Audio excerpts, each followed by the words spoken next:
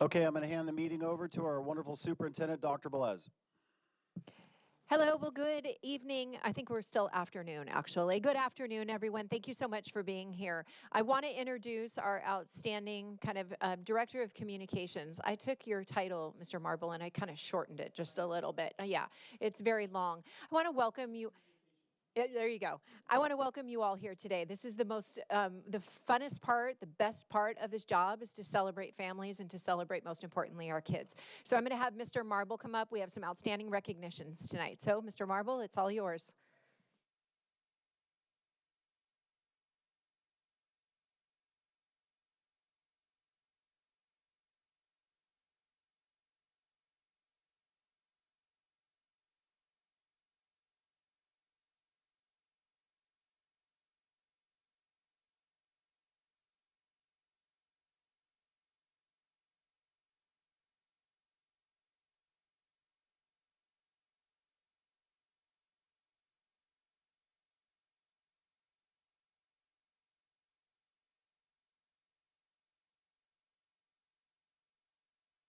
There we go. Like I said. All right. Well, good evening, Governing Board. Good evening, Executive Cabinet. Like Dr. Velez said, I'm really excited to be here tonight. My job is the easy one. I just get to introduce the important people. We have two different groups that we're going to be recognizing tonight. The first group is from our Temecula Valley High School Regenerative Agriculture CTE program. So I'm going to bring up their two teachers, Mrs. Megan Mannion and Mr. Toby Brannon, who are going to tell you a little bit about the program, and we're going to recognize some students within that. So come on up.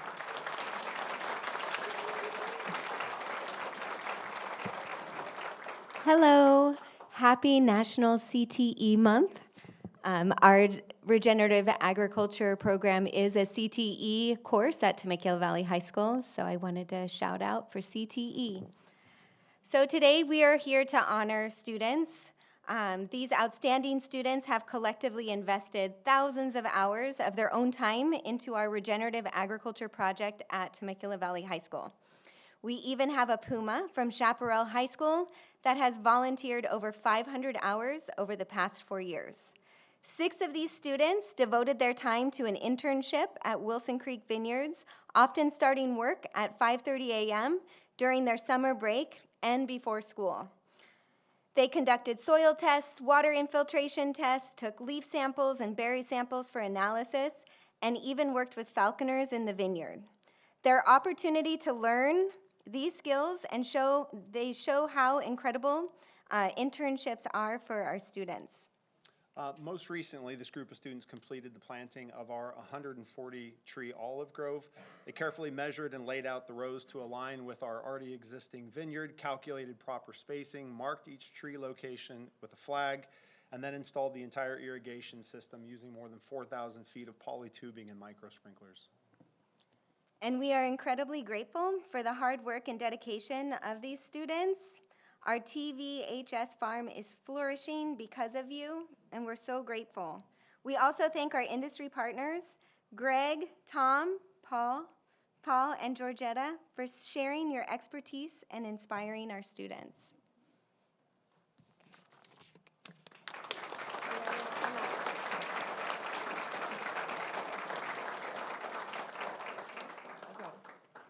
All right, so here are the students being recognized. Michelle Rodriguez Dominguez.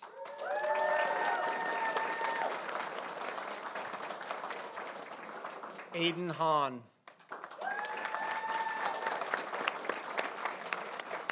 Clarissa Toomer.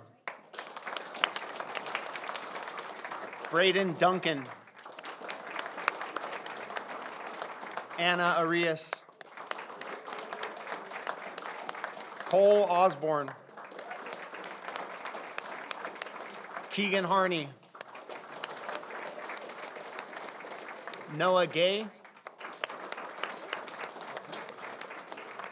Alexis Carrillo Torres.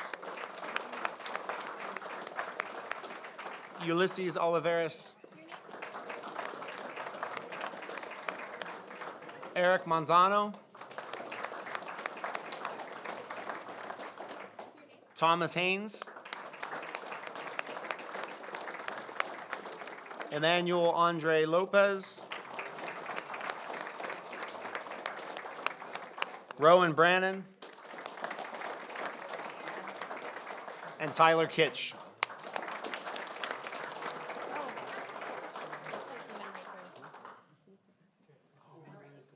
Oh, and Evan Almanzar, sorry.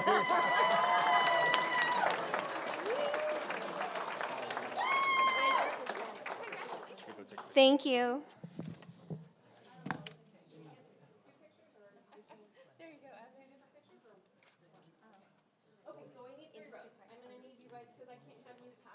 I am going to call up our industry partners too. We have Greg Pennyroyal from Wilson Creek Winery,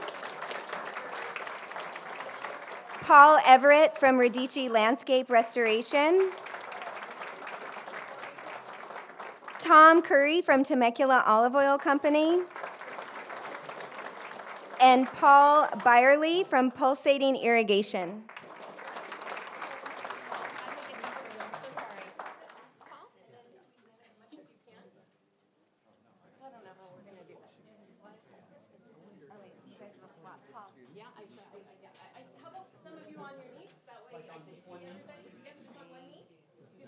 Perfect, just like that.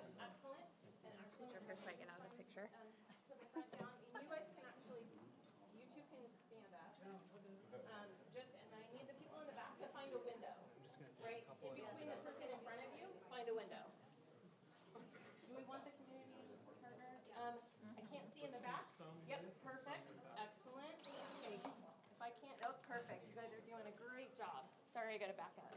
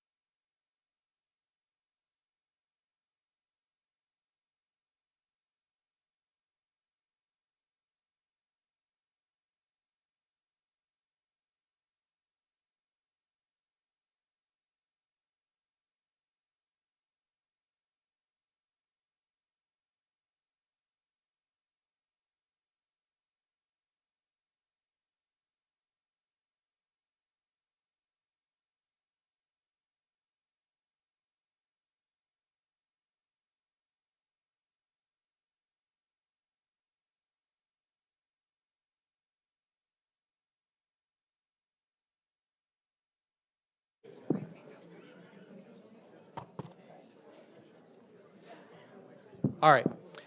For our next announcement, so thank you to Mrs. Mannion and Mr. Brannon. They lovingly call the area where they work the Hill, and they do amazing work out there. Our next announcement, I'm going to bring up our Director of Educational Services, Mr. Joe Ballaweg, to talk about another one of our favorite events. Mr. Joe Ballaweg. Thank you, Mr. Marble. On a night where we're recognizing many of our students, I wanted to take a couple seconds to introduce to you, we hired a new ELA TOSA this year, Donna Cronenfeld, and she's going to come up right behind me here in a second to introduce two students who were the winner and the runner-up of our district spelling bee this year. And one of the key programs that our ELA TOSA runs, coordinates, and organizes each year is the district spelling bee. And so her first year in, she did a fantastic job. I also, before I bring up Ms. Cronenfeld, wanted to thank Nicole Deas, our Assistant Superintendent over Educational Support Services, as she was our bee master this year and did a wonderful job pronouncing all the words correctly. So thank you, Ms. Deas. And with that being said, I'd like to bring up Ms. Cronenfeld, who will introduce our winner and our runner-up.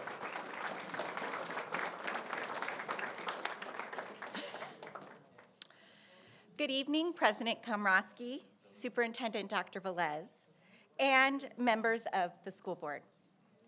It is an honor to stand here tonight and celebrate the incredible linguistic talent of our TVUSD students. This year's TVUSD Spelling Bee was a master class in focus and academic grit. We began with a highly competitive field, but after 8 rounds, the competition narrowed down to our 2 final competitors. For the next 3 rounds, these 2 went head-to-head in a brilliant display of poise and preparation. In the 11th round, our winner successfully navigated the complexities of the word candelabrum.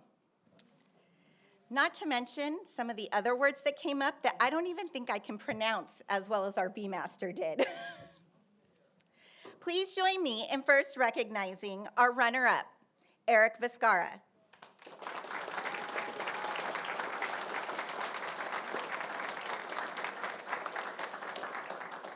Eric, your performance was outstanding, and you pushed the competition to a high level. Congratulations on an incredible achievement. Good job.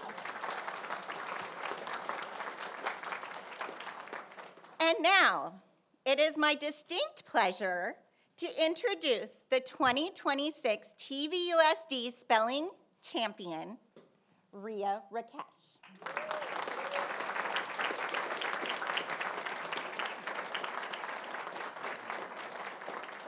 Ria, your dedication has earned you the top spot.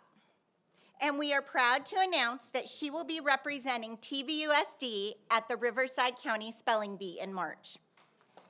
Congratulations.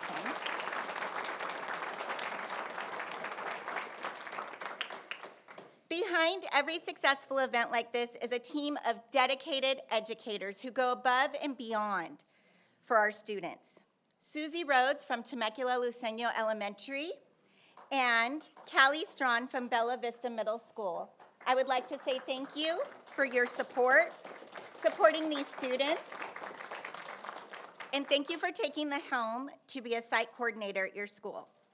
Congratulations again to our winners, and Ria, we can't wait to hear how you do at the Riverside County Spelling Bee. Congratulations.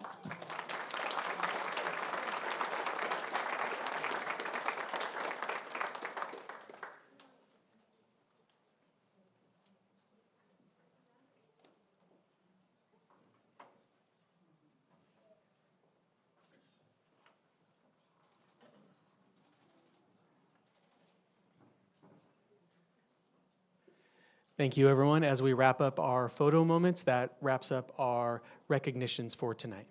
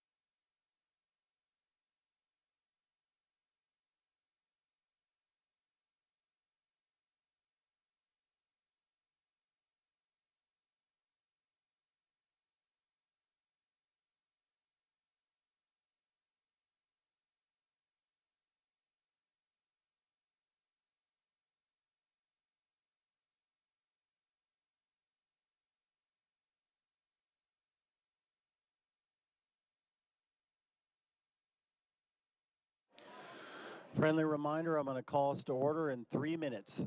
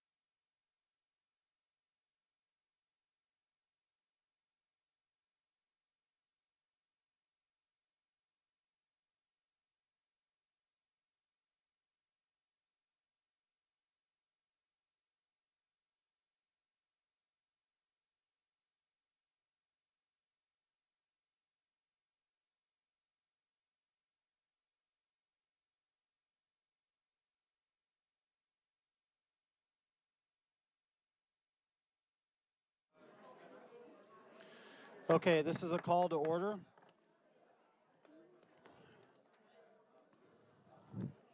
If everybody could please take their seats.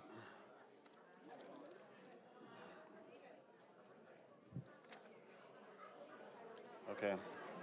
Is the mic actually working? Yeah. Yeah, Thank you.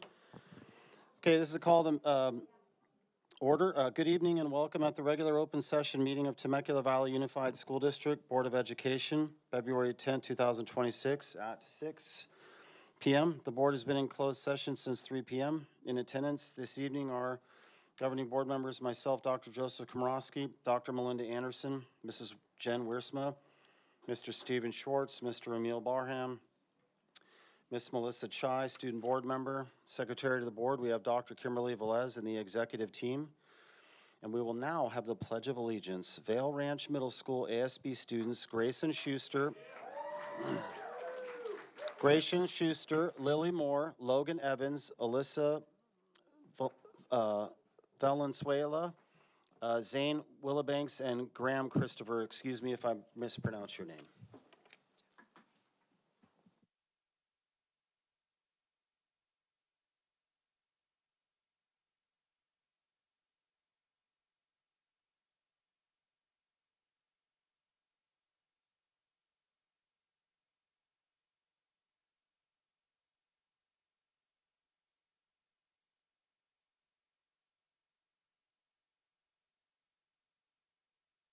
Thank you.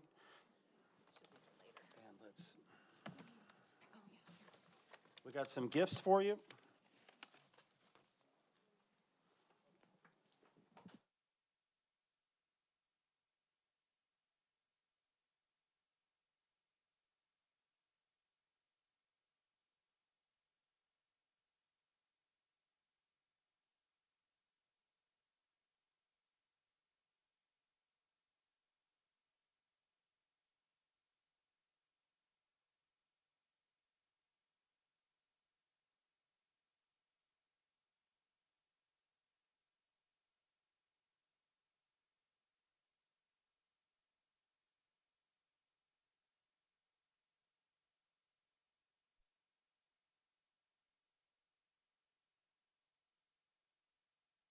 Thank you. And just a quick FYI shout out, Melissa Chai, our student school board member, is at a scholarship event.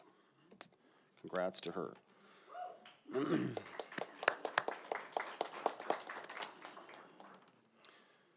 Okay, board president comment. Okay, on this one, I just want to let people out there know, just a quick factoid. Today is National Crossing Guard Day, and I'd like to take a moment to recognize and thank our crossing guards across the district. Each day, they are often the first friendly face our students see in the morning and the last one they see when they head home. Their presence provides safety, reassurance, and the sense of care for our students and family. Rain or shine, they stand at intersections ensuring our children arrive at school and return home safely. We are deeply grateful for their dedication, professionalism, and commitment to our community. On behalf of the Board of Education, thank you all to our crossing guards for the important role you play in keeping our students safe.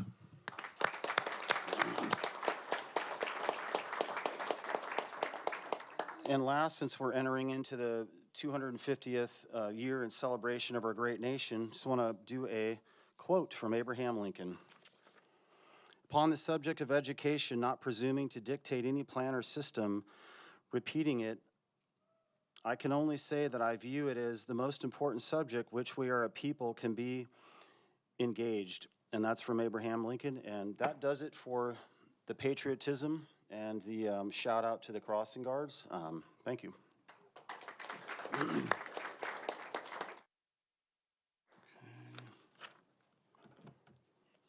Okay, readout taken in closed action. I'll hand it over to the governing board clerk. Actions taken in closed session must be reported to the public once closed session ends. Today's closed session began at 3 p.m. The Board of Education took the following action in closed sessions.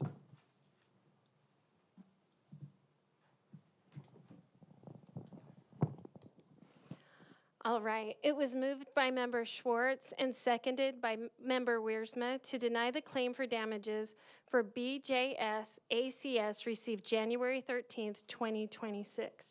The vote passed 5-0. It was moved by Member Komrosky and seconded by Member Anderson to deny the demand to cure and correct the vote. The motion passed 5-0. It was moved by Member Komrosky and seconded by Member Wiersma to deny the demand to cure and correct, cease and desist. The vote was 3-2. Wiersma, yes. Anderson, yes. Barham, no. Schwartz, no. Komrosky, yes. It was motioned by Schwartz and seconded by Anderson to approve the revised stipulated language for case number CVSW 2306224. The vote was passed unanimously, 5-0. And last, it was moved by Member Barham and seconded by Member Schwartz to approve the superintendent goals for this year. The vote was 5-0, unanimous. Thank you. Thank you, Dr. Anderson. Okay, so now we're going to move on to student spotlights. And since our student board member, Melissa Cha, is not here, I'm going to welcome up from Chaparral High School, Geneva Hu and Colby Creamer. Welcome up.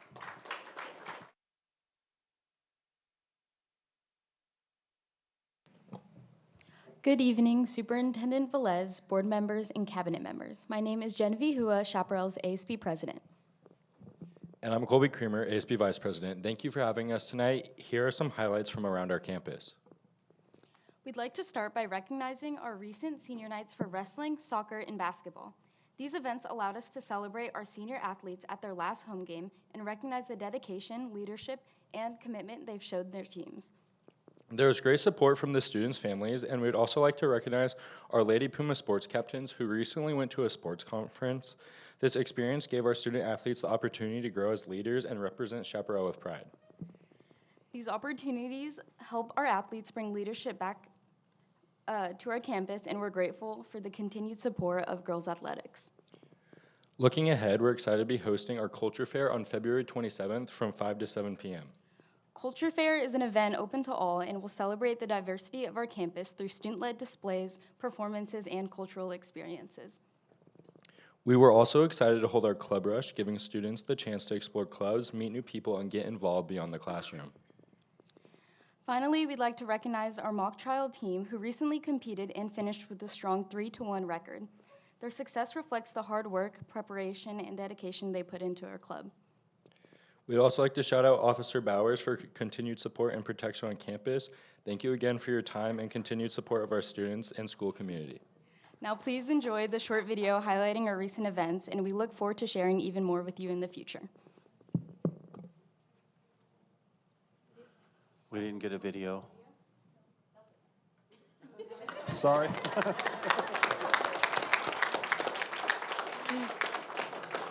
If we do get a video, we will make sure and share it with the entire board. Thank you. Okay, next up from Great Oak High School, I welcome up Abby Huth and Amina Shams.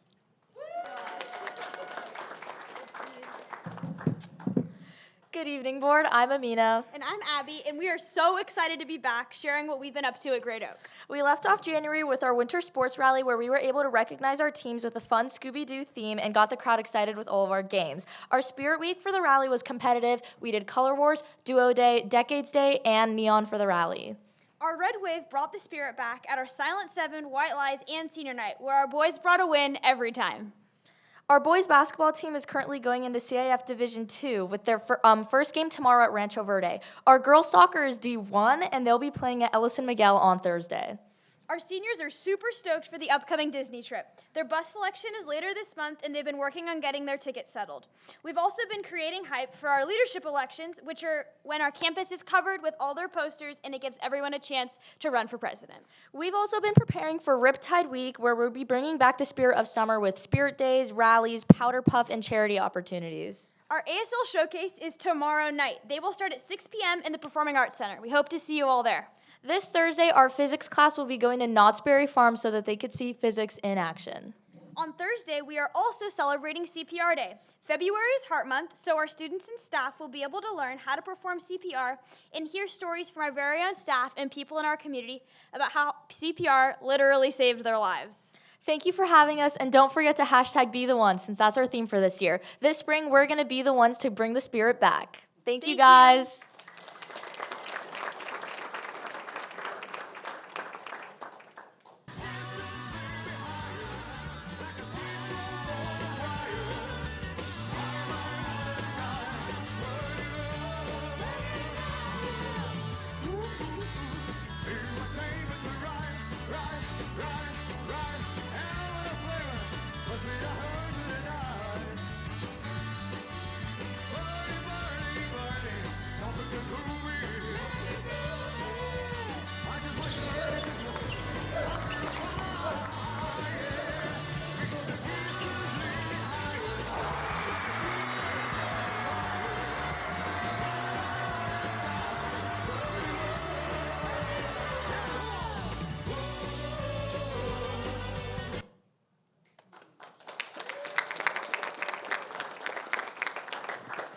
Okay, next up, I'd like to welcome from Temecula Valley High School, Megan Hammond and Kenzie McMacken. Welcome up.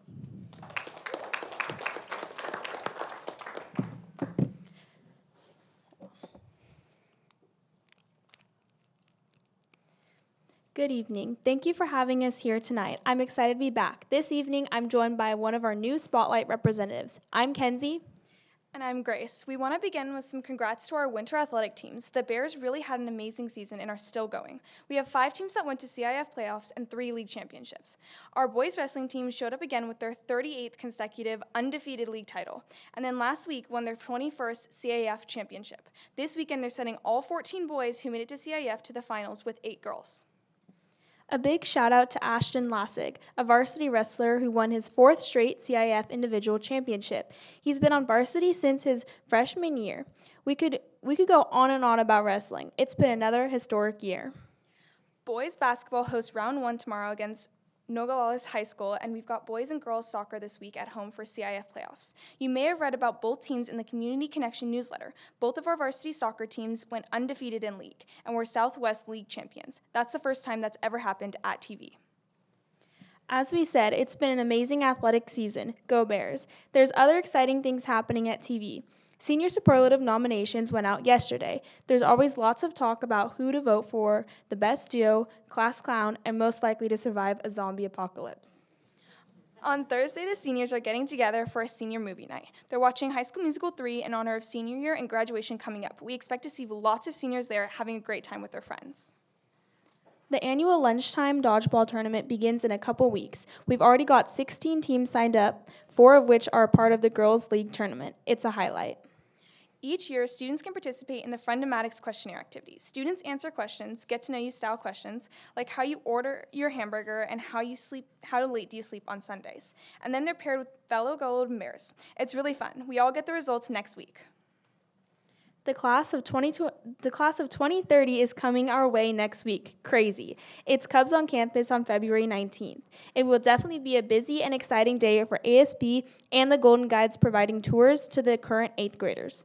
Student representatives get to share more about all the electives, athletics, activities, and clubs that TV has to offer. It's fun for the 8th graders to see all the insane amount of options, but it's also fun for the reps to share about the things that they're so passionate about. It's a proud moment. We're excited about the fashion show in a couple weeks. ASB pairs with our fashion club to host our annual show with outfits are mostly made up of donated clothes that are part of our campus clothing pantry. And last week, we celebrated Counselor Appreciation Week, where we had the student body write notes to the counselor and other staff from Building 4, and made a video honoring them. We really got to show our appreciation for all the amazing work our counselors do in our school. Thank you for having us, and we'll see you next month. Go Bears! Thank you so much, Grace and Kenzie. And I apologize, Grace, we didn't have the name updated. Next time I'll check in with you in case there's additions. Okay, next we're going to welcome up school-related organizations from TVEA, Edgar Diaz.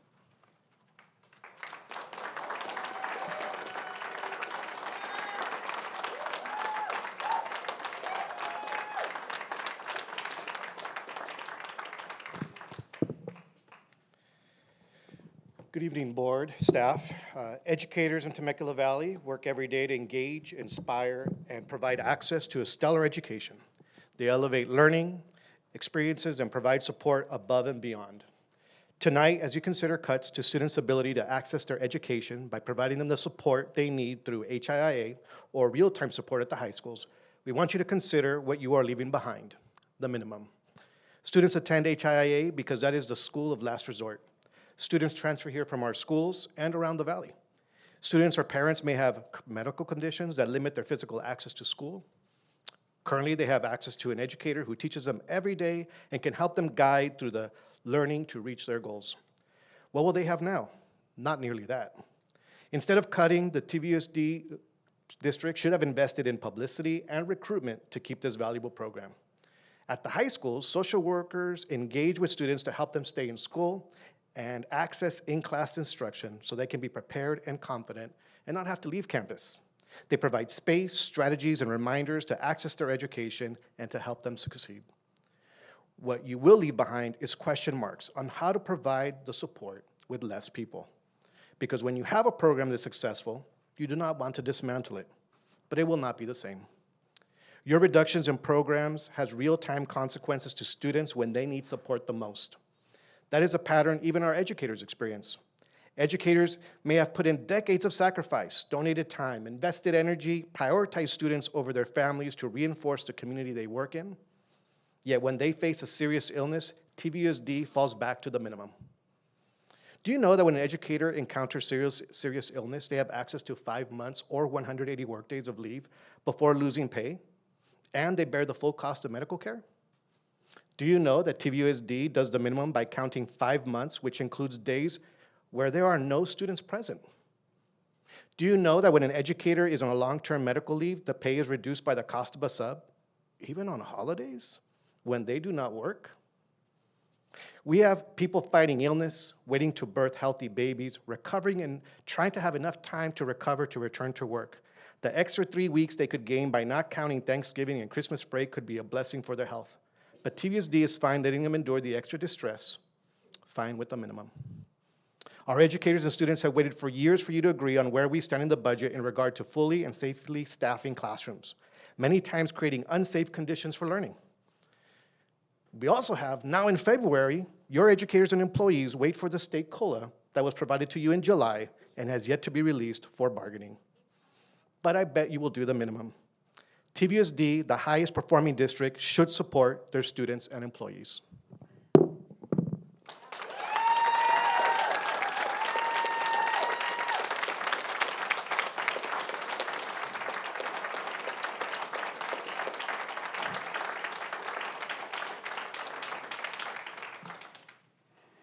We don't have anybody from CSEA, so I'm going to welcome up Stephanie McCulley from PTA.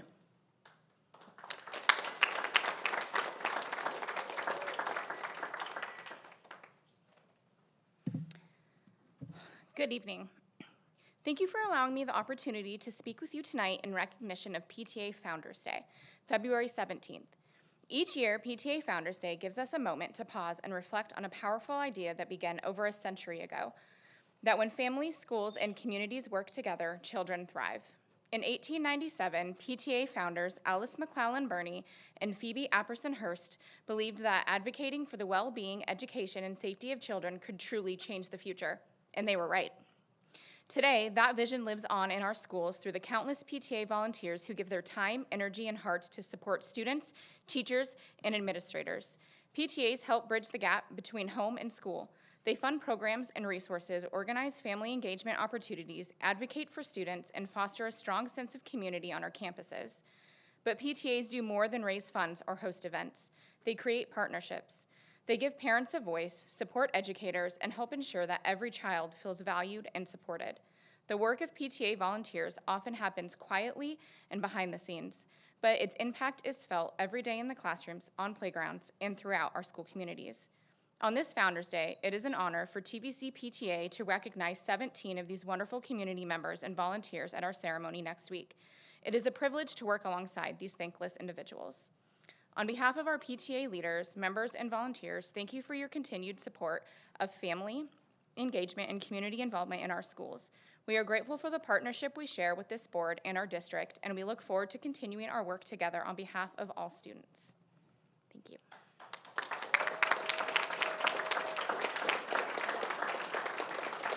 Thank you. Okay, now we're on to student comments. Lene, how many do we have? One? Okay. Welcome up. Jack Callahan.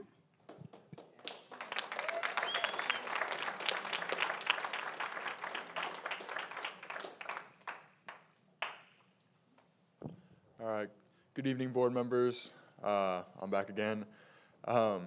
I hope that this meeting runs efficiently, even more efficient than the last one, which was a step in the right direction. But unfortunately, that's not what I'm here to talk about. I'm here to talk about you must treat the students that come up and speak as adults. I am 17 years old. I'm about to turn 18 this year, and I will be voting next year. In recent actions that I won't be getting into, not necessarily done by the board, but actually by the community itself, the students have been treated as if we are influenced and indoctrinated by the education that we receive within this district. I would like to address that and directly say, we are intelligent human beings. We deserve the right to have our own opinion, and nobody here, I'm not sure if you guys have any teenagers anymore, if you have had teenagers. Teenagers are pretty stubborn. We don't really take y'all's opinions into account when we come out and we speak. I know y'all probably saw that we organized a protest. That's not influenced by anybody else. We do that out of our own heart. And so I ask, when we come up here and speak, when you speak about us in the community, that you do not look down upon us as students, but you look at us as not necessarily equals, but as people that actually have solid reasoning, logic, and their own personal opinions and ideologies. Thank you for your time.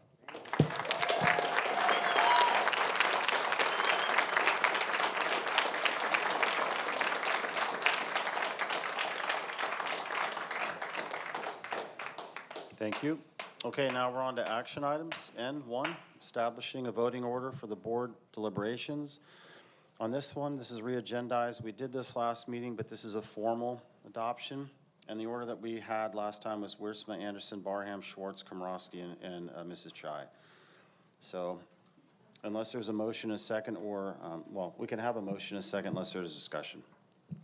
Yes, I have a comment. Look on the agenda. Oh, okay. I did for a formal, yes. So we can follow the order, or we can go out of it. So we can do Wiersma, Anderson, Barham, Schwartz as far as comments, but I have a grid up here, so Mr. Schwartz, feel free to go first.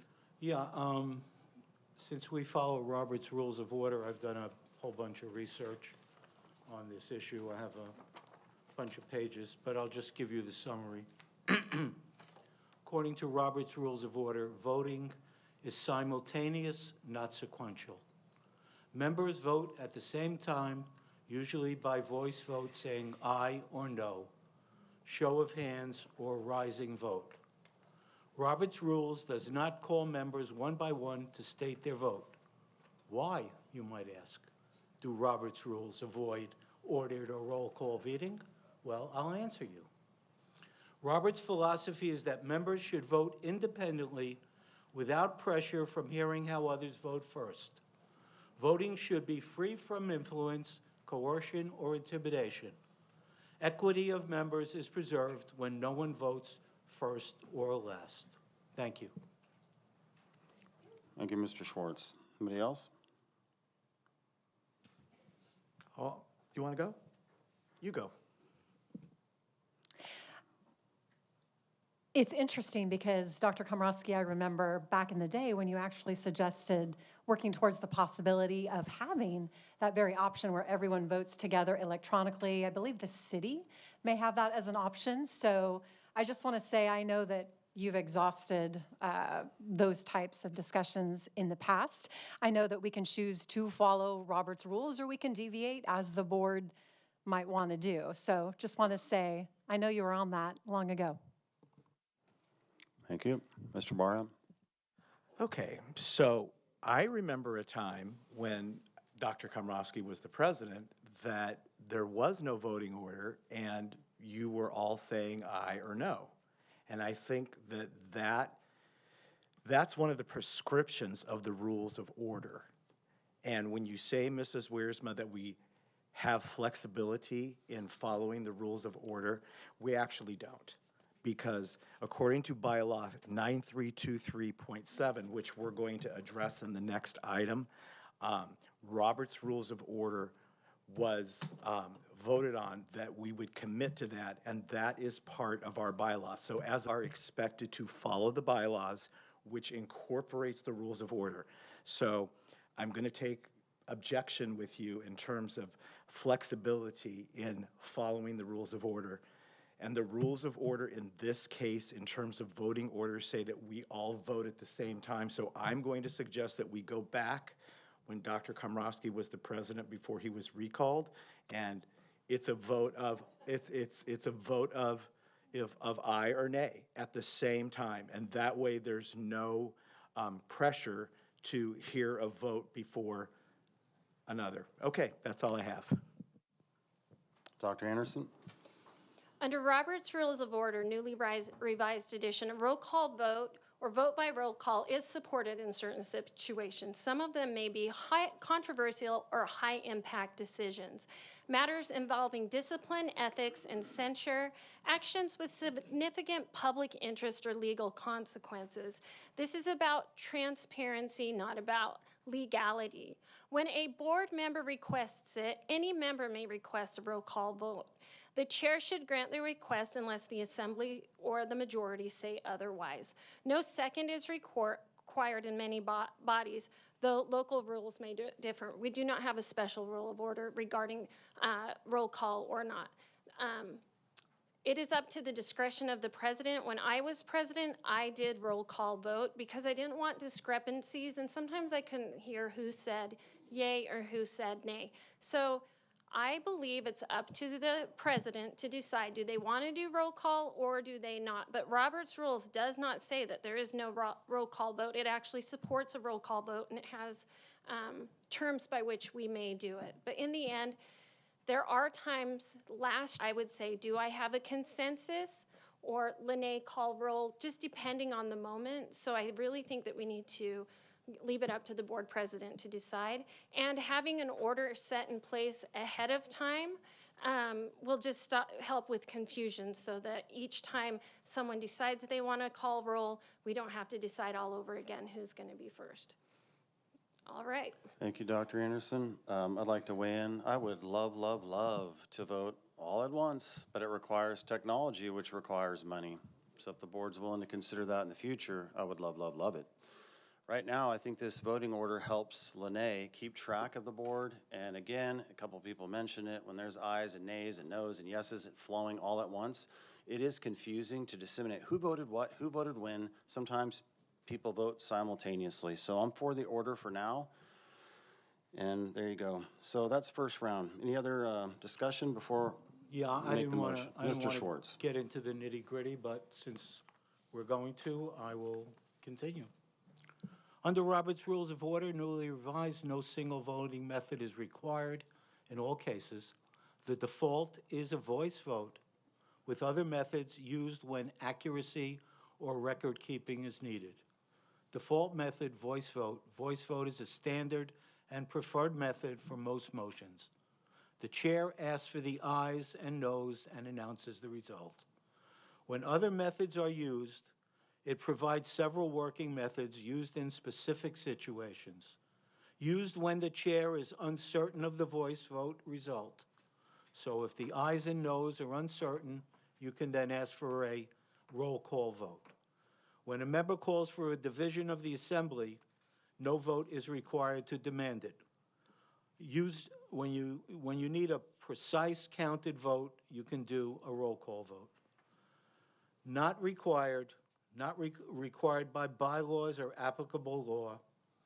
Ballot vote required when the bylaws say so, which they don't. Important points. A member does not have an automatic right to demand a roll call vote. Roll call voting is considered exceptional, not routine. Voice vote is the default and the normal sufficiency. Thank you. Anybody else? So from my end, I'm just going to support the president and how you'd like to do it. I've been first right off the bat, so I've had that pressure, and I'm happy to do that. Happy to do it at the same time. It doesn't matter. But Dr. Komrosky, you're leading, and I trust your judgment. Thank you. Anybody else? Mr. Barham. Okay, so I would like to propose a compromise that under the rules of order, which is under bylaw 9323.7, which we are required to follow by state law, that we proceed with the voice vote simultaneously. And if the president has some difficulty in ascertaining who the ayes and the nays are, it's an easy fix. We'll do a voice vote. I mean, or we'll do a sequential vote, and that, I think, is a fair compromise. We've done it before, and if, you know, and I can understand that. I mean, if I'm sitting in that seat, I may not be able to ascertain who has the ayes and the nays, but it's quite simple. Lene, let's do a sequential vote, and let's just go down the line. That's it.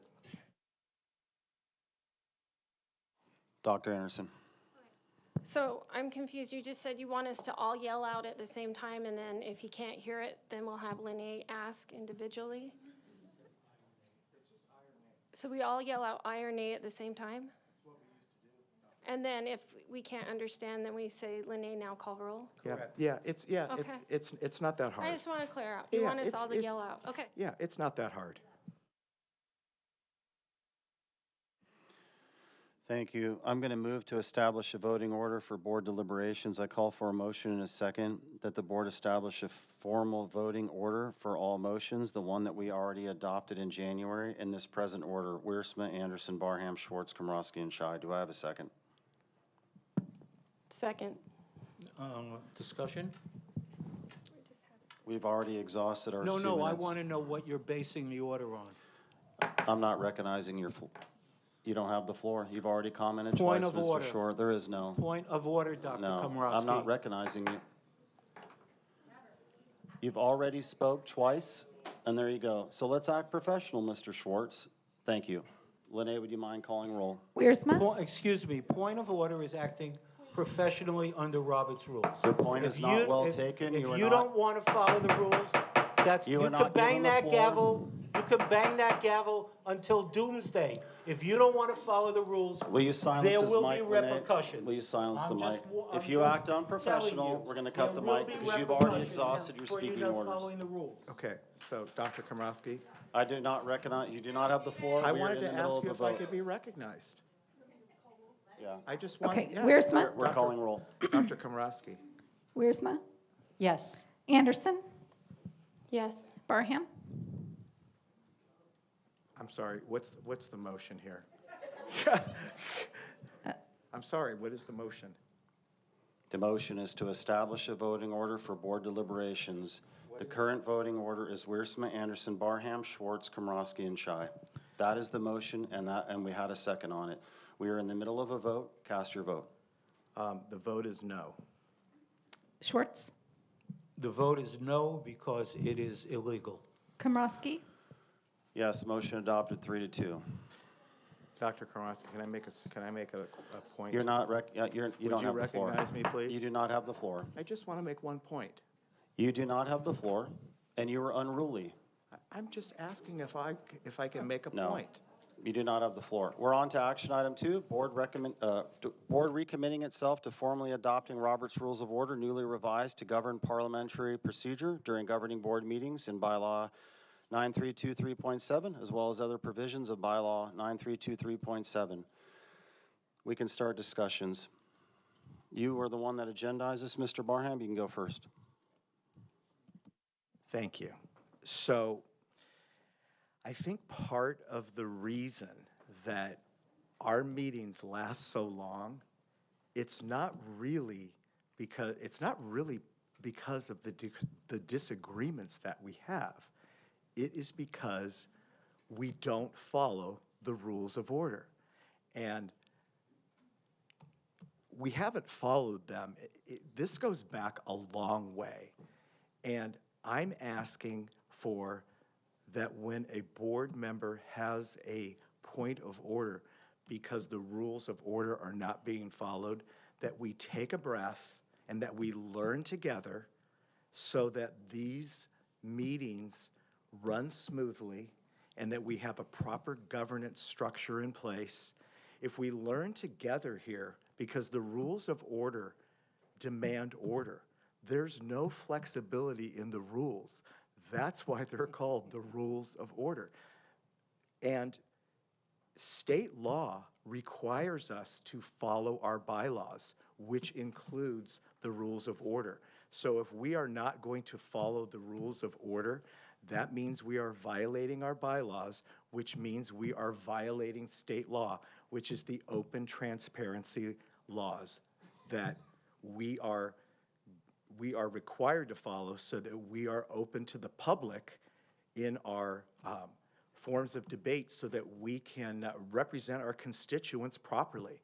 And that is why these rules of order within bylaw, like you mentioned, 9323.7, are so important. And it's going to make our meetings, we're going to have well-run meetings if we can all agree to follow the rules. And if we can't, and if we have a disagreement, let's take a breath, step back, and talk about it so that we can learn together.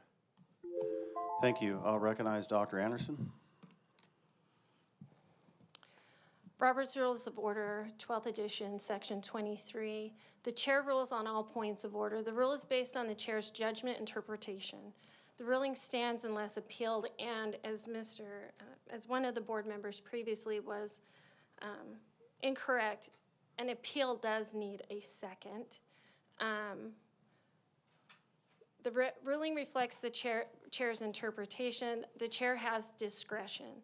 And I want to point out that at our last meeting that one of the members that actually put this on here, actually broke the rules of order, and they spoke out of turn, and they got an extra turn to speak that no other board member got. So they got extra time and an extra turn to speak. So I do challenge these two board members that want to re-adopt this to please keep going, keep studying. You've broken it. And also in the December meeting, there were times I was speaking and I was completely interrupted and spoken over the entire time that I was trying to give a comment. And it was very embarrassing. So I just want to say, like, I agree. We just adopted these rules of order per the attorney's request. We don't need to re-adopt them. Students, schools, financial responsibility, we don't need to re-adopt these. And I think we should just move forward. Thank you, Dr. Anderson. Anybody else? Yes. Mr. Schwartz. I find it incredible that we're going to adopt the rules of order when Mrs. Wiersma just said, we don't have to follow the rules of order. Give me a break. Either we do or we don't. You might have discretion in deciding if a point of order is well taken. I grant you that. But if we're going to follow them, then follow them. Can't say, well, if the president wants not to follow them, we don't have to. That's ridiculous.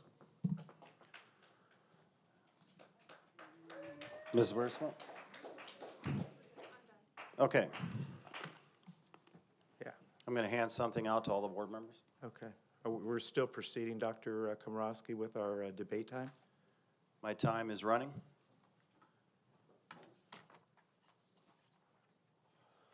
I read this out loud. I've made edits. The first two lines will recommit, and it will say the board recognizes Robert's Rules of Order as adopted general parliamentary guidelines, not law. These guidelines are applied at the discretion of the board president when our bylaws are silent, do not override the Brown Act, education code, or board policy. All trustees retain full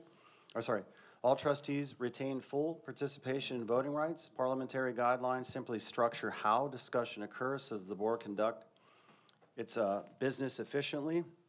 I'm going to call for a motion and a second to adopt this. And before, I just want to draw a point of order. We either follow them or we don't, Mr. Schwartz, Mr. Barham. Let me just read to you.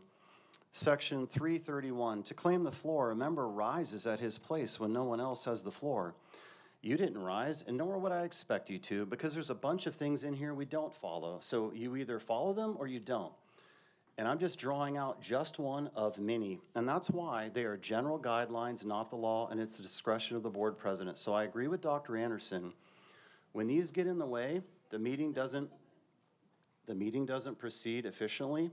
And so that's my motion. Do I have a second? Second. Second by Ms. Wiersma. All right, so I have a question, Dr. Komorowski. So we haven't, let me go through the cycle again. Okay, so now your 2-minute time. We'll start your timer. Okay, but my 2-minute time goes back to the original motion, not this. You're on 2 minutes, and it's the second round. Dr. Komorowski, that's a point of order. You are violating my debate time, okay, relating to the motion in question. And I do want to remind you that you're moving to amend this bylaw, which is not agendized. Okay. It is agendized under action. It is. You are looking to amend this bylaw. So I'm going to call a point of order and ask you to rule that my debate time go back to 2 minutes on the original motion. You've exhausted your time on the original. Okay, so you are violating Board Policy 9323.7. So I'm going to make that point. And Lene, can you please make sure that that goes into the record? So on the original motion, which I will go back to, I want to talk about majority consent under the rules of order. So that moving forward, when you ask for majority consensus, which does not exist under the rules of order, I will call point of order. There is consensus in the rules of order, but consensus implies unanimity. That means consensus is asked for on low stakes items and routine items.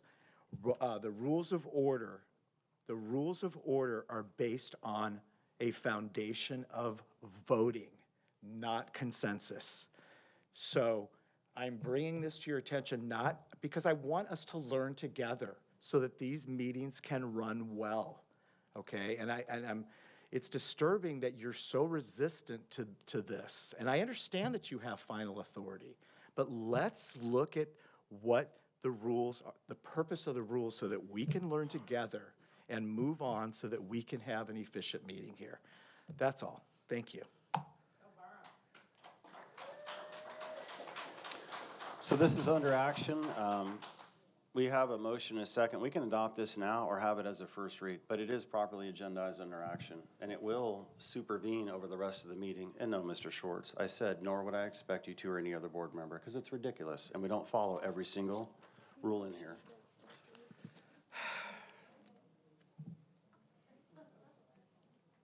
Dr. Komrosky.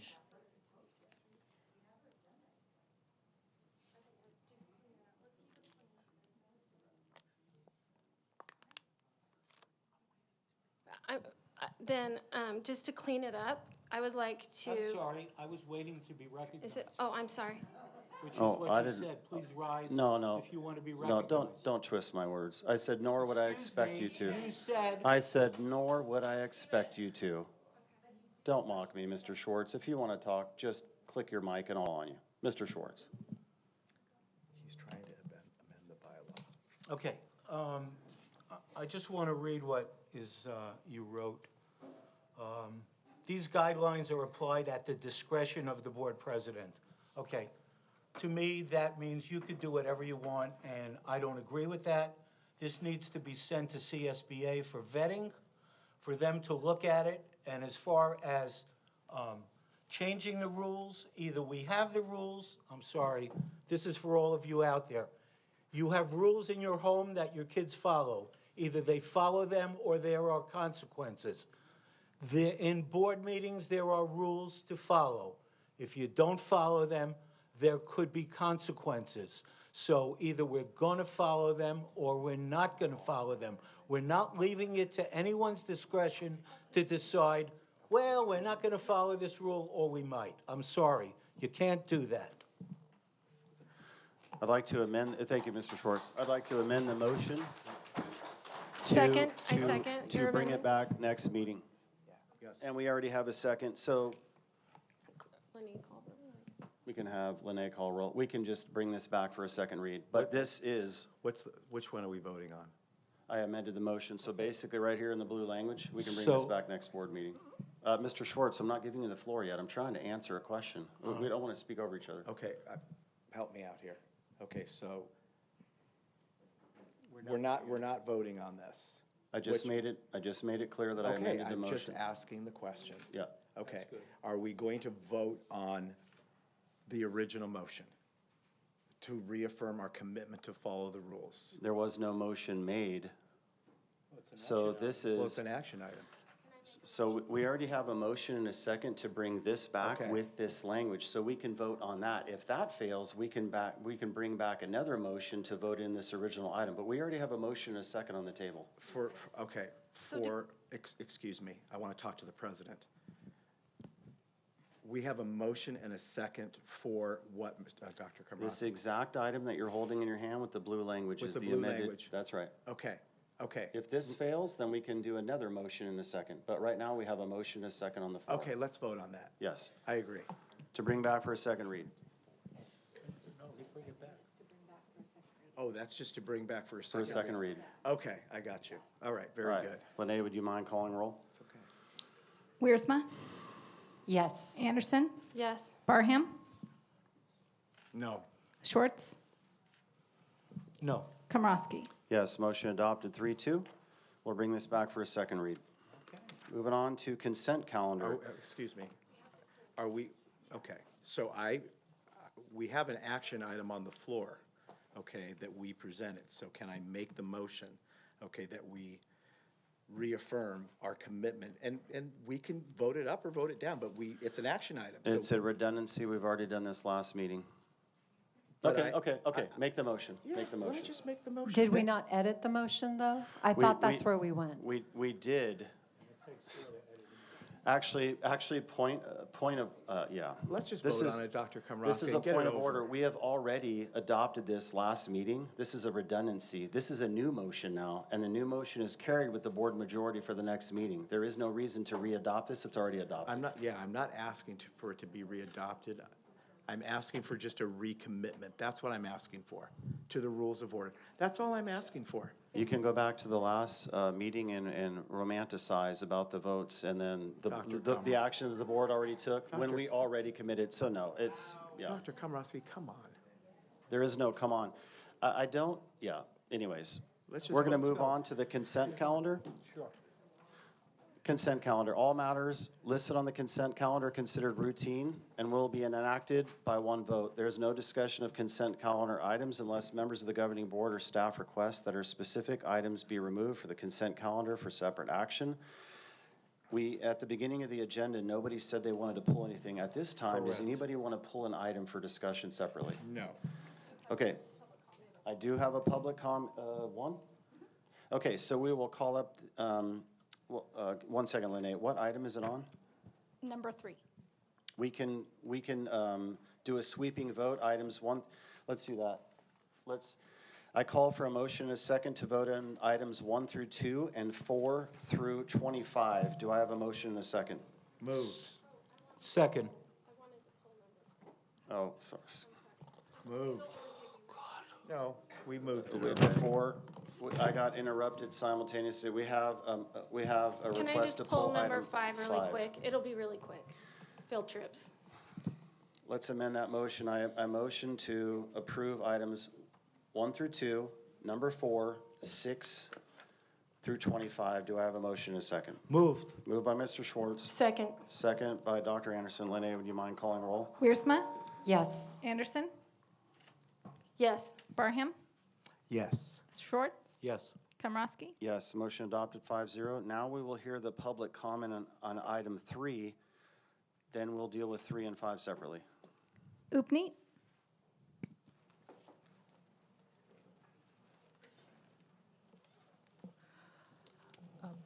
Good evening, everybody. I am going to be commenting on the warrant list. There is an expense of $15,000 for AALR and $3,000 for Advocates of Faith and Freedom, despite being told that these were pro bono, the second one was a pro bono firm, and that the $50,000 that we previously paid them would be the end of the financial bleed. So I've been coming over here and calling out the legal expenses again and again, and this is going to again result, whatever happened right now is again going to result in legal expenses.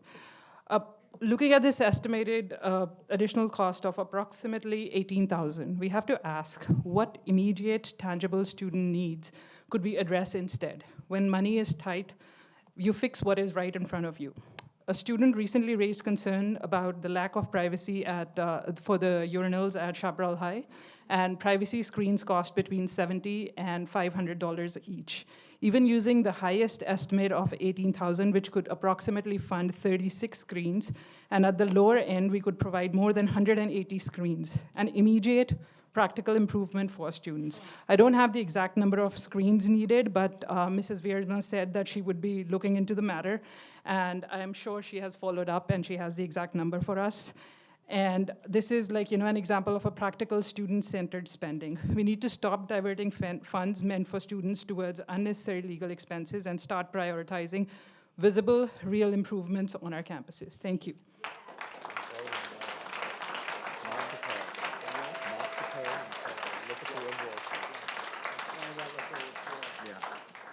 Any discussion on item 3?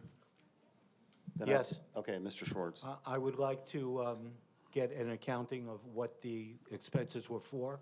I agree with what Upneat said about items that have nothing to do with student success, with improving reading or math or science or helping kids be safe, like the restrooms. So I would like to know exactly how that money was used and how it was spent before we pay the bill, and I will vote no on this item in the warrant list.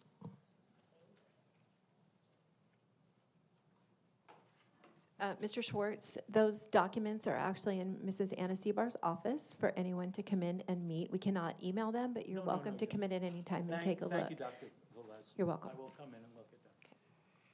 Or Ms. Schwartz, any other comments? Okay, then I'm I taking do. it. Oh, Mr. Barham. And then I'll, Mrs. Wiersma, I'll recognize you after Mr. Barham, unless you were first. So I wasn't sure if somebody was going to speak to this throughout the meeting, but we did hear the students about the partitions, the issue at Chaparral High School. I'm glad they came forward and talked about it in terms of safety and privacy. It has taken a couple of weeks, but I'm proud to say that we have moved forward, accomplishing things. Ms. And Wiersma, What I'm does not this sure have that. to do? Yeah, what does this let's- have to do? We'll talk Point about of that order. later. Thank you. but the warrant. Is there a charge on there specifically related to the urinals? Well, that was And then part I of the don't- discussion. So I was trying to figure out which way to handle it and the best way to do it. I don't, So excuse if this me, isn't right you at this guys. point, I'm fine Yeah, to, I don't think it's on there specifically, and if it is, Lene can pull it up, but we'll discuss that later. is it'll what I'm come in trying the to say. future then. Stay tuned. Okay, Mr. Barham. Yes. I don't know what month the $15,000 applies to. I think that's still under Dr. Anderson's reign. So I need to look at that bill before I approve it. And then the $3,000 for Advocates for Faith and Freedom, I'm assuming, I don't know, but Mrs. Lash, have you seen those invoices? No, okay. I mean, I'm assuming they're probably for filing fees relating to the stipulated judgments, trying to settle the critical race theory and the parental notification case, May M. versus Komrosky. But I also was under the impression that what we negotiated in closed session, which is out there, we paid at $50,000, was final. That we paid them, it's final, and yet are they still billing us in relation to, yeah, we're gonna find out, but at this point, I'm gonna vote no, until I see those invoices. Dr. Anderson. Just a reminder that the board did vote unanimously to settle the existing work that they had done, Advocates of Faith and Freedom had done at $50,000, and then 5 members voted that they would be paid hourly going forward. And so if you want to go, we'll have to go back and remind them that they already voted to approve that. Ms. Wiersma, we just got updated. They are on this warrant list. You can speak to it. We can adjust your time. We were trying to figure out where is it at so that it can be pulled up, so. Great. Well, the thing that I just want to emphasize is this is good news. We did hear students talk about this, and I was so impressed. I want to give a shout out to Dr. Velez and the staff for taking care of this. They were on it immediately. So students, I do want you to understand that we care about what you want to speak to, what your needs are, and we evaluate things accordingly. It can be very complicated, but we appreciate it when you're here. So just know, we've read through the information, and we're happy to say that has been remedied. Thank you, Ms. Wiersma. Okay, do I have a motion and a second to adopt this number 3 on the consent calendar, the warrant report? I move. Moved by Dr. Anderson. Do I have a second? I will second. Seconded by Ms. Wiersma. Lene, would you mind calling roll? Wiersma, Yes. Anderson, Yes. Barham,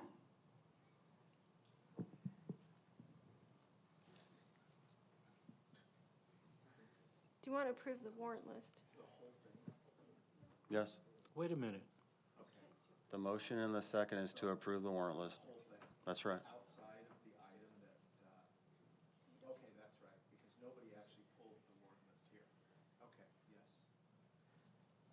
yes. No. No. Schwartz, okay, Komrosky, Okay, motion adopted 3-2. Thank you. Now we're on to number 5 that Dr. Anderson pulled, school field trips. Dr. Excuse Anderson. me, I'm sorry. We just voted it in, so why do we have to talk about it? We already We voted are for on it. number 5, We school just- field we trips. ju- We just voted in number 3, warrant report. We're on number 5 now. I'm sorry, I thought I heard you say we were voting on the whole warrant list. No. We just did. The whole warrant list is item number 3 under consent calendar, warrant report, number 3. We just approved it. I thought we were talking about the item that was pulled, number 3. No, I made it clear that Gotcha. Yeah. Thank you. Okay, we're on number 5 now. Dr. Anderson pulled this, school field trips. All right, Let I her just speak. was looking at the school field trips and I saw all these great trips and wanted to highlight them.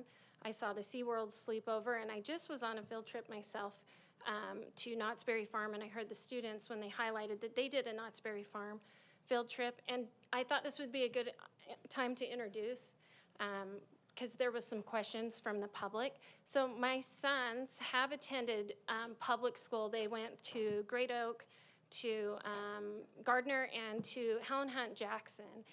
Currently, I have a junior in high school, and his friends are actually at all 3 schools, Chaparral, TV, and Great Oak. Most of them are at Great Oak, but I have known many kids in this community since they were in preschool or younger.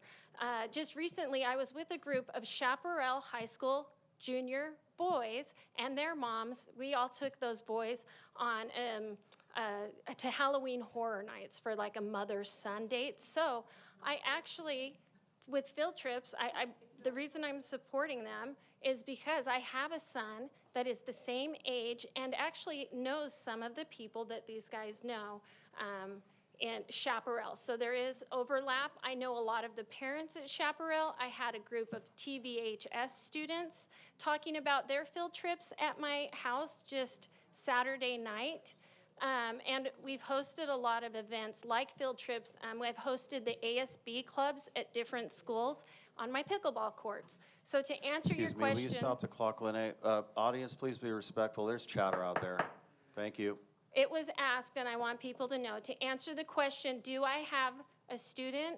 I have a student that used to go to your schools who still interacts and competes with your schools, but does not go to these schools right now. I have had students that went to all of the schools, and I do know some of your peers very well, and many of the parents, because we've been here so long. So I could probably make a list of about 200 kids just from being in the community this long. And that is the only comment, and I thought it was a good time to answer the questions of what my involvement is with the junior boys of TVH. Thank you. Anybody else? Okay, then I'll take a motion and a second to approve school field trips number 5 on consent calendar. Do I have a motion and a second? Moved. Moved by Mr. Second. Schwartz, seconded by Mrs. Wiersma. Lene, would you mind calling roll? Wiersma? Yes. Anderson? Yes. Barham? Yes. Schwartz? Yes, anything for the kids. Komrosky? Yes, motion adopted 5-0. Okay, now we are moving on to action items under P. And number 1, we are at adoption of resolution number 2025-26/21, approving the petition for the renewal of the charter of Temecula Valley Charter School. And we have 2 public comments. We can call those up at this time. First up is Rick Reese, followed by Felicia Brown.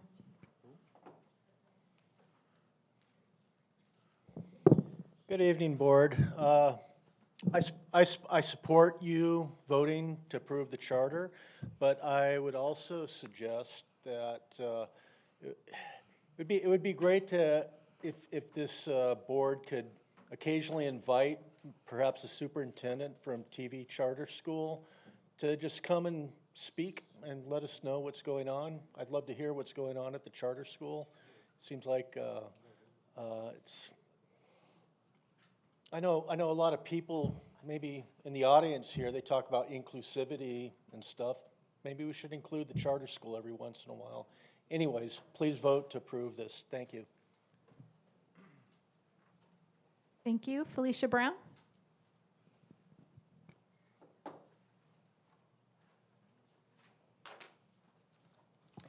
Good evening, Board. My name is Felicia Brown. I'm a concerned tax-paying mother. My daughter goes to Temecula Valley Charter School. She's in the 4th grade, and the first thing I wanted to share is that she absolutely loves it, and I want to give kudos and flowers where flowers are due. She comes home and she loves her teachers, some of the staff members. She can't stop going on and on about her friends and the activities. So I wanted to start there to just let you know that I certainly am standing up here recognizing some of the most wonderful things I've seen in a school, but also to stand here and say that I do have some concerns. As one of the only parents that consistently attends Temecula Valley Charter School board meetings, there are a couple of things that I'd like to raise here, particularly in relation specifically to the charter. The first one is, unfortunately, I have to be vocal about watching a number of grievances consistently, ranging from denying families who need special accommodations, those for certain plans or whatever the case may be, all the way to not being able to properly follow Brown Act rules for board meetings. In fact, the meeting yesterday unfortunately failed to post the agenda or the previous month's minutes so that I could review that as a parent. I'm concerned with that. I showed up for one meeting one day. It had been changed the day and time without any posting or notification. And certainly, while again, I want to give kudos, I have to say as a parent, I'm concerned. Can you imagine if you here at Temecula Valley Unified School District Board ran your meetings in that way? Can you imagine what may happen? And unfortunately, Temecula Valley Unified School District and Temecula Valley Charter School sound awfully alike. They sound very similar, and I'm concerned, particularly considering some of the limelight that this wonderful board has received in past years. So I wanted to make sure to be a parent that came up here and voiced some of these concerns. I can go on and on. We had an uncomfortable conversation yesterday, the board did, at TVCS about a lack of a board treasurer, and unfortunately the signing authority going to the superintendent alone for the sake of convenience or the sake of speed. All of these things I bring up not to say that the charter should not be renewed, but rather I'd like to encourage the board to just take a moment and take a deeper look. Let's just not move too quickly, especially considering that we have a brand new facility coming for TVCS. A lot is going on. I'd like to encourage the board to just consider that in the vote and just maybe, we have a couple of months. Temecula Valley Charter School is a diamond in the rough. Let's make TVCS shiny again and work together to make sure everything is in line the way it should be. I appreciate you. My name's Felicia Brown. I'm a concerned parent. I approve this message.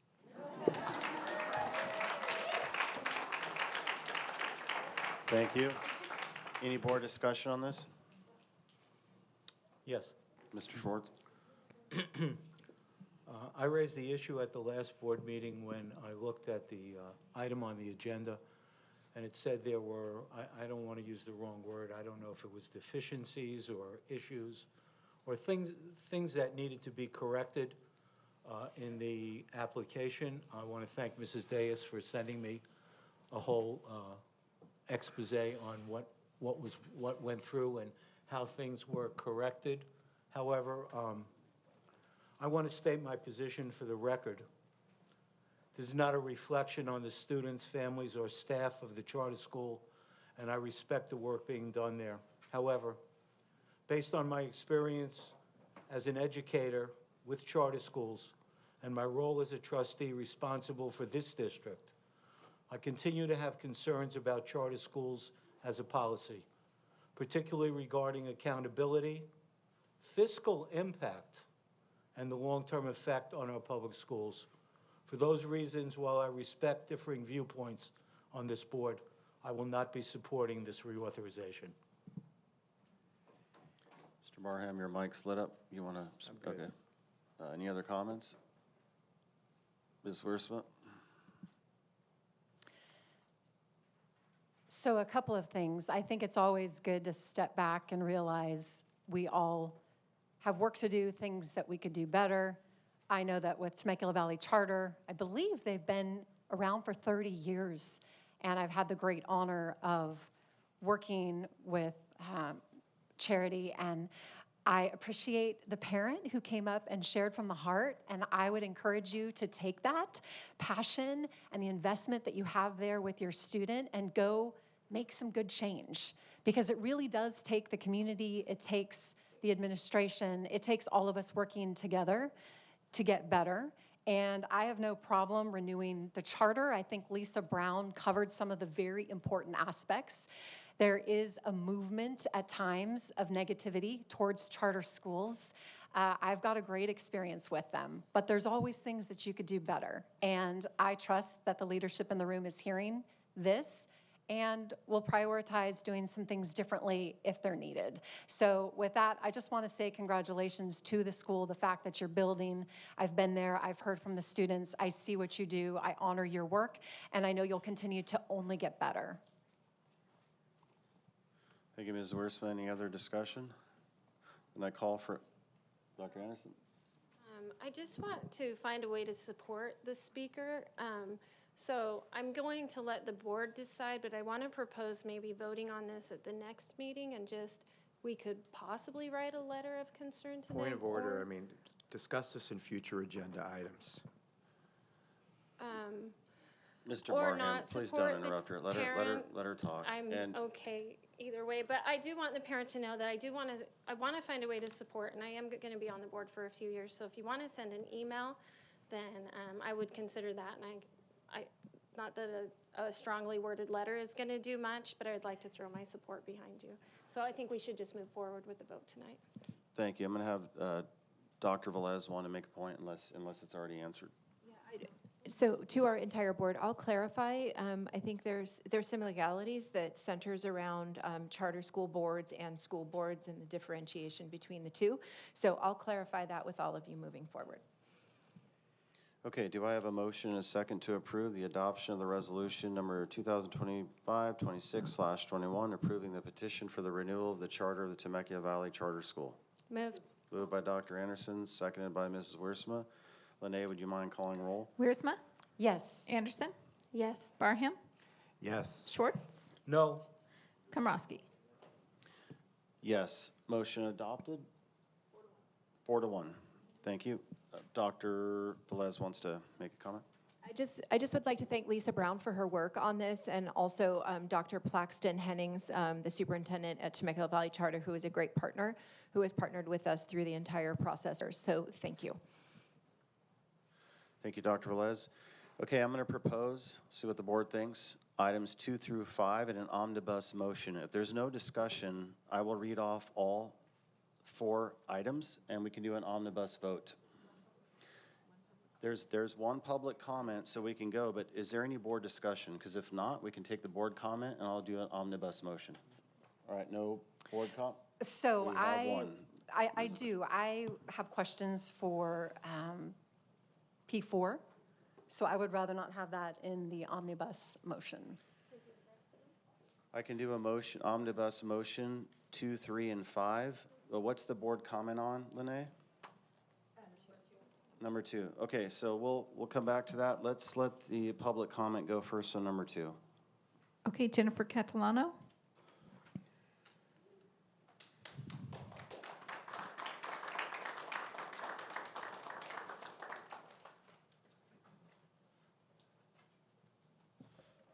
Good evening. I'm Jennifer Catalano. I'm here tonight to support the Homestead Innovation Academy, and I respectfully ask you to reconsider the decision to close the school. This program serves students from a wide range of backgrounds, students who do not always thrive in a traditional educational setting. Some struggle with social interactions or making friends, others face anxiety, medical challenges, and some students simply learn better in a quieter, more individualized environment. Whatever the reason, these students are able to perform, grow, and succeed through the Homestead Academy. At its core, this is about putting students first and ensuring the well-being. We are here for the students' success, and removing this program is detrimental to the very students who depend on it. At Homestead, students receive individualized instruction, consistent support, and strong, meaningful connections with their teachers. Students who once felt overwhelmed, anxious, or discouraged are now finding confidence and success. When we talk about equity and student achievement, we must recognize that not one size fits all. Equity means giving all students a real opportunity to succeed even when the path looks different. Closing this program removes an essential option for students who do not learn best in a traditional setting.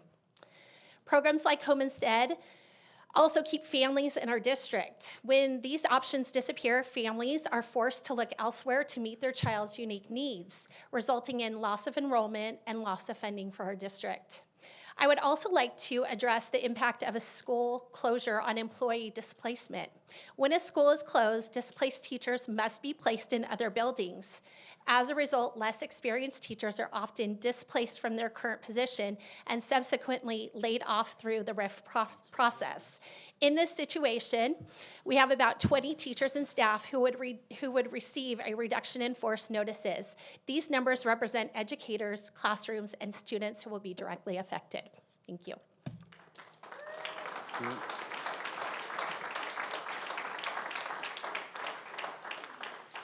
So now I will only include in the omnibus motion number 2 and 3, since Mrs. Wiersma has a comment on 4. So I call for a motion and a second to approve item number 2, resolution number 2025-26/22, reduction of particular kinds of services, PKS certification, and number 3, resolution number 2025-26/25, resolution to establish criteria for resolving seniority ties in a certificated layoff. Do I have a motion and a second? Moved. Moved by Dr. Anderson. Just 2, 3, 5, not 4. No, it's 2, 3. These are items 2 and 3. All right, I'll second it. Lene, would you mind calling roll? I have just a comment first. I was asking if you had comments before I did the omnibus. Okay. On number 2? I was trying to do an omnibus motion. I know, it's been a while since we've done that, so I'm sorry. I just wanted to make a brief comment here before we Let's amend the vote. motion. I call for a motion and a second for item 2, and then I'll have you speak. Just item 2, resolution number 2025-26/22, reduction of particular kinds of services, PKS certification. Item number 2, do I have a motion and a second? This is just for item 2 now. Okay, Moved by Dr. moved. Anderson. I'll second it. We can open it up for post-motion discussion. Mrs. Wiersma. First of all, I just wanted to thank Mrs. Catalano for coming forward and speaking, and I want to let you know, in very simplistic terms, there's a lot of questions that the board has asked behind the scenes. I know people at home instead, I have really valued what they brought to the table and our students who have different methods of learning that are right for them, and I just want to say that we've talked through all these particulars. I've asked the questions. Dr. Velez will tell you about the emails. And what I've been impressed with is her troubleshooting and giving me the answers and talking about how they're trying to solve the problems by speaking with families and the sites and trying to get to the best possible solution. Because quite frankly, we're entering an era where there's going to be budget cuts, things may change. It's always tough. And just know that we struggle because we want every student to have exactly what they need to succeed. But I just wanted to emphasize, know that we are here for you students, we're here for you families, and we're trying to make sure you still have options, and the staff up here feels much the same. Any other discussion? All right, Lene, would you mind calling roll? This is only for action item 2. Wiersma, Yes. Anderson, Yes. Barham, Yes. Schwartz, Yes. Komrosky. Yes, motion adopted 5-0. Item number 3, resolution number, I call for a motion and a second to adopt resolution number 2025-26/25, resolution to establish criteria for resolving seniority ties in a certificated layoff. Do I have a motion and a second? Moved by Mr. Schwartz. Second. Second by Dr. Anderson. Lene, would you mind calling roll? Wiersma, Yes. Anderson, Yes. Barham, Yes. Schwartz, Yes. Komrosky. Yes, motion adopted 5-0. Now we're on to item 4, resolution number 2025-26/23, authorizing the Charge Ready Transport Program Participation Agreement with Southern California Edison. And I know, Mrs. Wiersma, you had a comment. I do. I have a comment and just a couple of questions. This is a new area for me, and as I read the contract, I had some questions. So I don't know who the best person would be to speak to this, just for parents and staff and for people here looking at electric buses and the cost and what we're being given. I guess I'd want to focus in on what's the worst case scenario if you're looking at 6 buses, 10 years, in terms of liability or the clawback amount, future-proofing it, if technology gets better and we're left with older items. I just thought if somebody could encapsulate some of these things and summarize why we feel like this is a great idea, I think it would help the public. Thank you, Mrs. Wiersma. I think I'm going to refer to Mrs. Lash for that. She is the expert in this area. You're kind calling me an expert in this area. Excuse me, Mrs. Lash. There's a little talking out in the audience. It's hard to hear. Excuse me. Sir, yeah, we can't hear. Thank you. So first, I'd like to thank you, Mrs. Wiersma, for just bringing up this item because I'm really proud of the work that our transportation department has done. Back in consent item number 021, you approved the award of the Zero Emission School Bus and Infrastructure Program, which granted us $2.4 million in grant funding that we don't have to pay for. So we are getting a $450,000 bus, and our contribution is $70,000. And we're receiving 5 of them. We already have 2 electric buses. Also, as part of the grant that it's shortened to be, we call it ZESP, part of that ZESP grant was infrastructure. And so you've already approved the grant award amount back in consent. What this is doing is this is us hiring SoCal Edison to design, procure, and install the infrastructure, so the battery chargers, so that way we can charge those 5 new buses. But we do have 2 electric buses already, and a lot of the technology is similar to electric vehicles in that they usually cost more upfront to purchase, but the maintenance cost is lower, right? Because they're battery operated. So it's nice because our maintenance for them on an annual basis, especially in the first 6 years, will be minimal. It'll be what my director calls consumables, so tires, things like that, windshield wipers. So we're really excited at the opportunity to receive these 5 buses at a really reduced cost. They will never replace regular fuel buses because we can only use them around town. Right? They don't hold charges long enough to get us to Disneyland and back or San Diego and back. So we use these for our around town buses, and the 2 that we have thus far have been working incredibly well. Charging them overnight gets us through the entire next day easily without any concerns. The technology, we didn't jump right away into the electric bus world. We kind of sat back and waited. Some of our neighboring districts like Marietta and even Moreno Valley were really quick to purchase them, and we kind of waited to see what their successes were with them and how they liked them, and they've had really good success. So we're excited to add more to our fleet. Great, thank you. I appreciate all your insight. Thank you, Ms. Lash. Okay. Do we have a motion and a second to adopt item number 4, resolution? Moved. Yeah, moved by Dr. Anderson. Second. Second by Mr. Schwartz. Lene, would you mind calling roll? Wiersma, Yes. Anderson, Yes. Barham, Yes. Schwartz, Yes. Komrosky. Yes, motion adopted 5-0. Thank you, Lene. We're on to action item number 5, certification of signatures update. Do we have any discussion on this? I didn't think we did. Do I have a motion and a second? Will you give me a second, Mr. Schwartz, so I can read it? A motion and a second to adopt certification of signatures update. Moved by Mr. Schwartz. Second. Second by Dr. Anderson. Lene, would you mind calling roll? Wiersma, Yes. Anderson, Yes. Barham, Yes. Schwartz, Yes. Komrosky. Yes, motion adopted 5-0. Thank you, Lene. Item number 6, CSBA Coast to Coast 2026 Federal Advocacy Trip. Do we have a motion and a second to adopt this? No, we have 3 comments. We'll hear those first. First up is Nate, followed by Jennifer San Nicolas.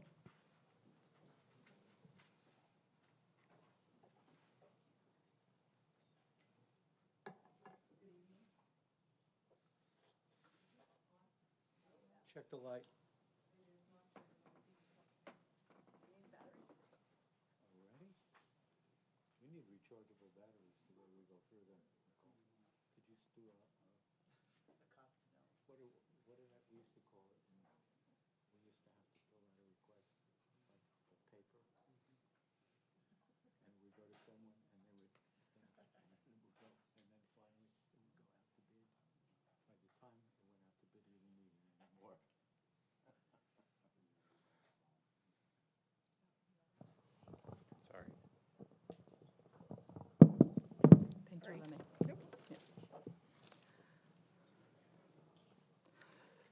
So I've already expressed my concern about irresponsible use of taxpayer funds on board travel that yields little to no tangible benefit to our community beyond selfies and social media posts.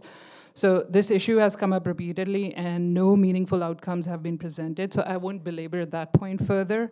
And I did look it up. I usually do not examine whatever's been is in maintenance and ongoing facilities, $12,700 for the partitions. And thank you to the district staff for solving this immediate problem with a tangible benefit to the students, which reduces wait times and helps prevent tardies. And at least 3 trustees have previously committed on the record to responsible use of taxpayer funds, and I hope those commitments will continue to guide your votes on this agenda item. And I want to remind the board that less than 3% of the district's budget comes from federal funding, which the Congress is already legally required to provide. With elections coming up, both congressional and board representation may change in November, spending significant money on advocacy travel for individuals who may not be in the position to help in the next congressional session seems contrary to common sense. If you decide to continue spending taxpayer funds on this excursion, I have a suggestion. When local special ed parents and teachers planned a visit to Representative Isa last year, I had created a t-shirt for making the advocacy. Unfortunately, he was either not able to or did not want to meet with the parents. My suggestion to you is that if you decide to go with preparation and clarity, knowing the issue, the law, and the purpose before showing up. If you're traveling that far to advocate on taxpayer funds, please do similar due diligence, know the legislation, know the funding gaps, and be prepared to articulate exactly what you're asking for and why it matters to students and families back home. Dr. Anderson just mentioned field trips. I am paying for a field trip for my daughter to go visit Representative Isa, $3,300. I would rather spending money on board travel, that money be used for students, whether it is scholarships, sports, coaches, whatever it is. I am here to say that. Please do not be spending money on frivolous travel. And we just talked about budget cuts and be spending this money for teachers and students. Thank you.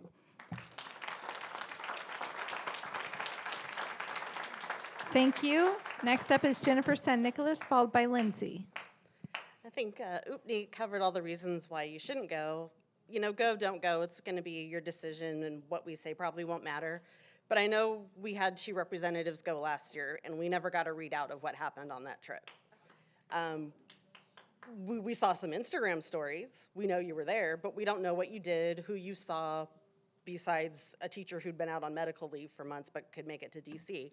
So if you go, we deserve, as taxpayers, as stakeholders, we deserve a readout of what you do on these trips because you're representing us and you're using our money.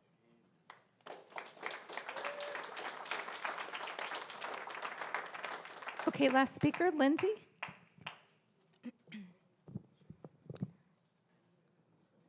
Should I wait for Dr. Komrosky? I'd like for him to hear my comment. I mean, No, I'm the board clerk. You can keep going, because sometimes people leave and we just keep going. Go ahead. I don't think it works that way. Start her time. It does work that way. I'd like to wait. I Yeah, made a lot of accommodations to be here tonight, and I'd really like for all 5 of you to hear my comment. So we don't usually normally do that when like Mr. Schwartz leaves or Mr. Barham or myself. It's A the lot of times precedent we of the keep person speaking. They could pause. So I'm gonna go ahead and say, ready, go. Start her time.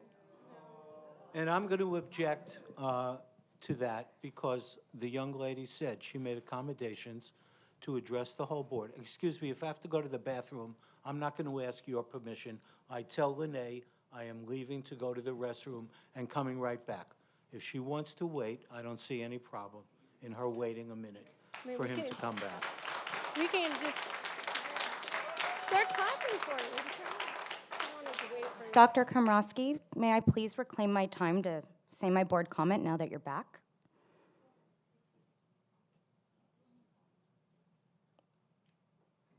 So, can somebody answer me? Because the time's going. I was waiting for you to get back, sir. I think reclaim it Excuse because me, I Dr. started Anderson. it. Yeah, I have with no the- idea what happened. I was using the bathroom. We can reclaim time. I don't Thank know you. what was discussed.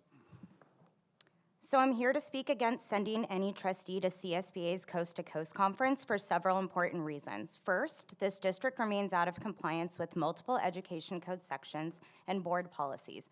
Until the board demonstrates it can meet its core governance and compliance responsibilities, allocating district funds for trustee travel is not an appropriate priority. Point of order. I cannot hear her because I am distracted by you two. Can I please just finish? Compliance, oversight, and student service must come first. Second, this board is currently restructuring its subcommittee system because existing structures have failed to produce timely or effective results. Sending trustees to a national conference before this reorganization is complete and operational undermines the purpose of that effort and delays work that needs to happen locally. How can we even know what we need when you guys can't even get committees together to find out?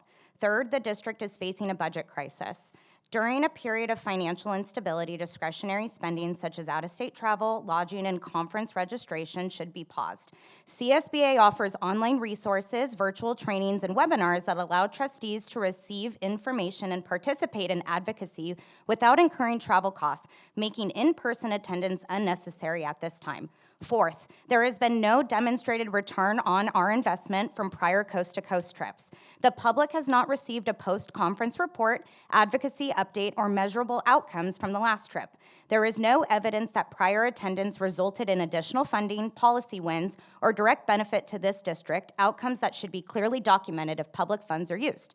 Fifth, public perception matters. A local constituent with a highly politicized social media presence publicly referred last month to this trip as a field trip, and I quote, "Regardless of that intent, that perception now exists, and it further erodes public trust at a time when this board is asking the community for restraint and confidence. Unless a trustee presents a clear written action plan detailing, 1, who they will meet with, 2, what legislative or funding priorities they will advocate for, and 3, how that work cannot reasonably be accomplished through virtual participation, I personally do not support sending any trustee to this conference. For these reasons, I urge the board to deny this travel request until compliance issues are resolved, the subcommittee reorganization is complete, the district is on stable financial footing, and trustees can demonstrate a measurable return on their investment. Thank you.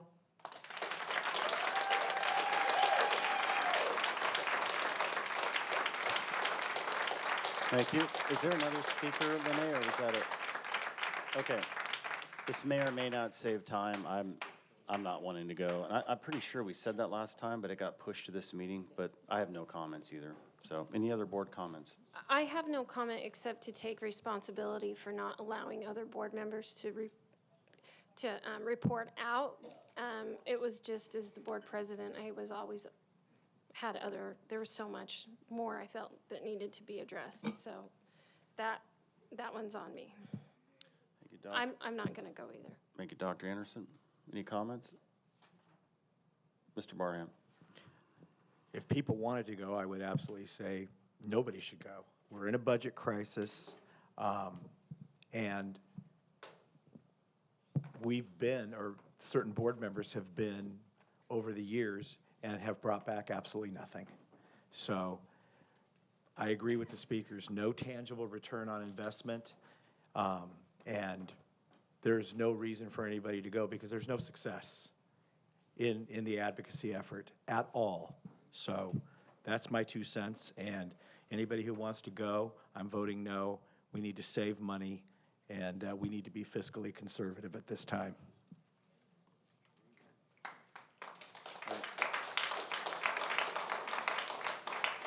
Ms. Wiersma. So I have a couple of things to share, and I hear you about the budget and saving. I've been twice. I'm thankful that I've had the opportunity, and I don't feel the need to go this year. But I do want to share something with you. Point of order. You guys, don't want to can you lose my keep- time here because I do have something to share. First of all, CSBA does offer this for professional development and training. We have participated in advocacy and met with trustees from all over the state, but I wanted to let you know what actually did go through this year. So here's what I want to say. President Donald Trump validated a sustained and ultimately successful CSBA advocacy effort in support of the nation's rural schools and communities when he signed S356, the Secure Rural Schools Reauthorization Act, on December 18th, 2025. The Secure Rural Schools provides payments to counties and public schools on federal forest land, sustaining services and school programs, and preventing the closure of numerous isolated rural schools around the country. Nationally, more than 4,400 rural schools across 41 states receive these funds. The bill will provide about $250 million a year for school and infrastructure initiatives in more than 700 rural counties with wide swaths of federal land, including forests, national parks, and other tax-exempt properties. CSBA thanks all the members, that's Dr. Komrosky and I, who responded to action alerts, which we did, advocated in DC, contacted their representatives, which we did, or otherwise exerted influence in support of the Secure Rural Schools Act. And so I am proud to say it wasn't that nothing was accomplished. We made great contacts, had professional development, advocated just as CSBA asked us to, and were successful in doing so. But I'm good to stay home this year. Call the question, Dr. Komrosky. Second. You guys, literally. Mr. Schwartz, do you have a comment? I was going to Yes, I recognize do have you a next. comment. Thank you. I don't want to, you can see it on my shirt, I don't want to waste any more money. If you want to meet with Congressman Issa, call his office and see if he'll arrange a meeting with you in Escondido. I've tried about 50 times and never gotten a response. What makes you think he's going to want to meet with me in Washington? Second of all, if you want to speak to Senator Schiff or Senator Padilla, they are more than happy for you to call and to discuss your education issues with you. So I would vote, I'm totally against going. I was just at CSBA Legislative. They urged us to go if we could, but because of the financial crunch, I say no. Thank you. Thank you. That was the first round of comments. Do we have any second round of comments before I ask for a motion in a second? No. Okay, I call for a motion in a second to discuss sending board representation to attend the CSBA Coast to Coast 2026 Federal Advocacy Conference. Do I have a motion in a second? Did we do it already? No. Dr. Anderson, thank you. Sorry, Dr. Komrosky. Yeah. If there's no motion and second, this just dies. Is there a motion or a second? No. Good. Motion dies. We're moving on. Action item 7, splitting general public if that answered your question, Mr. Barham. No, I'm good. Yeah. Thank you. You're welcome. Item 7, splitting general public comments into 2 sections in each board meeting. I believe Mrs. Wiersma agendized this. Oh, excuse me? Sorry. So that Mr. Barham and Mr. Schwartz, which one? Oh, we have a public comment? Okay, we'll have that first. Okay, first up is Upni.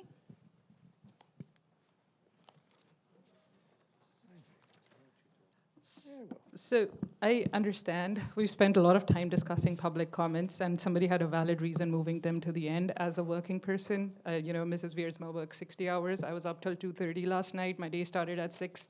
I am here. I have attended meetings to give public comments at 8 o'clock in the morning. I've taken a day off and come when it's important to me. When we were hiring the superintendent, it was a very important thing. The person is the CEO of the entire district. I did come in the morning. And what I'd like to say is, all of you say, and especially, I have heard your voice. I am hearing your voice. Your board policy actually says active listening. Issues have been brought up. The teachers have been coming up. The first teacher came up in November. It was pretty heart-wrenching to watch him with his gear asking for help from the board.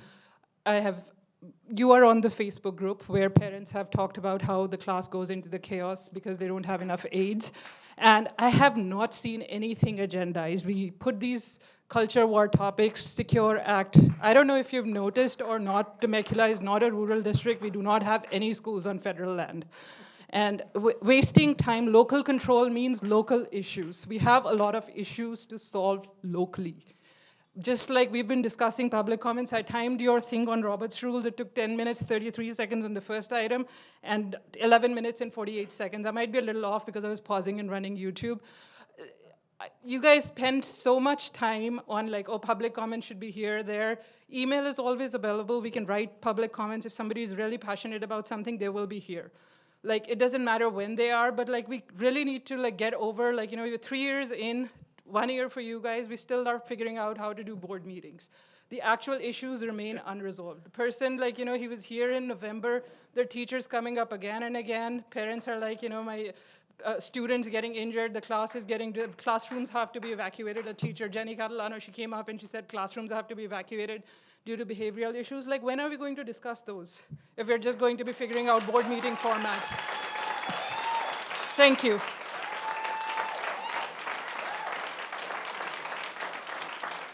Next, thank you. Next speaker is Jennifer San Nicolas. Well, it's hard to follow that. I think it's a great idea, but I don't necessarily discount Need's take on it either. I know this has been successful at city council meetings, so I like that Mr. Schwartz and Mr. Barham found this compromise to doing some in the beginning, doing some at the end. That way people who are working or have class or whatever can come at the end, or, if they need to come early and speak. And I think it would be one way to stop some bickering, at least on this topic too. So I think it's a good idea. Okay. Who wants to present? I will. Mr. Barham. Okay, so I am so sick of this. He gets 3 minutes, Lenny. Yeah, I'm sick of talking about this because it comes up at every meeting. Mrs. Wiersma, you can have the credit. I know you want to take it. You can have it. I just want to get this done. There are some people who want to come early. There are some people who can't come early and can come at 7 or 7:30 after they put their kids to bed and feed their kids. So that is the whole point. Let's make a compromise, let's accommodate, and put this to bed. I don't want to talk about this ever again. I'm so sick of it, okay? So that's our proposal. Mrs. Wiersma, you can have the credit. But let's get this done, and let's move forward and not talk about this anymore. Let's vote on it and get it done. Thank you. Mr. Schwartz, you're welcome. Mr. Schwartz, do you want to present? All right, any other board comments? I just want to say that. Dr. Anderson. Oh, sorry. No, you're good.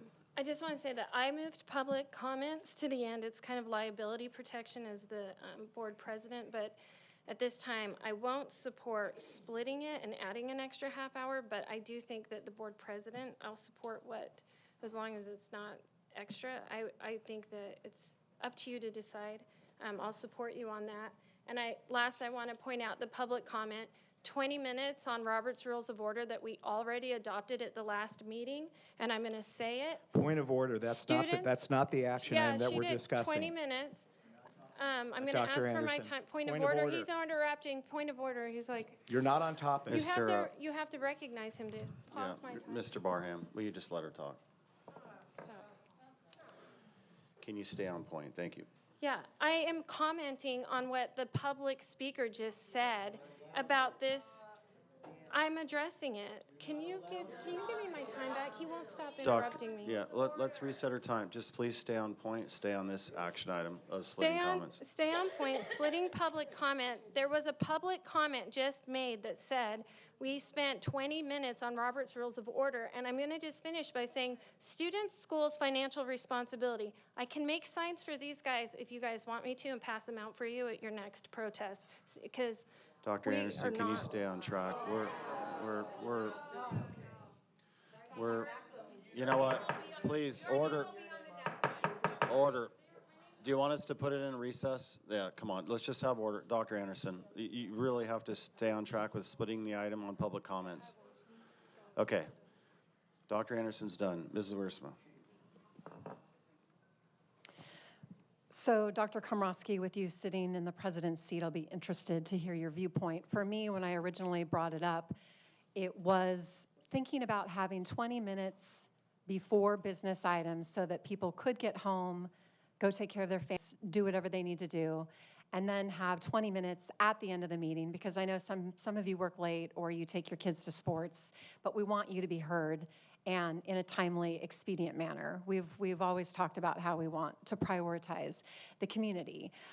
One thing that I also mentioned last year was an e-card, and that didn't go anywhere, but I know there's a lot of people that have comments that would love to be able to send something that gets written into the record.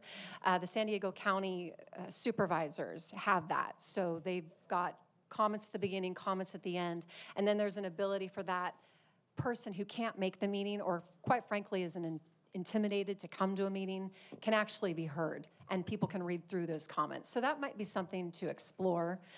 I know, Dr. Komrosky, you may not want an hour of comments. I get that. That's why I kind of came at, well, what about 20 minutes and 20 minutes? I'm open. I don't have to die on that hill. What I would prefer is that people are heard sooner than later in the meeting. So I'd like to hear your thoughts on it. Thank you, Ms. Wiersma. I'm old school. I would like public comments pushed to the beginning of the meeting, 30 minutes. And we as a board, right then and there, if we have, we've done this in the past for a couple years. Mr. Schwartz, you're with me. If we had whatever X amount of comments, we determined the board time. We try to fit it in. Sometimes it was plus or minus 5 or whatever so minutes at the 30 mark. I'm up for that. And board discretion every time we do it. But if we can get the votes tonight, I'm going to make the motion to bring public comments in the beginning, like they have been, and 30 minutes, and that's it. No splitting, no 40 minutes, no 20 minutes here, 20 minutes there, just 30 minutes in the beginning. I would support that. Okay. Excuse me. Mr. Schwartz. Are you moving to amend the motion? No, not, I mean, Is that what you're doing? I can. But I was I'm going to just do asking. first round of comments. Okay, I'll make a motion right now. Okay, so I didn't get any debate time. I presented. I didn't get my debate time. Yeah, no problem. We'll do this cycle again. Thank you. Thank you. This is just discussion. Mr. Barham, this is the second round, and then you get another round. Thank So, you. yeah. Thank you. So splitting public comments into 2 sections improves accessibility for working families. Dr. Komrosky, not everybody can come at the start of a meeting. And a second comment window ensures more people can participate. It creates more equitable participation. 2 segments prevent the process from favoring only those with flexible schedules. Early comments could inform the board before discussion. Later comments allow feedback on decisions made. Splitting encourages sustained engagement. Some community members want to speak after hearing the discussion, while others need to speak and leave. Others need to speak early and leave. Splitting into 2 sections builds trust and transparency. Multiple opportunities to speak signal that the board values broad community input. And that is the most important thing here, is that we give all of our community the opportunity to speak. If we just put it at the beginning, not everybody is going to be able to speak and do a public comment. So I think we need to do a compromise, because there are people out here who have said they can't come at the beginning. It's not fair not to include them. It's just not fair. So we have some good speakers who have a lot to say who won't be able to come at the beginning. So that, it's not good. We need to accommodate our community as a whole. That's how I feel. Okay, thank you, Mr. Barham. Dr. Anderson. This is a policy. I think this should be a first read because we need to amend the policy and then bring it back. I broke it down so that there was a special section for students so that they could come early and comment before it got too late. I'd be willing, if whatever we do, I think that we would need to melt the student comment into beginning comments if we're going to split it in 2, because then that solves the problem of them staying late. But again, I'm going to leave it to, it sounds like Dr. Komrosky wants to move it to the beginning, so the student comment was made so they could get home early and not be up past their bedtime. So that's, but I do think we should bring it back for a second read after we all discuss it and decide what we want. Thanks, Dr. Anderson. Ms. We're on the second round for us now, and then Mr. Barham and Schwartz have a third round, but do you have a second round of comments? So I think that I would actually agree with Dr. Anderson. I wouldn't mind taking this as a first read and bringing it back. I'm fine with still prioritizing students speaking first, taking this and looking at the dynamics. Is it 20 and 20 at 2 minutes? Do we really want to go a half hour and a half hour? I'm not so sure. Can we accommodate the e-card? And then staff, what is it going to take for you to do that and to kind of delegate cards appropriately? So I think bringing it back for another read is the best way to go. Thank you, Ms. Wiersma. Mr. Barham, Mr. Schwartz, any comments? Yeah, I thought that this action item was pretty simple, and now we're reading all kinds of other stuff, but I haven't heard it move to amend it. I think we should just vote on this. This was on the agenda. We put it on, as Mr. Barham stated, to accommodate our constituents, those who can come early, those who can't come early. So I would like the board to speak on whether or not they agree or disagree on this issue. Do you want to accommodate people who can come early and people who can come late, or do you want to disenfranchise either those who can't come early or those who can't come late? I don't want to continue to change it around with e-cards and all kinds of other stuff. Here's the question. Let's vote on it. Mr. Schwartz, okay, so I have my second round of comments. I think Dr. Anderson, have you went yet? Do you want to, did you already do a second? I went twice, but I want to make All right. Yeah, so, I get to go second. I have a second. Do you have a second, Dr. Komrosky? yeah, I'm on it right now. Go ahead. So, I like the comments at the beginning of the meeting, but I said this months ago, blessed are the flexible, for they shall not break. I might be interested in splitting, but only 15 and 15, and I'm just not sure now. So I'd be up for bringing this back. I do want them in the beginning. That's where I stand now. So if I have to vote, probably gonna vote no on this split. It's a tough one. I understand working families. I understand different dynamic schedules, and I'm a reasonable person, and that sounds fair to split 15-15. I'm not up for 20 or 40 or an hour split. No way. It's people that are motivated to comment will come here. But for right now, I don't think I'm going to be voting on the split. I'd rather have 30 up in the beginning of the meeting, but I'm up for bringing it back. Dr. Anderson wants to consider a motion. But you guys get the third round. I'll let you guys go first. I can't believe we're talking about this like this after everything we've been, excuse me, Dr. Anderson. Can I have my time back, Dr. Komrosky, please? Thank you. Sure. Thank you. I can't believe that we are talking about this after everything that we've been through this whole year and how this comes up, and now we're saying we want to bring it back. I want to talk about schools.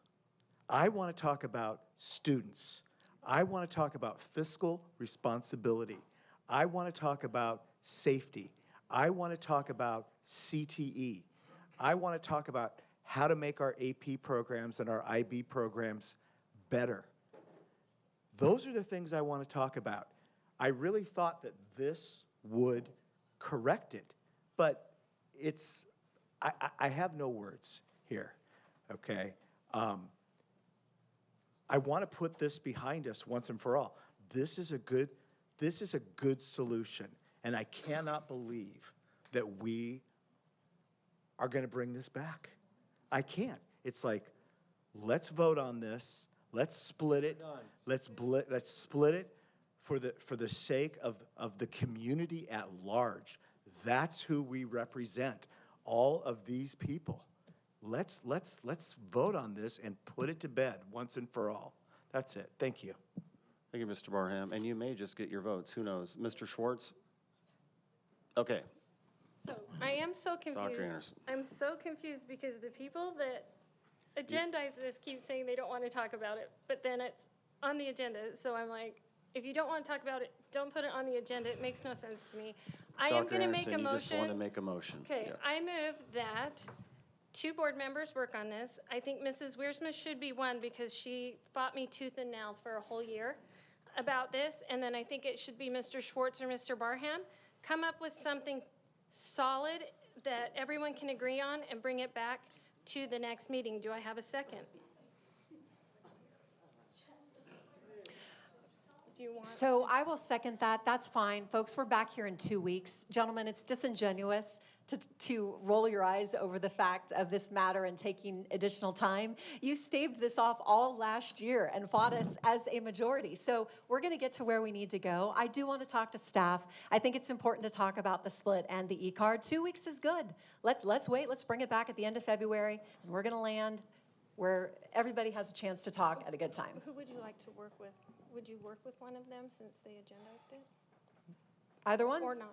Either one? I think I can work through Dr. Velez. It doesn't have to be a lengthy process. I think she can work with one of each of us. It's fine. Would one of you There's want to? There's a motion and a second. Dr. Anderson, Okay. there is a motion right now to have two of you work outside of the two who agendize it. I would like, respectfully, maybe this could be fair. One person from one side, one person from the other, if you want to work on this. Otherwise, we're I'll going to second vote. that. Otherwise, we're going to vote it now, down, just take a vote and down. Excuse me. All I know is I'm not having 3 board members work on this. That's what I'm getting at. Excuse me. Mr. Schwartz, go. I object to your characterization of one side and one side. We are one. I meant on this board Excuse me, that I'm pointing at. can I please finish? Point of order. It doesn't have to do with the Could you topic please of not splitting. interrupt me? I have the floor. Mr. Schwartz, Please. just talk. Can Just I talk. just talk for a Just talk. second? Okay, we are one board. It's not this side and that side, okay? And Mr. Barham, thank you.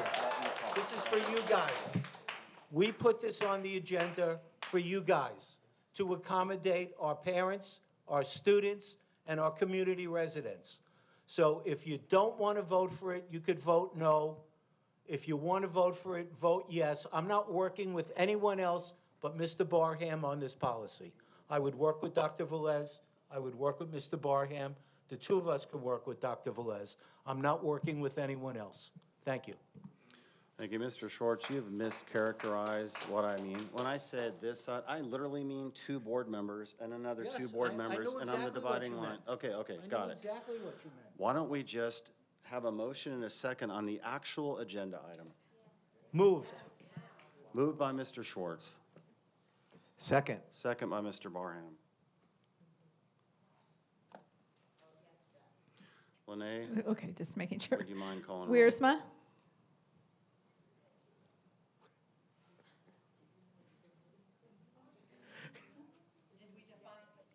Did we define how long on each end for the 2 split? Was it 20 and 20? Was it 30 and 30? It was 30 and 30. So I'm going to vote no to the 30 and 30. Okay, Okay. good. Anderson, No. Excuse me, guys. Thank you. Barham, Yes. Schwartz, Yes. Komrosky. No, motion failed. 3-2.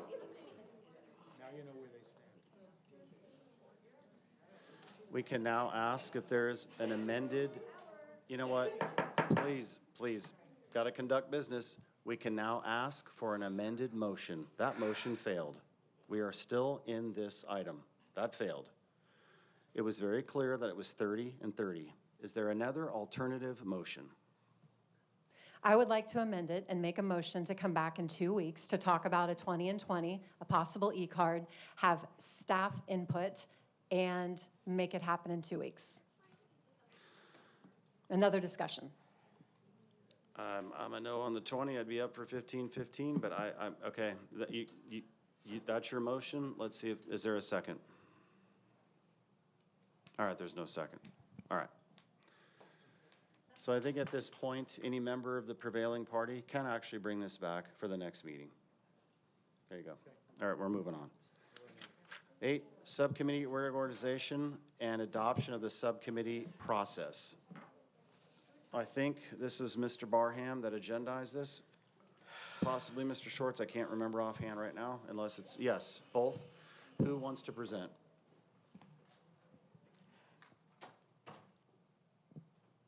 I want to go back to the prior motion just for a second, if you don't mind. Sure. Okay. We haven't officially moved on. We can still have Yeah, space right because- there. And it's not to embarrass you. okay? It is If not- this is discussion, we have to have a Yeah. 2/3 majority, which we don't have, so this is no more discussion. Okay, Yeah, but we're so beyond that. so I'm going to make a point of order. Yeah, Okay, I mean, because the prevailing party, this is the rules of order, okay? The prevailing party does not apply to the next meeting. The prevailing party encompasses what's called a motion of reconsideration, and that can only take place within the same meeting, Doctor. So the prevailing party does not apply to the next meeting. And I'm just pointing that out. It's for educational purposes, okay? So if somebody wants to bring this back, it's a renewed motion. I mean, we can bring it back. You can bring it back. I'm just making a point. And again, it's not to undermine your authority. I'm trying to go by the rules of order here.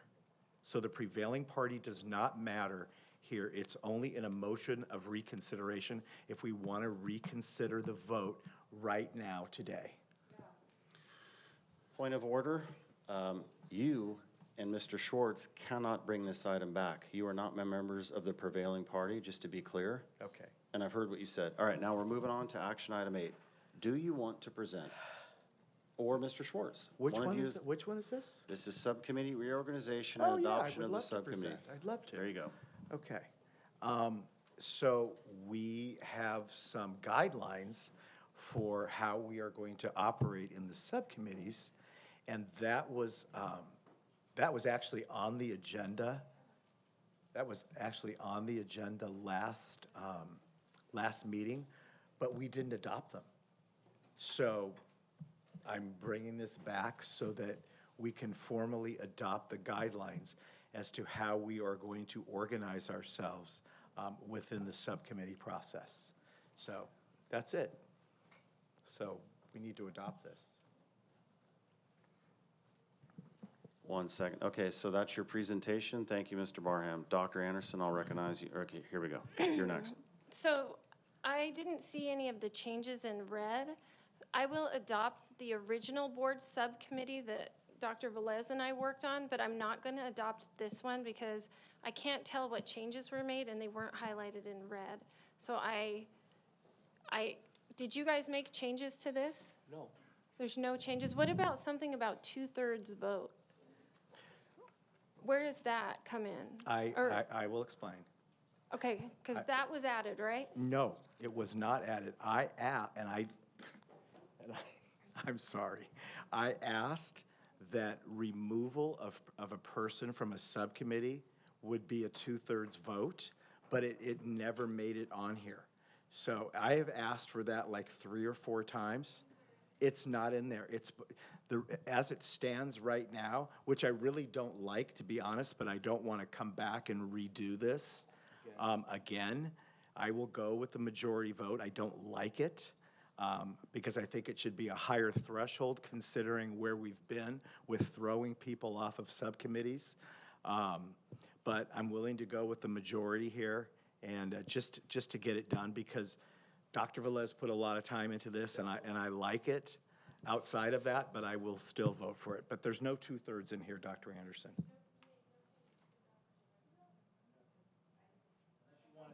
Unless you want to amend it and put 2/3 in there. Excuse me, just a point of clarity. Okay. I think I saw in here, and I need to understand this. I think I saw something about, can you scroll up, Lene, about showing cause to remove a board member. I don't remember that being in the first one. There are things that have been added that weren't on the previous, and that's where I'm confused. I'm not sure if you're representing this accurately, Emil, and I'm trying to figure that out, but I thought there were a few more things added. No, Dr. Komorowski. I'm having her scroll up so we can see. Yeah, Dr. Komorowski. I didn't touch this. This is Dr. Velez's original, this is her original guidelines for subcommittee and how we're supposed to operate. I made no changes. And like I said, I asked for changes to be made. They didn't get made, and I know why, and it's okay. But I didn't make any other changes to this. You make any changes? I made nothing. This is all Dr. Velez, which I like. Who we like? Okay, I'm going to give the floor. Do we have comments so we can go in order? Mr. Barham presented, Dr. Anderson asked questions. Mr. Schwartz?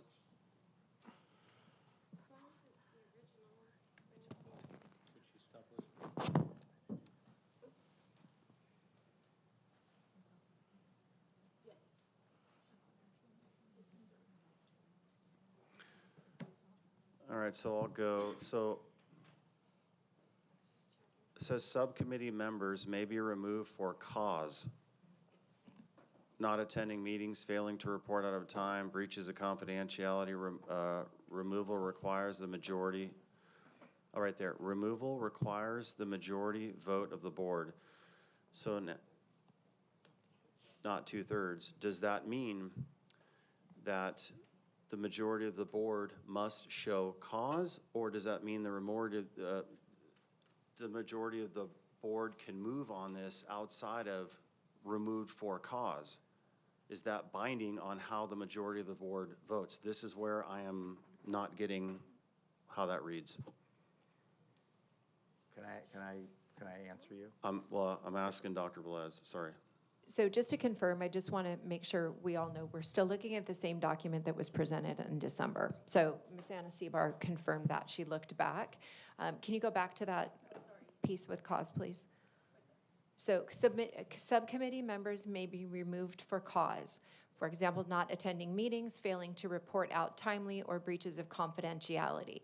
The removal requires the majority vote of the board, which essentially means if there is any indication that somebody needs to be removed for cause, that item would need to be agendized as a subcommittee agenda item, and then the board can take action on that and provide the cause. Does that clarify, Dr. Komorowski? A little bit, because we have an action item coming up next which relates to the board subcommittees, and there might be tension on that based upon this if somebody is pressing to have somebody removed or added, and that might happen. And this has happened in the last few months. And so until this is reconciled, it could be that on this next action item, based upon this, somebody wants to say, look, I want to jump into that committee, or I don't want to work with X, Y, and Z, whatever it is. I want to make absolutely clear that the board knows what this means. This is binding on this next action item. I don't feel comfortable with the showing cause. I feel comfortable with the majority of the board determining what subcommittee and shifting around as they choose. So I am not for cause. Subcommittee members may be removed for cause. This is just me. Removal requires majority vote of the board. Yeah.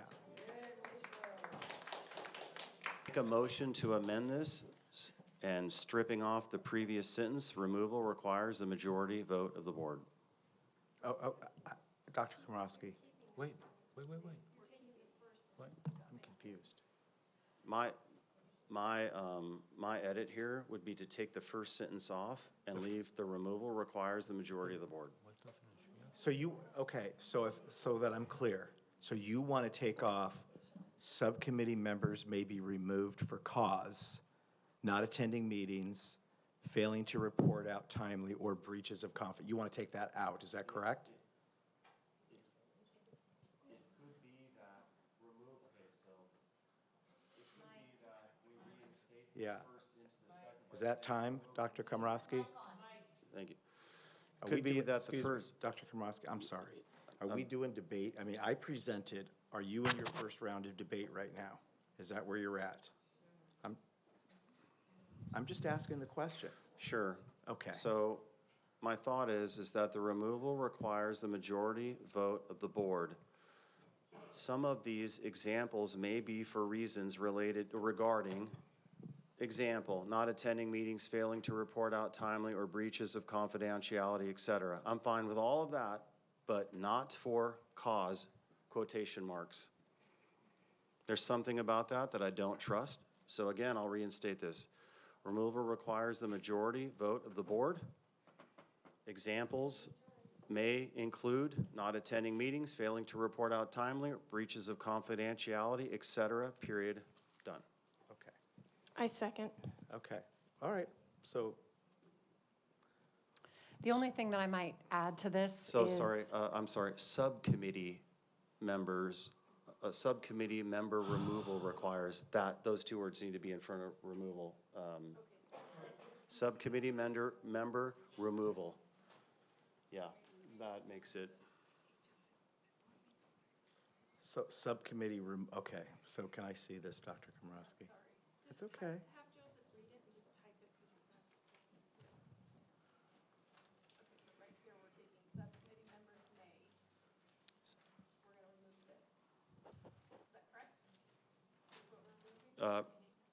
My idea is to remove that and say subcommittee member removal requires the majority vote of the board. And then we're going to take that. How about cut and paste that and push it to the end of the sentence? And then we're going to, yeah. Subcommittee member removal, not members, subcommittee member removal requires the majority vote of the board. But you have subcommittee members. I would take off the S.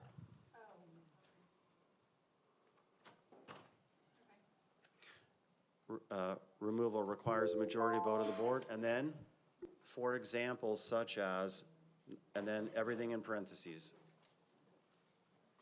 Go ahead. Well, hold on, let him recognize you. Oh, when I get recognized.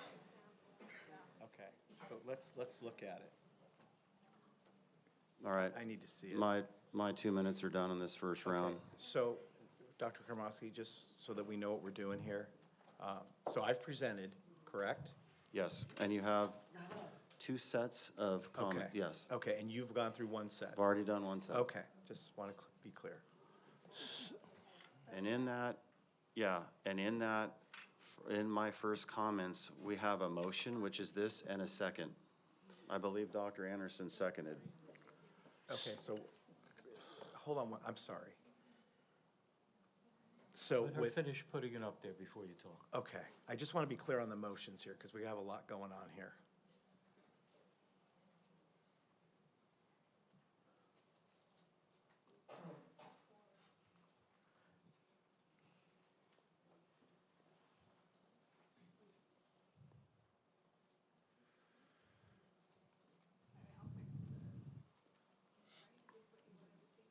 I need a minute. I'll be right back. Okay. I'll do the edit on my second round of comments because we're stalling Mr. Barham. Yeah, Mr. Barham. I need to see this. I'm Okay. sorry. Yeah, okay. Maybe we should take a 3-minute recess? I'm actually up for a 5-minute. All right, let's If the go. board, does the majority of the board want to take a I 5-minute? move for, move for Yeah, recess. Do you want to recess, Ms. Wiersma? I move for recess. As Hold long on, as I Dr. can Anderson. make, We know, we got as you. long as I can discuss when we come back. I've got comments. 5 minutes, we'll pick up where we left off Sure. with Mr. Barham. Sure. Thank you.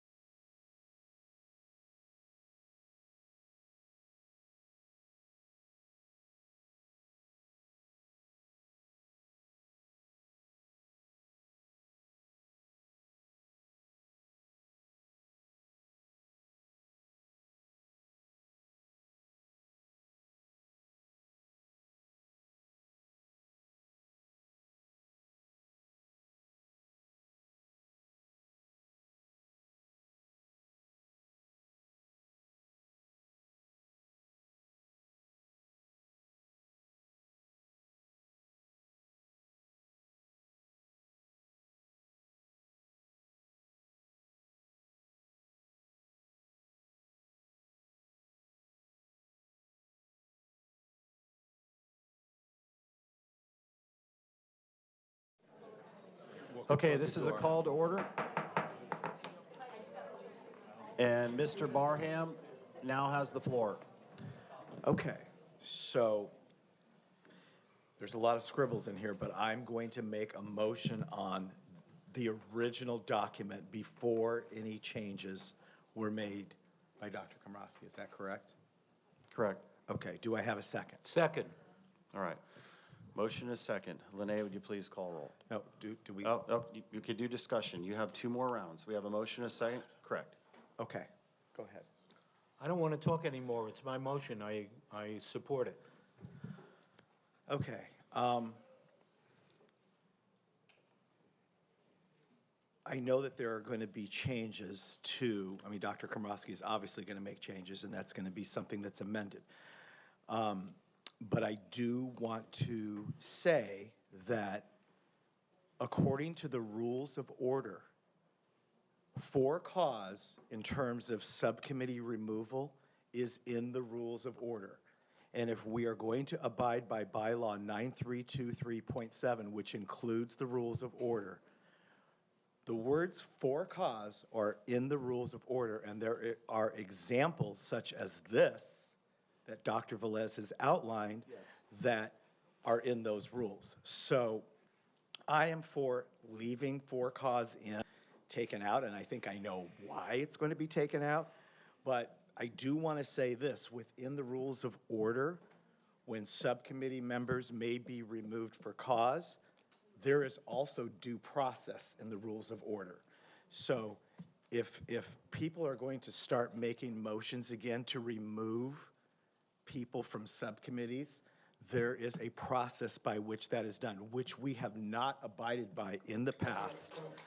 And like I said, if we're going to abide by our bylaws, which we need to do, because if we don't, those are violations of state law. Those include the rules of order. The words for cause are in those rules, and we need to abide by the rules. Thank you. Okay, that was your first round. Do you want to do a second round because Mr. Schwartz yielded his time? No, I'm good. I'm good. Dr. Velez, can you, Mr. Barham, you referenced the bylaw. Lene, would you mind pulling it up? 9323.7.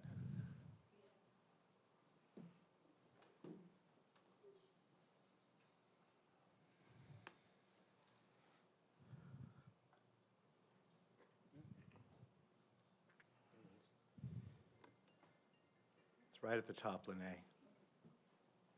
Purpose and authority. Do you want me to read it, Doctor, or do you want to do it? Oh, you mean that one sentence? Yeah, the board formally adopts Robert's Rules of New 12th edition to govern parliamentary procedure during governing board meetings. And within, I don't want to go over my time and have a point of order called on me. So if you want to give me 10 seconds, I think I can explain this. Yeah, no, I got it. Yep. Thank you for pulling it up, Lene. No further. Now, if you want to do your second round of 2-minute comments, you can. Okay. So if we're going to follow bylaw 9323.7, which says that we need to be following the rules of order, again, I will say that for cause is in the rules of order, and that if a board member is going to be removed for cause, which I'm okay with, okay, if the board member is not fulfilling the duties on the subcommittee, I'm fine with that, as long as there's due process. And not just the willy-nilly of, you know, I don't like you, which is what I believe it's been in the past, and I'm just going to remove you, which I'm going to quote Mrs. Wiersma back on September 30, okay, saying there has been targeting of subcommittee, of trustees' work on subcommittees, which is wrong, okay? It's wrong. It disenfranchises voters. We start the work, and then a trustee, you know, they get upset at you and they make motions to remove you after you've been working on the subcommittee for 2 months. It's not fair. So that's why for cause is very important. And within that realm, there needs to be due process, which the rules of order outline, because that's fair. So that's it. Thank you. Thank you. We have a motion, a second. If there's no additional comments, we can take a vote. Oh, that's right. Ms. Chai's here, and she wanted to comment on this.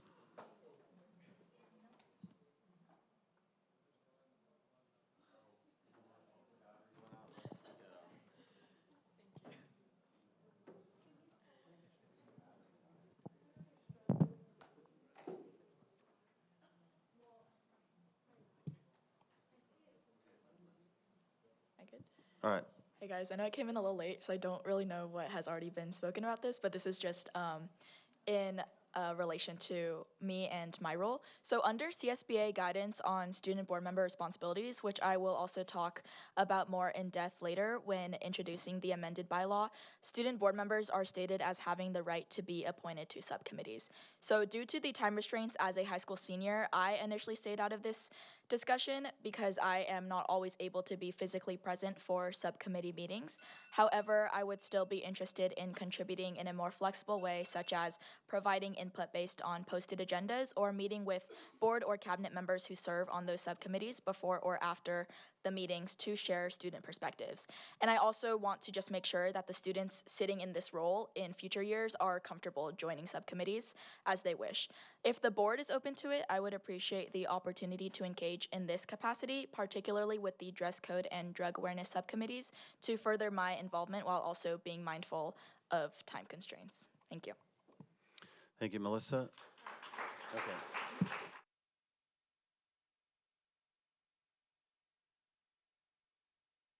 Okay, Lene, would you mind calling roll? We have a motion and a second, and that's to approve the original without my amendment. Yes, and that was moved by Barham and seconded by Schwartz, right? Is that the one we're doing? I think so. Yes, Okay. correct. Wiersma? No. Anderson? No. Barham? Yes. Schwartz? Yes. Komrosky? No, motion not adopted. Student board member? That's right. I will not vote on this one. Okay. Okay, so now I will motion to approve this with the amendment of the sentence that we had, and we can, if you put that up above, I can read it out. I have it right here. Yes, I need to see it. Okay, I'll read this out. Their plan. Subcommittee member, so this is on step 8, review, removal, and dissolution. Subcommittee members, the S has to come off. Okay. It's all right. Yes. Subcommittee member removal requires a majority vote of the board for reasons such as, but not limited to, not attending meetings, failing to report out timely, or breaches of confidentiality, etc. That's my motion. Do I have a second? I don't see what you just read. Second. Second. So now we can entertain rounds of debate. I don't see it on the screen. You are going to.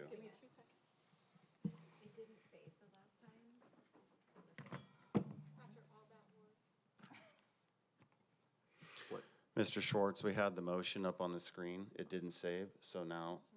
Subcommittee member removal requires a majority of the board. Subcommittee removal requires a majority of the board for reasons.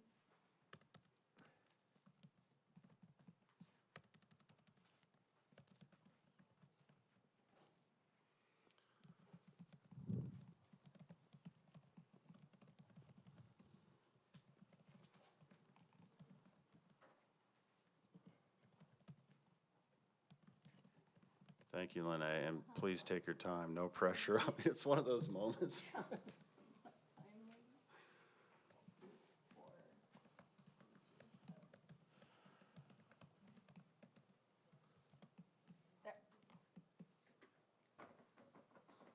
Okay.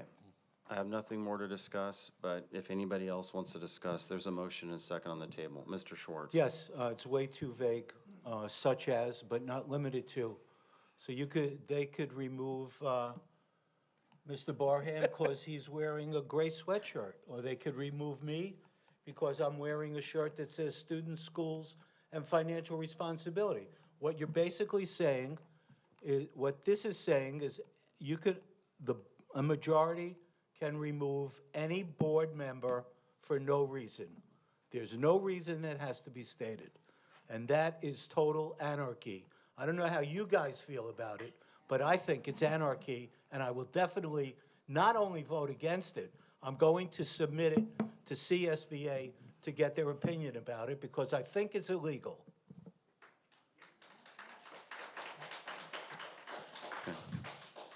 Mr. Barham, do you have any comments? I do. I All right. absolutely do. This is tyranny of the majority. And Dr. Anderson, as this motion is being read, is sitting there nodding her head because she's all in favor of just removing anybody for any old reason, because that's the way that she operates. She's not here, okay, to get the work done by the most qualified person. She's here for other reasons, and I want the public to understand and to know that. So there is no due process here. And this is a violation, again, of 9323.7, our bylaw, which encompasses the rules of order. So I would like that noted into the minutes, Lene, because I'm looking for all of these violations, and I'm going to collect them all. But we need to follow the rules of order. There is no due process here. And again, this is tyranny of the majority, and it disenfranchises the people that we represent because they expect us to be up here working for kids, working for students, working for schools, which we have done, but there are certain people over there that they don't care about that. They're here for other reasons, and it's really sad. So I'm going to leave it at that. All right. I do have a couple of Ms. Wiersma. comments. So I'm a bit conflicted because I have been a victim of no due process and tyranny of the majority. And I want to say I'm thinking through this, and I'm trying to figure out the best way to do this because I do think there needs to be transparency in conversation with this. I was kicked out of things a year ago that I had worked on for a year, and it was a problem. So it's a little bit of a mixed bag for me at this point, I'm going to be honest. The problem with cause and so forth is you always have bias enter in. You always have perspective that somebody else isn't going to agree with. So I don't know where you land with it. And for me, what I would be more comfortable with at this point is putting a pause on this because I do want to make sure maybe council has to look at the wording.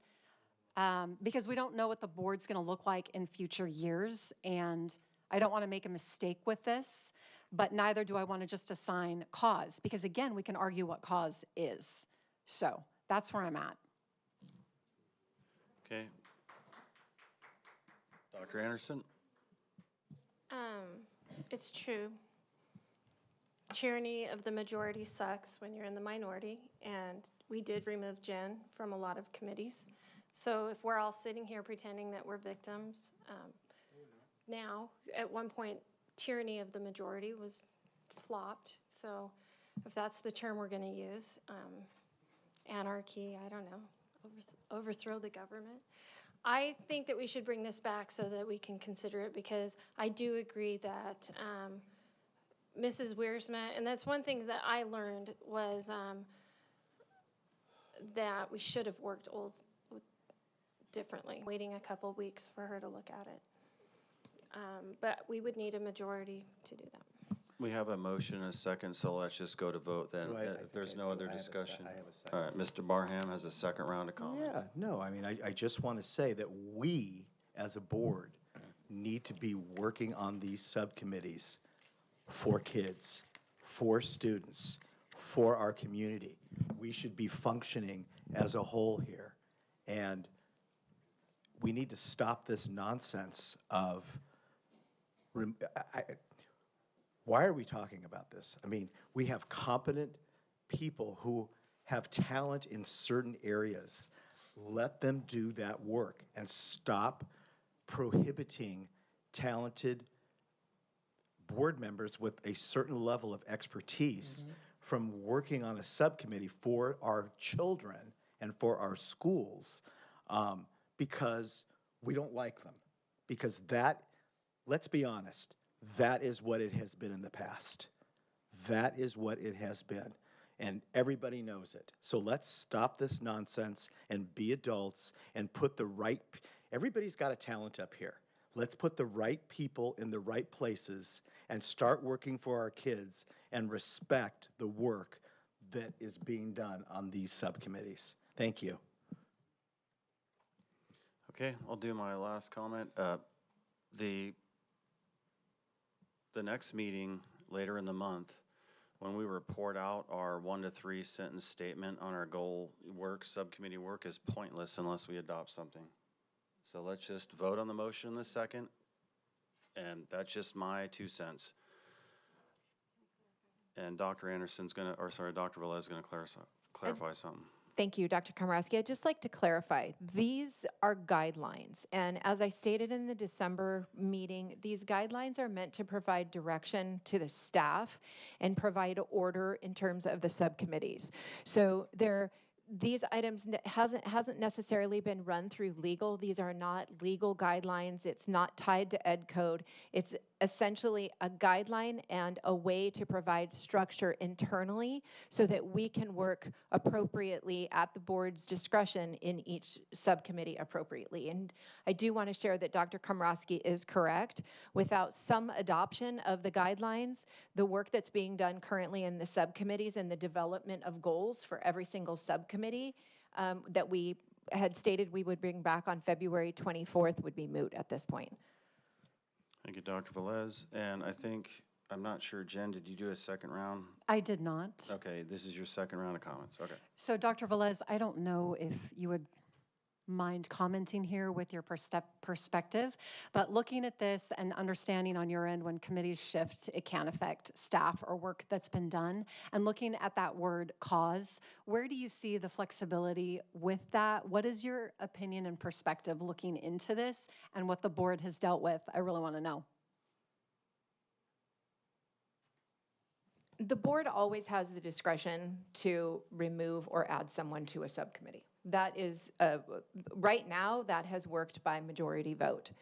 I do always believe that if somebody is going to be removed from a particular subcommittee, there has to be reason. Whether you utilize that as the word cause or whether you don't, I do think there has to be always a reason given as to why somebody would be removed from a subcommittee. So that is language that I did put in there. You voted down the first particular item. It's back for revision, but I always do feel, in fairness to every person on the board, that the reason that should be given for removal from a subcommittee. Okay, so this is where I'm going to land. I think there should be cause and discussion, and I don't think cause should be pinpointed into these 3 things. There should be discussion, there should be a cause, and then there's a majority vote. So I'm good if we go there. It says, give me a second here. It says reasons such as but not limited to. So I think that has scope over what your concern was. But either way, we're at the voting stage. So if you're done with your comments, we're just going to take a vote. And if we don't vote this, then somebody else can make a motion or we can move on. So is she asking for cause in here? Ms. Wiersma, just to clarify, are you asking for words to be taken out of that particular bullet point? I don't have a problem with what you just said. If somebody's going to be removed, there should be a reason. It is the cause that shouldn't be defined as just these 3 things. It should be a robust discussion. It says and then a reasons wise such choice. as but not limited to. There could be other reasons outside of this. Just giving an example. So you feel like that covers yes, it? Yes, No. absolutely. Dr. Velez? Is it possible, Lene, Ms. Anna Seabar, to put examples, like you utilize it as examples? Ms. Wiersma, does that make you more comfortable if we were to use these as examples, but it could be others as well? And that's what such as means, et cetera. But I get it. It's Yeah, semantics at this point, but it really does mean what you're saying. Well, that could work because I do agree there has to be a reason. There has to be a discussion and a reason. It can't be that we're making sweeping decisions. It says for reasons. Yeah, and those Such should be as, discussed. But not limited to. Mm-hmm. Okay. Lene, would you mind calling? I'm sorry. Yeah, That's you already did your second round, Steve. Let's exhaust the motion. And if we have another one, we'll do another 2 rounds. Let's just vote it. And this is the Down motion to accept this one. This is a motion to accept this one, as it was. And if the board doesn't like this, we can do another amendment and do another 2 cycles of conversation. Totally open for it, or just move on to the next action item. Which is why I suggested bringing it back with the right verbiage. I want to be comfortable with where we land.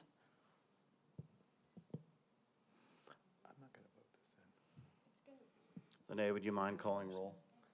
Who made the motion? So it's a I motion. did. And who's the I second? motioned it and Dr. Anderson seconded Okay, it. sorry about that. I just wanted to write it down. Okay, Okay, Wiersma? we can make it official. I motion to adopt this with this amendment. Do I have a second? Second. Mrs. Wiersma seconded it. Got it, with amendment. Okay, Wiersma? Yes. Anderson? Yes. Barham? No. Schwartz? No. Komrosky? Yes. Motion adopted. Student board 3-2. member? Refrain from voting. Okay, thanks. Okay. All right. Now we are on to action item number 9, community no. update on board subcommittees and related work. No, Dr. Komrosky. I mean, there's reorganization of subcommittees here. I have other motions to make. Oh, Within this. excuse me. Oh, on the, can you do me a favor? Lene, on 8, will you click? Click on list of subcommittees. Oh, okay. Wait, can I ask a question? Can I see his? Sorry, what'd you need? Well, he presented for 3 minutes on an action item already. No, I have other motions. This is my item and Mr. Schwartz's item, and we have other motions to make here. You have the next one, Dr. Anderson, and that's what we talked about at the beginning of the meeting. Thank you. So I'm going to make my next motion, Dr. Komrosky. So, wait, point of clarity. Wait, Dr. Anderson, you can have a, but There's one motion. No.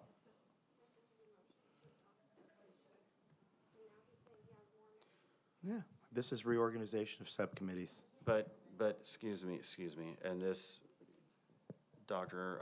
Velez, you can correct me if I'm wrong, on the very next item, we have community update, board subcommittees and related work. So if there's a okay. There's a reorganization here. Is this an exhaustive list of the subcommittees in 8 versus 9? Yeah, I mean, I just have a few motions here that I would like to make because it's under reorganization of subcommittees. So if I could proceed here, please. But not yet. I'm waiting It's for another you. point of clarity. Can you pull this? Okay, so are you going to officially present this, or is it going to be Steve? I will officially present this. All right, 3 minutes. Wait, and I then have a point of order. There's one motion listed, and they already presented for 3 minutes on that motion. Now they're saying they have more motions to make, and they want 3 minutes for more motions. I But don't need if- the 3 minutes, If you Doctor. click on the exhibit and you look at the motion that's written, there's one motion, and we've exhausted does- this, and we're gonna be here all night if No. we keep letting them add Dr. more. Anderson, I understand what you're It's saying, like and there students, is. schools, financial responsibility. Yeah. Okay, give me a second, Mr. Barham. All right, no I'm problem. trying to clear this up. There is a logical operator there, and it implies 2 things going on in the recommended motion. We've just done 1. Thank you, Dr. I'm- Komrosky. You know what? I'm not going it's to all present right. again. I'm not going to present. I'm just going to make my motions and we'll Okay, go through them. Okay, so basically 2 minutes for the first round, Yeah, whatever you want to do is and good. then 2 minutes for the second round. I'm If just that- trying to keep order. It's No, not that's whatever- fine. yeah. I mean, it's up to you. I mean, I think we should, follow the rules of debate. Okay, so let me make my motions and let's go through these. I know Dr. Anderson's having a hard time with this, but we'll figure it out. Okay, yeah. Well, it's getting late, but we have business to discuss here, Dr. Anderson. Yeah, so let's do it. I know you're excited. to Mr. do Barham, number you have 8. the floor. Thank you, sir. Okay, so my first motion, here's my first motion. I move to disband the Accountability and Goals Subcommittee. Second. All right. Okay. All right. Okay, so that's my first, I mean, I have other motions that I want to make. Well, let's vote on it. Yeah, and Dr. Anderson, I mean, We have a- Komrosky, I want to explain why, okay? Because you're on this with me, okay? You're on this with me, and we've done a lot of work on this, and we've done some good work. And when I first came on, I mean, people would say, hey, Emil, your middle name is accountability. And I love accountability, but I feel, and I'm going to quote you, Dr. Komrosky, because we had a meeting and we did establish a goal. We've done the heavy lifting here. And I think we need to leave the rest of this to Dr. Velez, because we can implement our own mechanisms of accountability with our own oversight, and this is how I see it happening. We're going to do it tonight when Lisa Brown talks about LCAP. That's a mechanism of accountability. We know in our private meetings with Dr. Velez on a weekly basis, we know what the issues are, and we talk about those things with her. But she is the person now, because she oversees this whole organization, and she's our only employee. We've come up with the goals. We've done the heavy lifting. We've got our big four, and I think that we need to leave this to Dr. Velez to finish it out. And I am perfectly fine with disbanding this, and we've done our good work, and that's my justification for this. All right, Mr. Barham, are you going to be giving a 2-minute, are you going to be giving a speech on every single one of these? I would like to expedite this. We do have a motion, a All right, second. let's do the motion. Let's do it. If nobody else has I agree, and I've already talked with Dr. Velez too, so this possibility is approaching, and we're good. All right, we had a motion from Mr. Barham. I think we had a second from Dr. Anderson. Let's do it. Lene, would you mind calling roll? Wiersma. Yes. Anderson. Yes. Barham. Yes. Schwartz. Should I make it unanimous? Yes. Komrosky. Yes, motion Student adopted voice? 5-0. Sorry. Yes.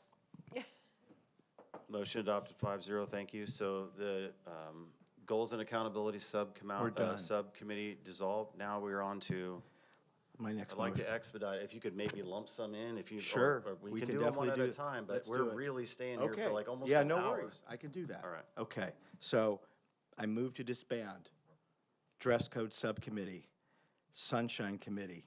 Do I have a second? Second. I have no discussion. If there's no discussion, Lene, would you call roll? Wiersma. No. Anderson. No. Schwartz. Yes. Oh, sorry, I skipped Barham. Forgive me, Yes. Barham. Sorry, Schwartz. Yes. Komrosky. No. Student. Refrain from voting. Okay, thank you. Motion not adopted. Okay, so now we've got dress code. Yeah, we've got That's it? Sunshine Committee. Okay, and that's it? Let me look. Okay, so I have one more motion that I need to make, and that will be it. This is for grading practices. I move to remove Dr. Anderson from the Grading Practices Subcommittee and to put either myself or Mr. Schwartz on this subcommittee. Do I have a second? Second. Sorry, any discussion? I have discussion. All right. Yeah. Mr. Barham first. Yeah, I mean, Can I make a motion that we allow 1 We minute? already have a motion and a second. Just do 1 minute. yeah, we let's- have debate let's time, let this Dr. exhaust. Anderson. This We was, have debate time. yeah, Mr. Barham, let me please give Okay. her clarity. Okay. This was adopted in by the board. I actually didn't agree with this, but this is where we're at on these time limits. So let me, it's like herding cats, but it's really like herding tigers up here. So let me just try to get through this. Got 2 minutes, Mr. Barham. I mean, here it is, and it's no offense to her, but I'm trying to, my thinking is what is working best for students?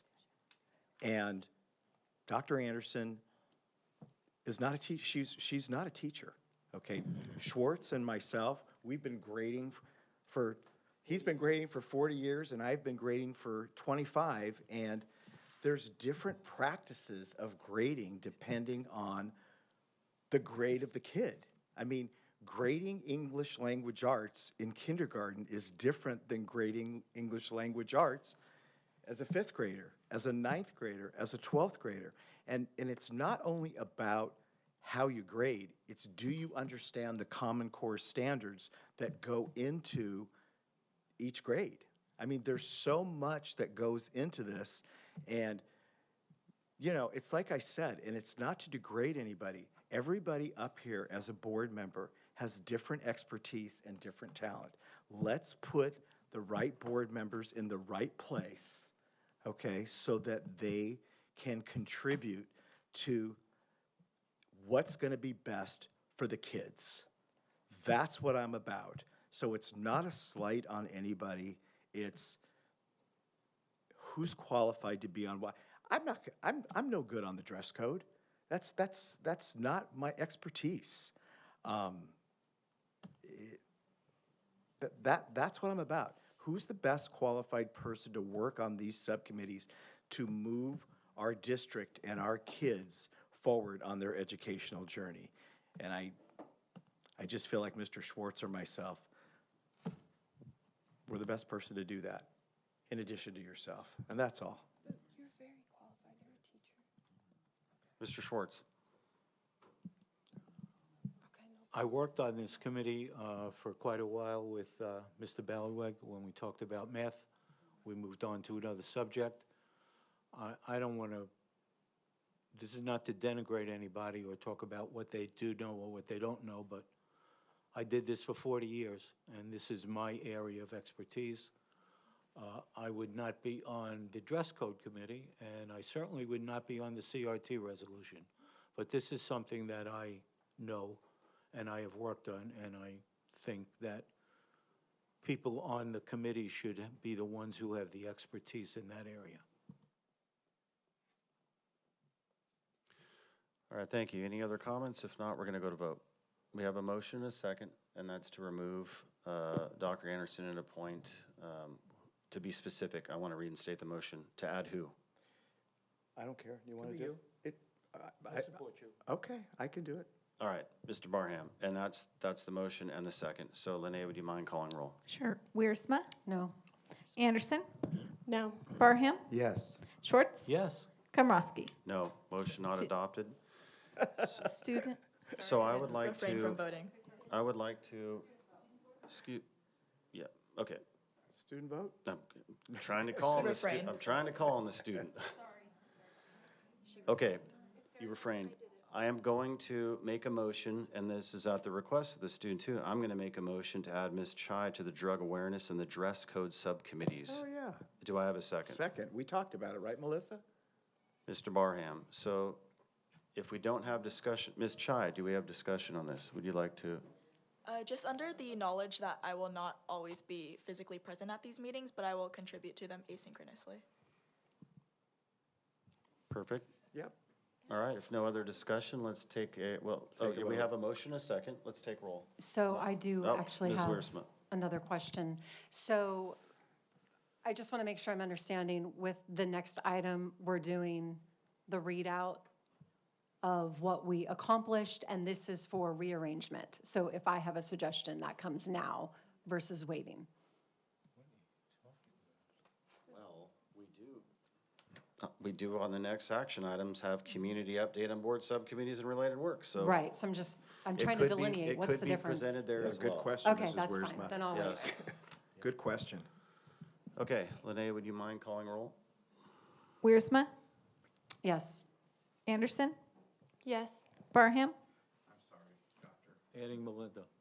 This is adding Ms. Chai to the drug awareness and the Absolutely, dress code. yes. Schwartz? Yes, definitely. Komrosky? Yes, Student board member? Yes. All right. motion adopted 5-0, okay. Good. And There you Dr. go. Komrosky, I made a mistake. I'm sorry. I had one more. Yeah, no problem. I'm I was going to sorry. say congratulations, Ms. Chai. You are now involved in subcommittee work. Very good. That's great. Sorry. Yeah, no problem. Can So, I be recognized? yes, Thank you. Okay, so I have one more motion. I move to disband the CRT committee. Do I have a second? Second. do we have discussion? I have discussion. Let's. Nope, the motion's Yep, there. Yep, let's restart the Yeah, time. I mean, I am never, ever, ever going to vote for a CRT policy. The last one, and I don't want to go back, the last one is, it's going to cost us some money. I don't want to belabor that point. Everybody knows what's going to happen here. There is no CRT policy anywhere in this country except for in one place right now, and it's where it started, in Paso Robles. It is still there, but it is dormant, and it has never been acted on, and that is why there's never been any lawsuit brought against the district, okay, because it is a dormant, inactive policy. So CRT, as far as I'm concerned, has come and gone. We don't need to deal with it anymore. We don't teach it in the schools. And if it is taught in any way, which I'm not really for, but if it is taught, I was on the CRT committee as part of the negotiation with Advocates for Faith and Freedom. My posture was going to be, I'm never going to bring a policy forward. I'm going to let this thing die. And if this does come up, my posture is going to be that the superintendent will deal with this and the principal, and that is the end of it. We don't need any CRT, and I move to disband this. Second. All right. Mr. Schwartz, do you have any comments? Yeah, I mean, when you think about it, why do we have a policy about something we don't teach? Are we going to have a policy about pigeon coops? We're going to have a policy about frog hunting. We're going to have a policy about how you cut your nails. I mean, really, we don't teach. It's not in the curriculum. It's not in the core curriculum. It's not in the standards. It's not in the textbooks. And let's just put this to bed once and for all. Audience, let's keep it down. Thank you. And let's get back to things that benefit students and schools. Okay. Any other discussion? Lene, would you mind calling roll? I do have Ms. Wiersma. something to contribute. So Dr. Komrosky and I have been on this committee for some time. If you're familiar with ethnic studies here in the state, you know it's on pause. Dr. Komrosky and I worked for 3 or 4 months with some great leaders in looking at curriculum and the possibilities of what we would have if the state moved forward.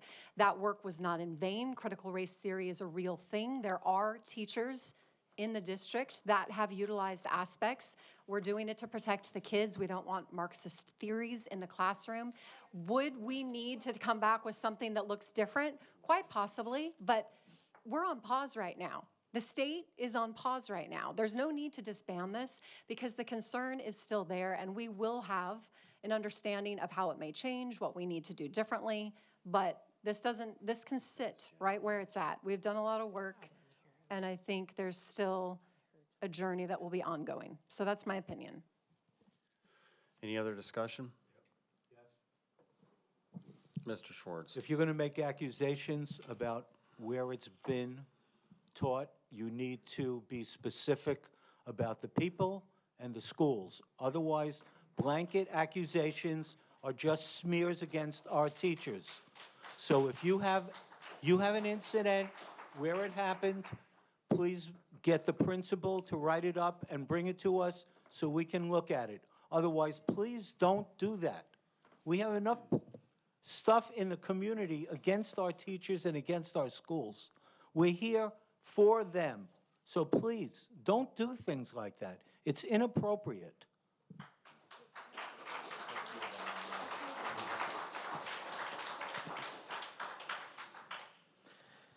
So, in terms of the ethnic studies, it's on pause. I understand that there's been work done on that, and I understand that there's some differences in how we approach ethnic studies. This district is never going to adopt, this district is never going to adopt a liberated ethnic studies program. I do not see it happening. I don't see our district staff supporting anything like that. And like I said again, critical race theory is so complex. It's word salad, folks. That's what it is. And I don't see anybody ever, and I have read books on it, my head spins, it's so hard to understand. I don't see anybody ever writing an effective critical race theory policy that is going to stand the muster of any court. It is going to be slammed down every time, and I don't want to spend the time or the resources dealing with this issue ever again. And if it comes up, because it's already cost us a fortune, it's going to. And if it comes up, then the superintendent can deal with that issue. That's my take. Thank you. Thank you. Lene, so to be clear, the motion is to remove the CRT subcommittee, and this is moved by Mr. Barham and seconded by Mr. Schwartz. Lene, would you mind calling roll? Wiersma? No. Anderson? No. Parham? Absolutely yes. Schwartz? Yes. Komrosky? No. Student vote? Refrain from voting. Motion not adopted. 2-3. So, are we done with this item? We You're are done. not done. I think what I'm Okay, going to Ms. do is move Wiersma. on to, because not all the committee groups have met yet, is there a way to push off the next one and give the summary at the last meeting of the month? And then I think this would be an appropriate time for me to talk about. Make the motion, Mrs. Wiersma. Excuse me, you don't have the floor, Mr. Do you Barham. want it? Sorry. Okay, hold on. Are Dr. you- K, you decide. I'm trying to get clear on what you're asking. We're on action item 9 right now, or are you still talking about 8? Tell me what action item you're on, and then I can figure out what you're trying to do. What I'm going to do is make suggestions for a change to the subcommittee with the drug intervention program. I can do it Right, now, but or I what- can wait. But what action item? Oh, okay, so you're saying, what do you want? Do you want to move on out of this action item 8 and talk about that in subcommittee? That's fine. Action We item? can- Okay. we can do that. Okay, we're now in action item number 9. We have 2 public comments. Thank you, Mrs. Wiersma. We'll do that in action item 9. Okay, first speaker is David Hatch, followed by Lindsay.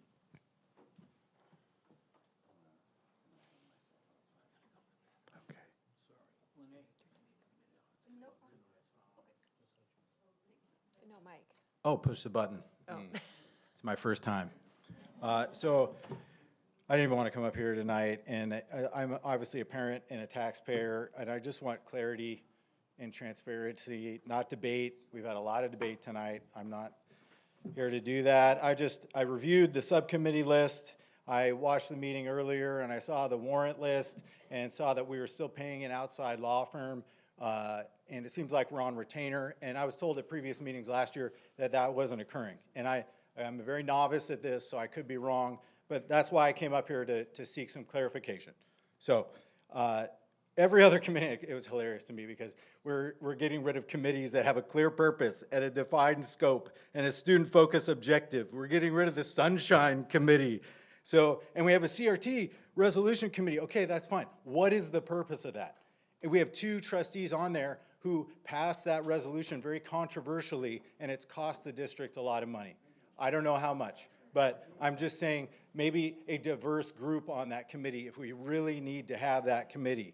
But it's ongoing. There's ongoing costs. We have a large deficit in this district. I am very focused on that. How are we going to replace and prepare facilities at our schools when we're running this district and paying law firms for a subcommittee that doesn't even do anything? You guys aren't even doing anything. So I just would like some clarification, please.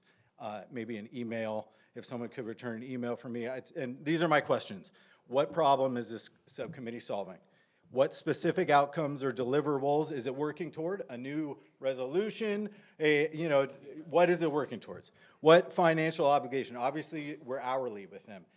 Is there an hourly minimum that we have to require? What is that in regards to? And do any other subcommittees have outside law firms on retainer?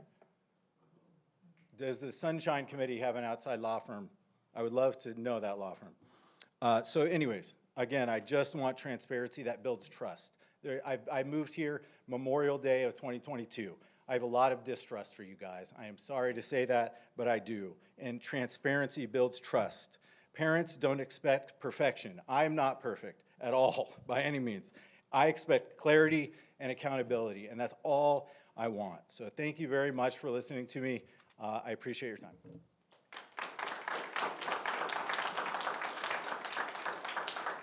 Thank you. Lindsay? I wasn't going to speak on this one, but after what was transpired, I feel like I got to say a few things. So this was presented by you, Melinda. This agenda item is intended to provide the community with a clear and transparent update on the status, activity, and direction of current board subcommittees. I love that the first one is grading practices. I understand why you, Dr. Komrosky, as a professor, you're on this one. you two stated your cases as prior educators and why you deserve to be on it. I understand the reason why there was cause and reason to remove someone.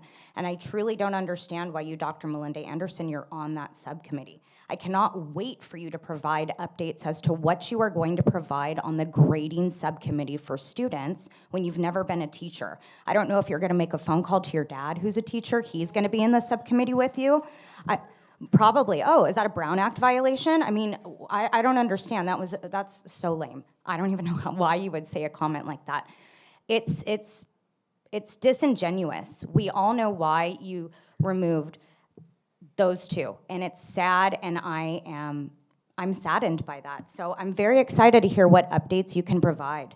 I would like point by point as to how you're going to decipher how to grade math, English, language arts. How are you going to do it across all of the schools, which I don't even know if you know every school that's in our district. So that'll be really great to hear. So as far as the dress code subcommittee, I'm very excited to hear a readout on this.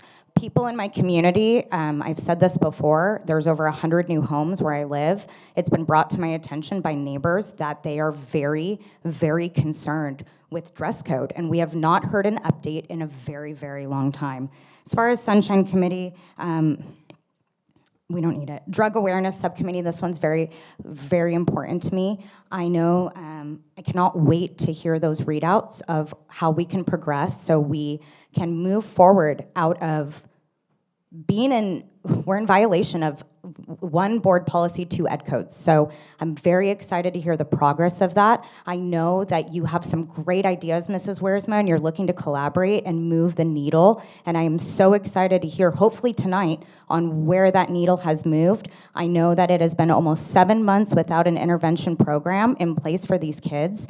They need it. There is many children in this district who could utilize a service as far as treatment and prevention, and I am so excited to hear the collaboration that's hopefully being done and moving the needle forward so we can get back on track in that. And I know a lot of these kids sitting behind me are very passionate about that, and it's very important to them to get something in place. Drugs are a real issue, alcoholism is a real issue, and we need to move the needle so we can be compliant and get things moving in the right direction. Thank you.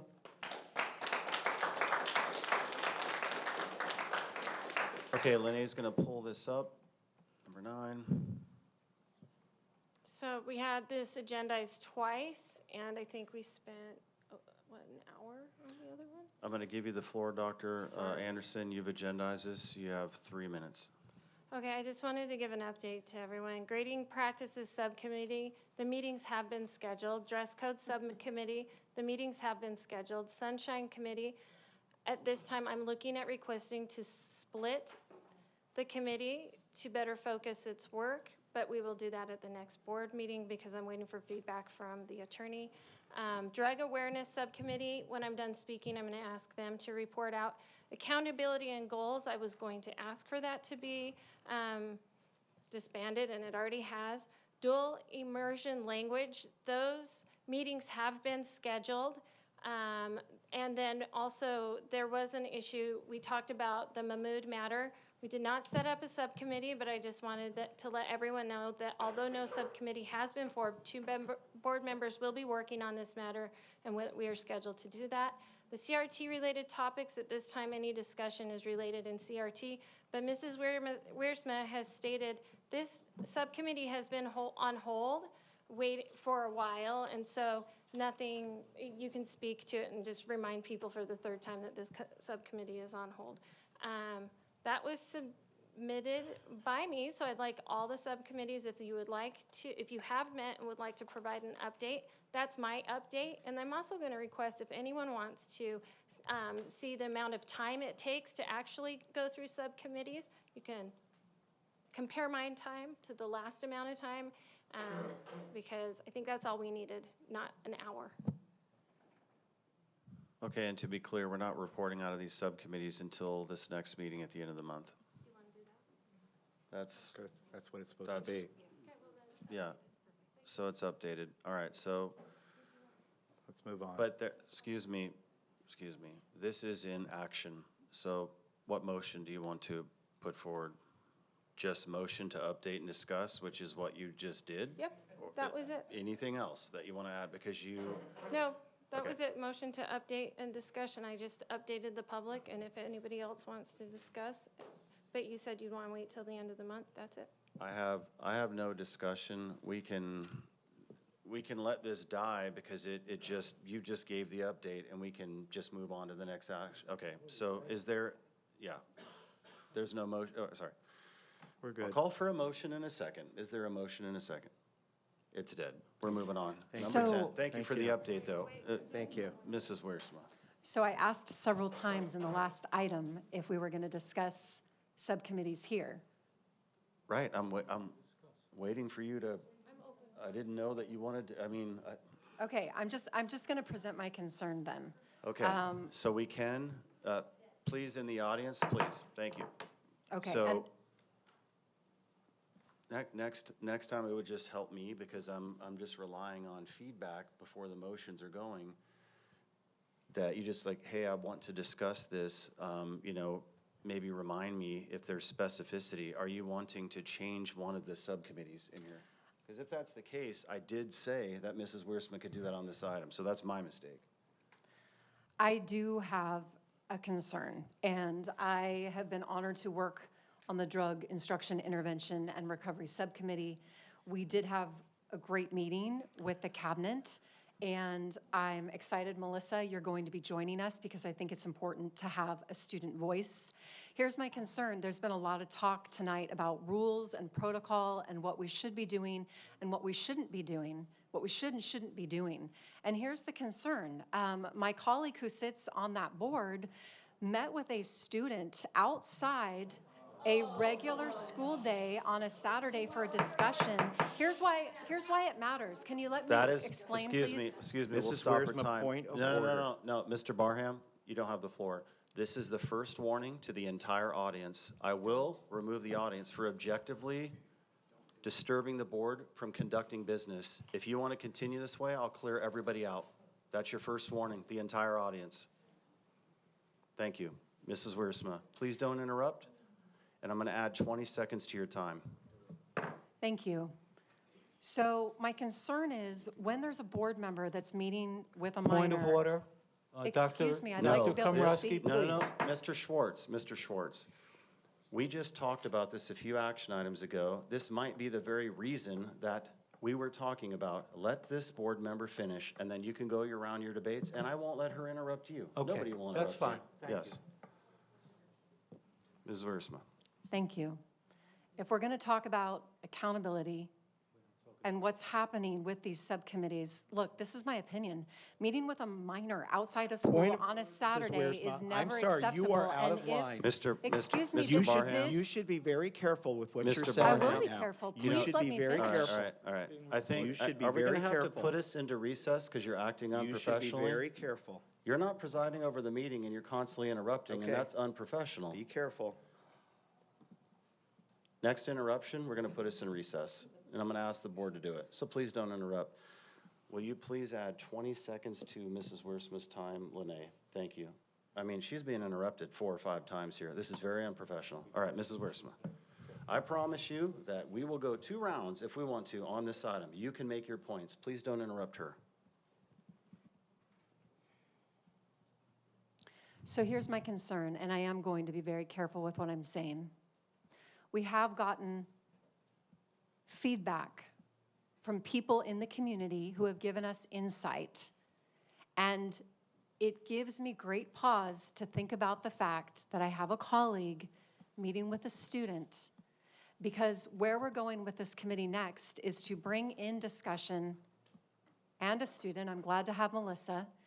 And it could be students that possibly are friends of the student that you met with. And based on what I've read in emails, I have a lot of concern. And if I can't trust the integrity of a fellow board member to come into the meeting and give me an honest opinion without going there, then I have doubt that you should be on that particular committee. It's not about the student. It is about you, Mr. Barham. And there should never be a place where we weaponize any aspect of meeting with students and giving opinions, whether it's activism or whatever it is. I've read the testimony of what people have said, and it gives me concern. So at this point, in knowing that that's going to continue to be hashed out, I'm uncomfortable with you being on this committee because I don't trust your intentions, and I don't trust where that went with the student. And I think it's important to take a break, to pause on this, and I would rather bring in Dr. Anderson, who is a doctor, who had some good ideas in terms of what could be done. Okay, and thank you. I just think this has to be Mrs. said. Wiersma, now we're going to go around. I second that. Mr. Schwartz or Dr.? You second what? I second that motion to remove you from the subcommittee. For cause. And to bring Dr. Anderson in. Now, we will go to your comments. Yeah. Mr. Schwartz. Yes, this is the second time one of our fellow board members has made an unfounded accusation against a fellow board member based on an email, a feedback from someone.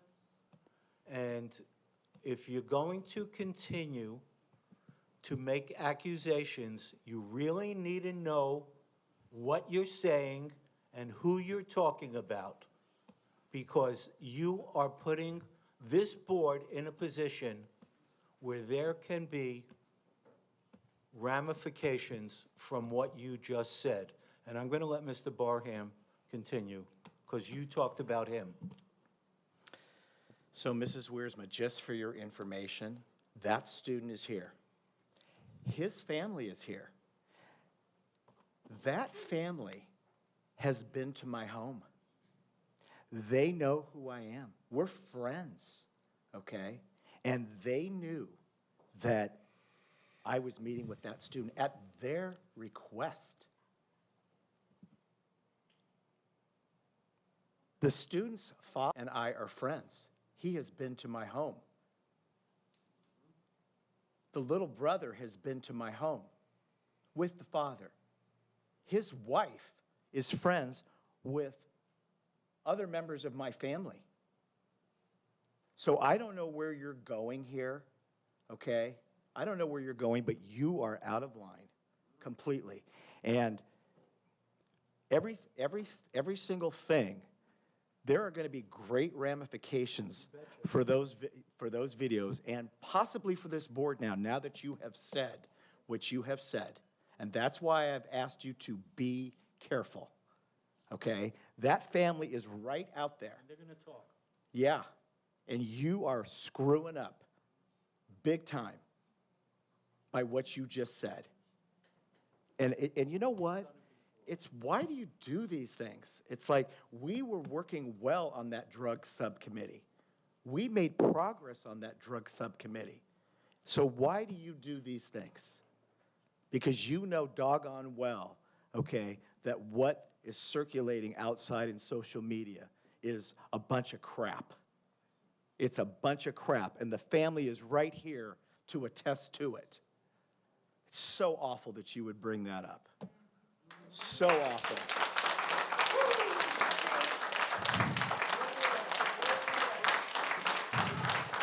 All right.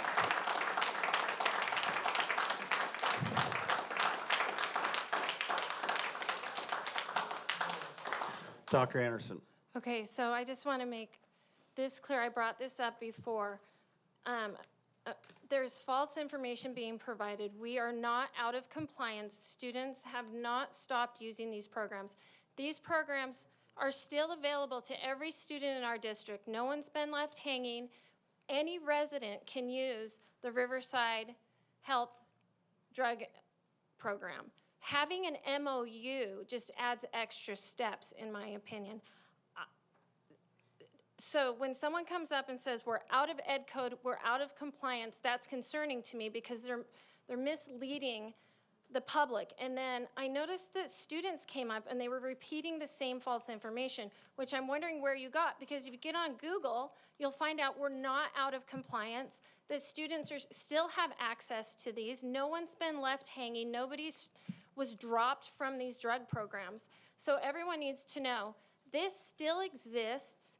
It exists in a different form. The MOU did not make us out of compliance, and we didn't abandon any students that had drug issues. They still have access to this. This is Riverside County. If you're a resident of Riverside County, you have free access to this program. So one of my biggest concerns is when students come up and they repeat the exact same misinformation, false information that community members and board members are repeating, I'm wondering, where are they getting that? Are they getting the truth? Are they getting online? Are they talking to people and finding out that we're not out of compliance? And I actually requested to be on this committee because I am concerned about the false information and that this has just been going on and on and on. We're not out of compliance. Everything's fine. And we're still going to work on our referral process. So I would work on this committee. I asked to be on it before. This is, I'd like to speak now. go ahead. All right. I want to address a serious governance concern that has been brought to my attention by a parent eyewitness, and to do so, and to be honest too, and to do so squarely within the norms and protocols of this board. This board has unanimously adopted our 2025-26 governance handbook. Pages 11 through 14 of that handbook sets forth shared expectations for professional behavior, role discipline, trust, and accountability, not only during those meetings, but in how we conduct ourselves with students, parents, staff, community at large. Those norms require us to operate within respective roles, avoid politics and personal agendas, maintain public trust, model dignified, responsible governance. They emphasize that individual board members do not act independently of the board, and that our conduct must never undermine the integrity or stability of the governance team. According to the written account submitted, a sitting board member met privately with a minor student in a public setting without a parent or administrator present and engaged in an extended political and governance-related discussion. That discussion allegedly included encouragement of student protest activity, commentary on other elected board members by name, myself, Dr. Anderson, and Mrs. Wiersma, and partisan characterizations of how board members were elected. The parent reports, and I quote, email then said something along the line of, once you do one protest, it becomes addictive and you want to do more. Let me be very clear why this is concerning. While board members do not supervise students in the classroom, we are still elected officials operating within the public school governance system. One-on-one interactions with minor students, particularly when those conversations involve protests, board politics, or criticisms of ever the trustees, raise serious concerns about judgment. My concerns against you. I have now a moral judgment against you, Mr. Barham, for your behavior. You are a professional. You are not acting like one. And I'm going to set the boundaries in the appearance of impropriety. And I'll speak and I'll finish this on my next round.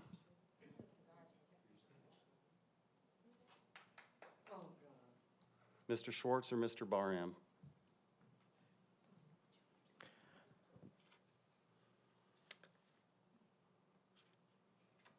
I don't really care if you think it was professional or not. I had permission from his parents. We're friends. Keep going.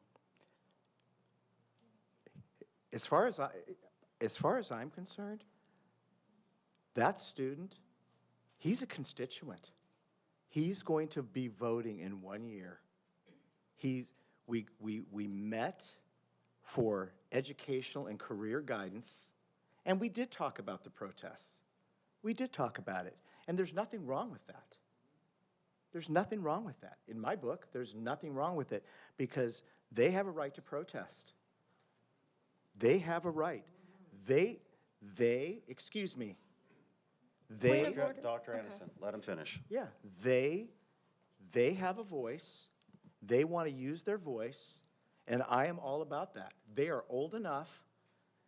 They started this movement 3 months ago, and the reason that they're out there on the streets is because of you, because you said that their voice did not matter and that they were minors, and quite frankly, that ticked them off. So if you want to blame anybody for the protests, blame yourself, because you started this. That's right. You did this. Yeah, and there was nothing there. I'm still going. There was nothing inappropriate that went on there, and you know it. All of you know it. And you know what? At 8:45 on Thursday, I meet in Mission Viejo with my lawyer, And this is going to be added to it.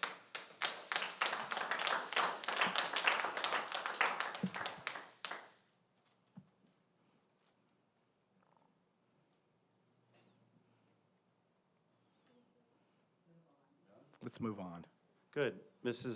Dr. Anderson, I think you had a comment first, and I have my second round. So we're on second rounds, you're done. Well, actually, Dr. Anderson. I would like to go back to the drug committee because that's what I was talking about, and that I originally asked to be on it, and we can revisit because I agendized school site visits. People don't know I've actually been fighting for boundaries between board members and students, and that will be addressed number 4. Under information and reports, and I would like to go back to talking about the drug committee, just because I did request to be on it originally, and can we just go back there and Jen's original motion and not talk about? We are on a motion and a second to remove Mr. Barham from the drug subcommittee and to add you. We have a motion and a second. We are talking about that. Okay. We are talking about that. You were interrupting, thank you. Hey, Dr. Anderson, so that's what we're on right now. That's what I just wanted to say, like, I just want to go back to that topic about, I do want to be on that subcommittee. I originally asked to be on that subcommittee specifically, and I was concerned because false information, a member of the community keeps saying we're out of compliance.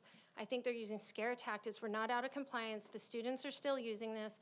I challenge anyone, even the students that spoke saying we've got 100% success rate. I looked it up through the county. All of that is false information. I verified it with the district. So I want to, I just want to like be on the committee so that we can actually bring truth to it, and that's it. Like, I don't know. So that's why I'm going to just say, like, consider it. Dr. Anderson, thank you. Mrs. Wiersma.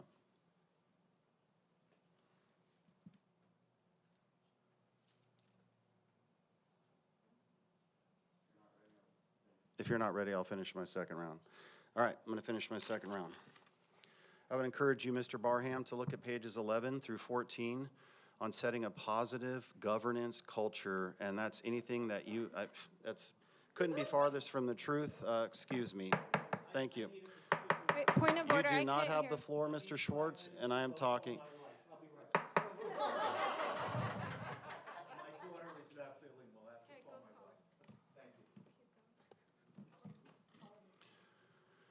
Can I have my time reset? Due to the unprofessional conduct of Mr. Schwartz on full display. Thank you.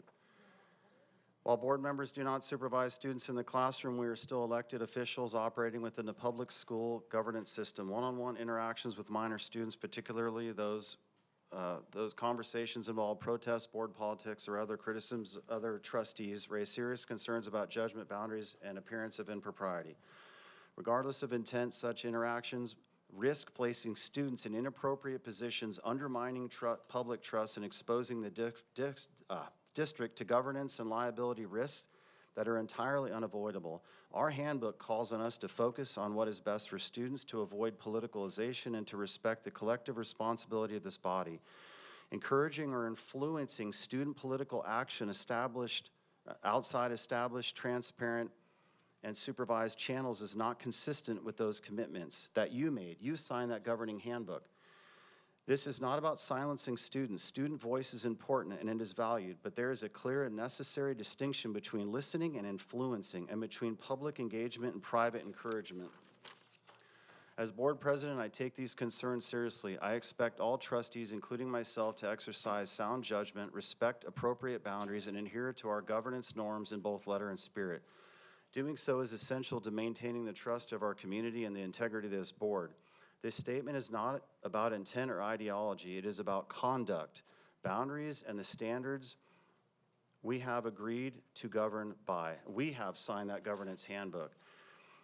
I don't think, Mr. Barham, you respect anyone at all or even the law. And then you come around threatening to sue. That is what you do, and that's fine. You are what I call a boundary-resistant person. So let me just tell you, I don't care what you do, I'm going to do something, and that is motioning and second to removing you from the subcommittee due to your unprofessional behavior on and off the dais. I don't trust working with you, and I'm pretty sure a couple other trustees don't appreciate working with you.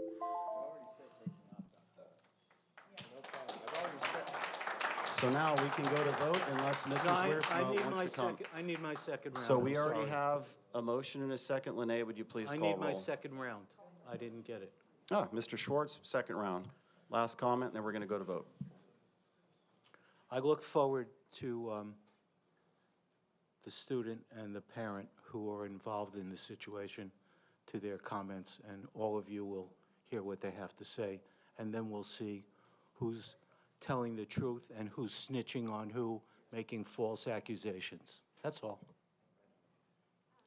Visits to school would be a good place to do that because I actually addressed the parents at that time. Lene, would you please call roll? Wiersma, Yes. Anderson, Yes. Barham, Schwartz, I'm sorry, what is the, I'm sorry, could you? The motion is to remove Mr. Barham from the Drug Awareness Subcommittee and to add Dr. Anderson. No. Komrosky, Yes. student vote, No. Motion adopted, 3-2. Okay. Anything else in number 9 before we move on?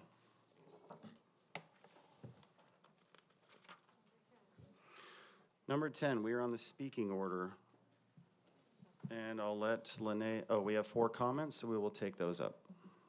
Okay, first up is Jack Callahan, followed by Nathan Barry. And before we address these public comments, let me just be clear. Give me 1 second, Jack. We are at that time in the meeting. Sorry. We're at that time in the meeting where I have to call upon the board to ask us if we're going to continue. This is something that is just a formality, so please excuse me.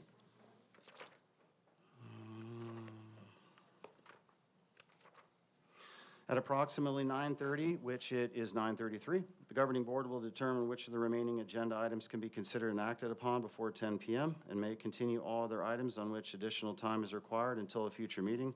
All meetings are scheduled to end at 10 p.m. This is now where I ask the board consensus. Do we want to continue? Eliminate any other items, push them to the next meeting, tabling them? I say finish out the meeting. I say that I think that I'm suspicious that board members tried to make this go long to like derail and sabotage the meeting. So I think we should cancel. I think we should push everything out to the next meeting. I just don't know why it's, I mean, students, schools, financial responsibility. We're just going on speaking order. It has nothing to do with students, schools, financial responsibility. Okay, so the one thing we can't push off is LCAP. That's the one thing that remains. Can we do Have to hear LCAP. Can we push everything but LCAP off? I just think like you got to learn how to get it together. Jack, if you want to and take get a through seat it. for a second while we sort this out, we'll get you, yeah. That's fine. Gotcha. Like we got to get our stuff together and not spend an hour and a half on subcommittees. And I mean, we've got stuff like Grok AI on here. I'm just like, You know, we pulled that already.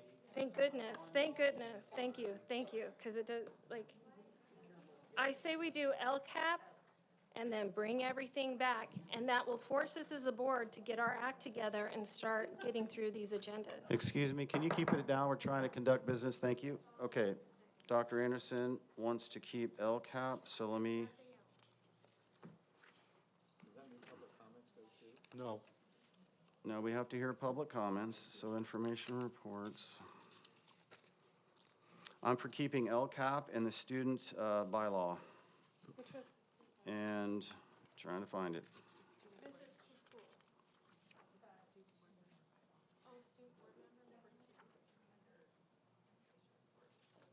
There it is.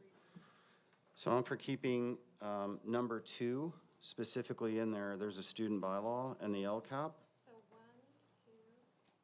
1 and 2.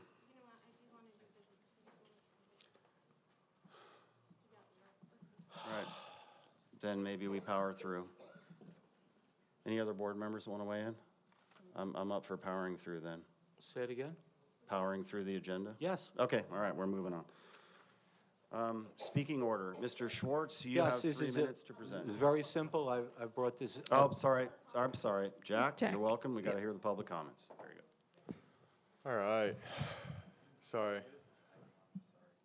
Speaking order. Everything all good right now? Go, Jack. All right, perfect. So, second time speaking tonight, and I feel like as a student, my voice here should probably matter the most. I still have another one coming up, so don't worry, I'm going to address some comments later. But when it comes to this, I understand that there were concerns about logistics and everything like that when it came to organizing how speakers would come up. Well, quite simply, back there, they already added something that helps solve that. They have a different form for students that immediately allows students to go straight to the front of the line when it comes to discussing these topics. And I mean, you are all highly qualified individuals. I am sure you can find some way to prioritize speakers. Like, I feel like this is being dramatized as something that's way more difficult than it truly actually is. Thank you. If you want actual advice from us, I mean, we're open to having a meeting with any of you. I mean, I know you guys were kind of clowning on the personal meeting, but at the same time, I'd be fine with having a meeting with any of you because when it comes down to it, we're here to voice the students' opinion and we're here to actually benefit students. If it means that we have to go and meet with you on how we're going to go and speak out at these meetings, that's fine, but talk to us. Like, actually reach out to us. I've reached out to Dr. Komorowski, and you did refer us to the Drug Awareness Committee, then nothing came of that. Like, I want something out of anybody. Please, actually give the students a chance to represent our voices. Like, allow us to speak first at these board meetings, because guess what? All these policies that you enact directly affect our education. My K through 12 education is going to direct the rest of my life for the most part. This is how I get into college. This is how I get into my career. So let me have at least a tiny say on what happens with my education at this level. I mean, I'm nearly a grown adult at this point anyways. I understand when it comes to the middle schoolers or elementary schoolers, there needs to be a governing board. But I mean, let us who are willing to work with you actually work with you. Come out, talk to us. We're happy to. Please. I'm like pleading with you guys. Let us speak. Let us speak first here because we're the ones that are influenced by these decisions. Reach out to us. Get our opinions because these policies, I've said it time and time again now, these policies affect us. If you want to know whether or not the students think this will be a positive for us, ask. We're more than welcome to answer those questions for you. Thank you for your time. Jack.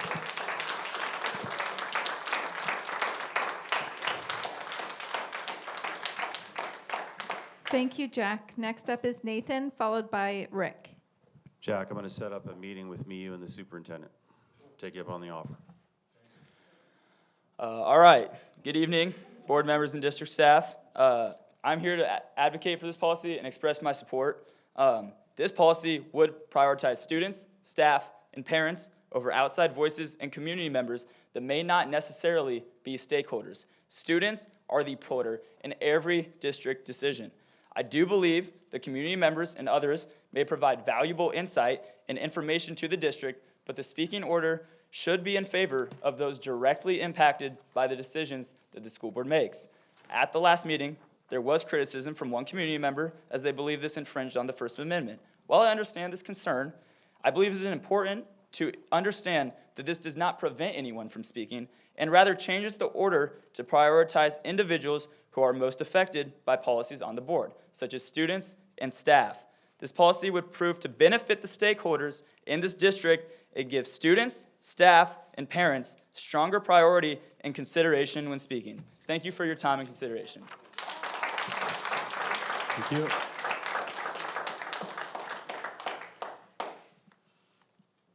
Next up is Rick Reese, followed by Jennifer San Nicolas. Good evening, board. Last time I was here, I expressed my concerns about this policy. Those haven't changed at all. I think that as a resident, looking at how this is done, prioritizing students first, parents second, district employees third, residents. I'm a resident. I've lived here 25 years. My kids graduated out of the district 10, 15 years ago. But I'm still here, look, I'm still a taxpayer. I know some people talked about, you know, I like to hear that taxpayers, we're taxpayers. Here's my tax bill, you know, still paying taxes. And then after resident is non-resident. How is it that, you know, we're all supposed to be treated equally? Yet, I see a policy here that relegates me to next to last. I don't think that's right. I don't think that's right at all. I mentioned last time when I was here, out of Orwell. This is kind of Orwellian. All animals are equal, but some animals are more equal than others. I would say this, this policy, if it passes, what it tells me as a tax-paying resident and a voter, I voted for one of you is my representative up there on the board. What it's telling me is essentially you're just telling me to just pay your taxes, sit down, shut up, and maybe we'll get to you. That's not good enough. I'm a stakeholder too, unfortunately. Unless you want to refund my taxes, give me back my taxes, and I won't bother to show up here anymore. I'll leave you guys alone. But if you're going to keep taking my taxes, I got every right in the world to come up here and speak, and we should all be treated equally. That's the 14th Amendment. Just please vote. This is not the way to do this. Just treat us all equally. Thank you. Last speaker, Jennifer San Nicolas. So when I saw this on the agenda, I was remembering a time about 3 years ago when it would be really crazy here and we had to camp out all day to even get a number low enough so that we would get a chance to speak during public comments. For those of us who had to pick up our kids, or especially those of us who had special needs kids who we had to physically be present 15 minutes before school got out, walk up and physically take our kids by the hand and then to the car. It's different than any other pickup. We couldn't be here to get those numbers. I mean, I'd be lucky if I got under 100. And so my name was rarely called to speak in public comments.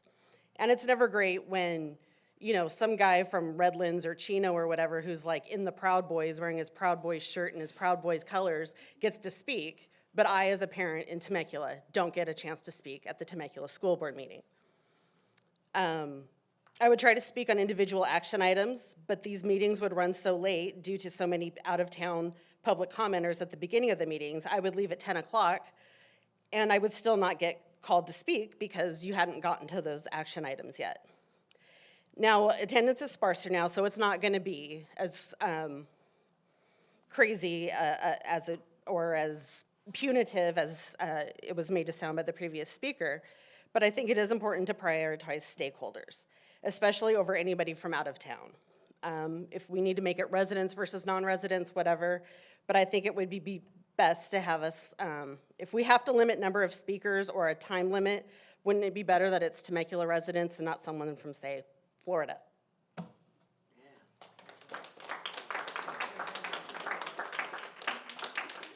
Thank you.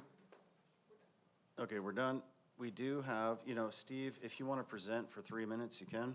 I don't know if it'll take 3 minutes, but I just want to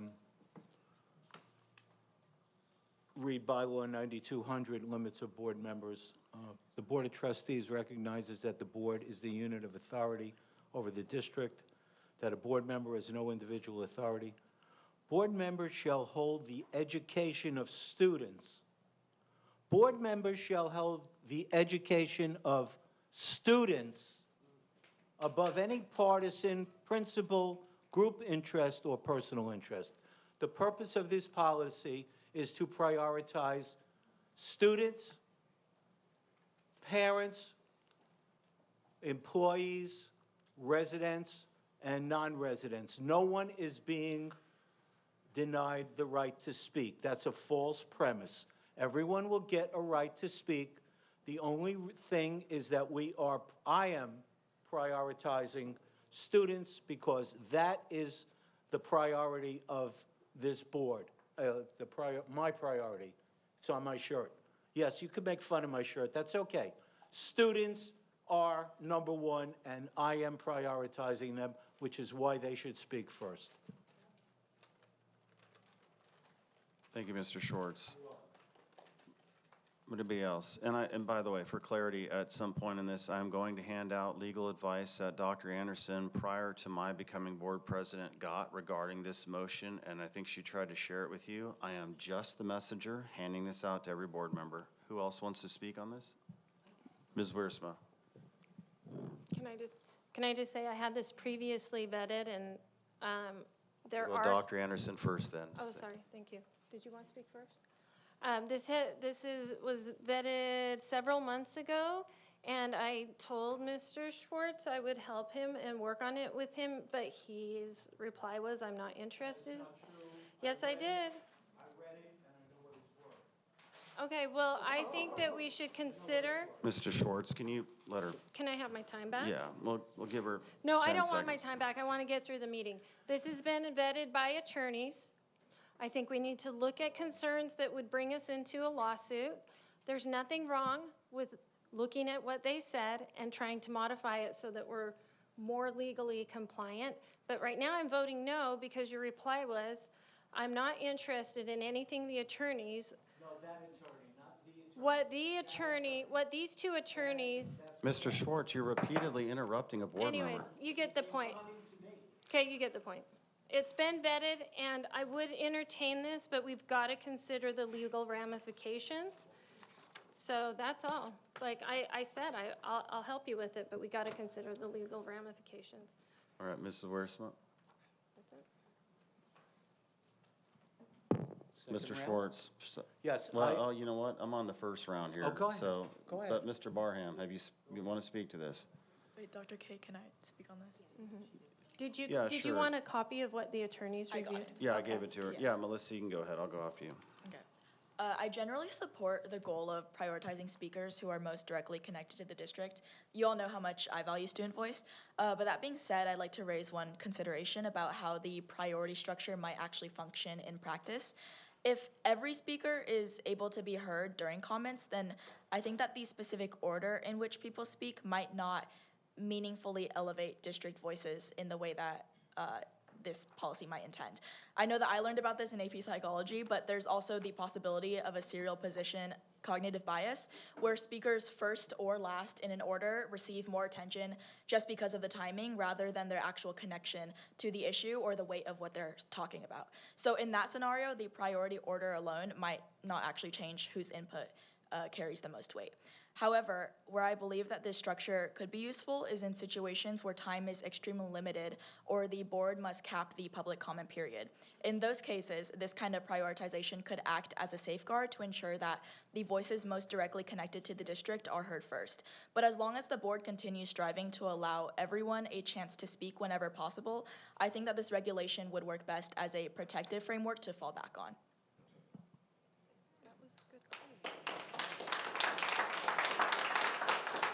Thank you, Ms. Chai. Okay, so my thought is I'm open to what the board's open to. I don't want to, I have to assess this legal guidance. I have not handed it out till now, so this is my first time looking at it as well. I see a redundancy and absolutely, and I'm glad to see this, that right after recognition, student comments are first, a whole half an hour of them. So I see a redundancy in the prioritization of the students at the end of the meeting under general comments going first when they literally they have their own category for 30 minutes. That redundancy now could be further ironed out that they have that. And let's just say at the end of the meeting when we have public comments, I think we've done this before, if we so happen to have had a student in there or two, I'm pretty sure most of the board members always said let them go first. That went without even saying. So the board was automatically on board. So I just want to point out the redundancy there. But yeah, I'm open. But then again, now shifting away from the students going first, there are people that literally get here early what is it? The early bird gets the worm kind of people. They might be out in the parking lot an hour early just to get their comment in, just to wait hours to be able to speak first. And it seems unfair to them as well. So I'm flexible with this. I want to make sure we do it legally sound. But yeah, of course, we already are prioritizing the students in the beginning of the meeting, and we can do it even more so at the end in public comments. So that's just my thoughts as of now. So, yeah, but if we motion and second and vote this down, I would just urge the board, give it one more meeting to where we can all literally look at this one more time. But if you want to vote on it, Mr. Schwartz. Yeah, thank you. I vetted this through CSBA. The reason I did not follow the attorney's orders, I'm sorry. Just because they are board attorneys does not mean they have their own personal point of view on certain issues. I pointed this out at the last meeting, that one of our attorneys at CSBA stood up at a session to speak his personal opinion about an issue. And that's, for me, that disqualifies that person from giving me his opinion on this issue, only because I don't want to characterize what he said, but I vetted this through CSBA. The only warning they gave me is you cannot force people to put down their address. So on the form, where it says address, it should say optional. Other than that, we're not going to make people show their IDs to prove they're a resident or a community member, or bring their kid's report card to show they're a parent. We're going to take the word of the people who come to meetings that they are honest and open. But again, I vetted this through CSBA. We pay them money to vet our policies and to tell us what they are, whether they're legal or not. So as far as I'm concerned, everyone can vote the way they want. I did my due diligence. I'm not interested in the comments that were made by the attorney, only because they contradict what CSBA said, and I go along with what they say. Thank you, Mr. Schwartz. So any other comments? And I'll go a second round. Mrs. Wiersma. My comment is I actually liked what Melissa shared. We don't always go with CSBA guidelines. Sometimes they're great. We anchor them in. Sometimes there's a bias. I do trust the attorney. We haven't been able to read through this. I don't think we need to pick winners and losers. We're always going to prioritize students. We have a union spotlight.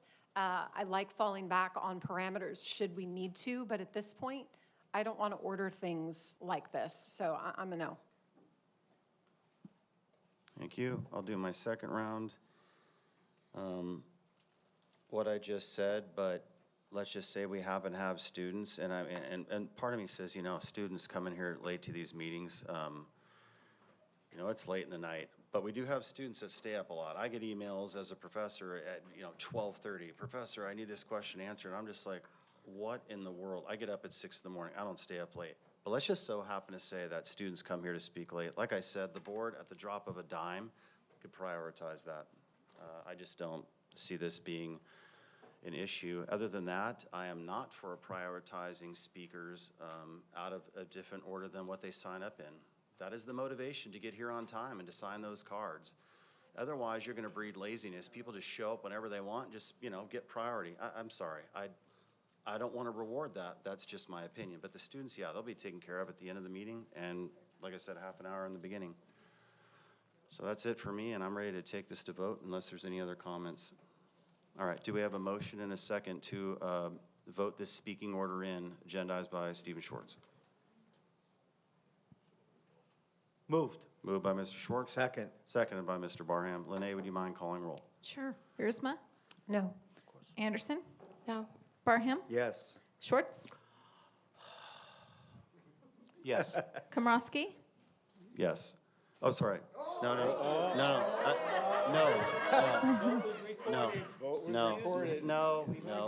The answer is Student no. vote. The answer is no. The answer is Student- no. student Motion not Excuse me, adopted. can we Melissa. I have a question. When you're There are done, moments in I this have a meeting, question. Mr. Schwartz, where even you yourself are like, wait a minute, what was that? That just happened. That was a little, what we call brain fart. My answer is no, and the motion's not adopted. But we have, let's get the vote first, and then we'll. Did we get Melissa. the vote? I will refrain from this one. Okay, refrain, thank you, Ms. Trot. All right, Let's move on. okay. One public comment on the next item, which is Okay. danger of, wait, that was removed. We removed it from. We removed. Now Could we're I on just- information could I just- reports. Could I just say what happened? For what, Mr. With the Schwartz? Grok, that it was my agenda We can't, item, but we in can't, we can't Okay, never speak to mind. it. But you Never can on your board comments, Never Schwartz. mind. All right.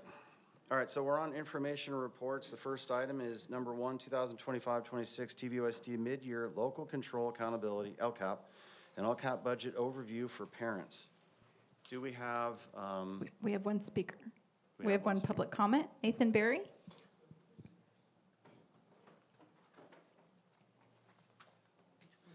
Good evening, board members and district staff. As you are planning for the third year of LPAC, I would like to speak to the importance of student representation in this program. LCAP directly impacts student life and seeks to close achievement gaps for, but not limited to, socioeconomically disadvantaged students, English learners, and foster youth. LCAP promises equity through practice, not just in intention. LCAP decisions affect students' academic opportunities, mental health, and their overall experience at school. Due to students being the direct stakeholder of this program, their perspectives should be taken into consideration through a formal advisory role to be more correctly represented. The data the district receives explains what is happening and provides crucial empirical evidence. However, students can provide explanations on why certain outcomes exist and elaborate on the reasoning behind statistics. Student perspective would demonstrate how certain programs are perceived on campus, which types of programs feel impactful, and how to minimize existing gaps within our district. For these reasons, I suggest that the student body should have a formal relationship through some sort of advisory role with the district to ensure that this program is on the right track and actively supporting those who need it. Having this role would strengthen the accountability of the district and provide valuable insight into student outcomes. This role would provide a pathway for the student body to partner with the district and improve the outcomes of LCAP decisions. If the goal of LCAP is to reflect genuine student needs, a student voice in that discussion is necessary to have an effective program. Please reach out to us. We are willing to work with you guys. We want to work with you guys. Please. Thank you for your time and consideration. Thank you. I'll hand it over to Dr. Velez. I'm going to invite up at this time Ms. Lisa Brown, our Director of Assessment and Accountability, for our LCAP presentation. I would like to actually address, Nate, I would like to address there is CAP meetings that happen at each school site with student representatives. I will reach out to Ms. Miller in regards to your request, and we'll make sure that you're invited to that. Okay.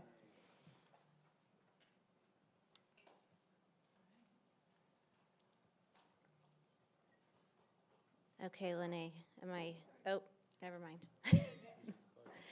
Okay, so I'm here for the mid-year LCAP report. We are required before February 28th to make all of our data available to the public, as well as our mid-year expenditures. So you'll see on the slide there are 3 links. The first link is all of our data by subgroup, or by student group. And the second 2 are public released data portals. So CASP data is the first one, and the dashboard data is the second. Anyone can look up this data. TVUSD student demographics. So just like the last student speaker mentioned, LCAP is principally directed to our foster youth, our socioeconomically disadvantaged students, our ELs, as well as additional actions are required for long-term English learners, as well as schools or student groups who have performance indicators in the red as measured by the California dashboard. We currently, so this is last year's 24-25 public data. We currently have about 5% of our students are EL learners. Less than 1% are foster youth or homeless. Socioeconomically disadvantaged students are about 34% of our student body. and our students with disabilities is at 15%. Last year, we had roughly 26,000 students in TVUSD. So it's really important to remember that we want our data to drive our actions. And most importantly, that our actions meet students where they're at and provide data-driven outcomes for student success. So we look at our successes and our challenges, we look at where our performance is and those opportunity gaps. We talk with our educational partners at a variety of committees. We set goals and actions, and we use our LCAP dollars effectively to support students. So last year we had roughly just under $22 million in LCAP. Tonight we're going to take a look at our 6 goals written within our LCAP. We are in the last year of the cycle, so this time next year we will be beginning a new 3-year cycle for LCAP. Goal number 1 really takes a look at our performance indicators in language arts, as well as how our EL learners are demonstrating proficiency towards the English language. So tonight you're going to see, instead of presenting a bunch of numbers to you, we went ahead and we looked at our baseline data for the 22-23 school year, and then how our current data is performing in reference to that data, but also in reference to the goal that we set for the 3-year cycle. So if you look, you'll see met, progressing, or declining.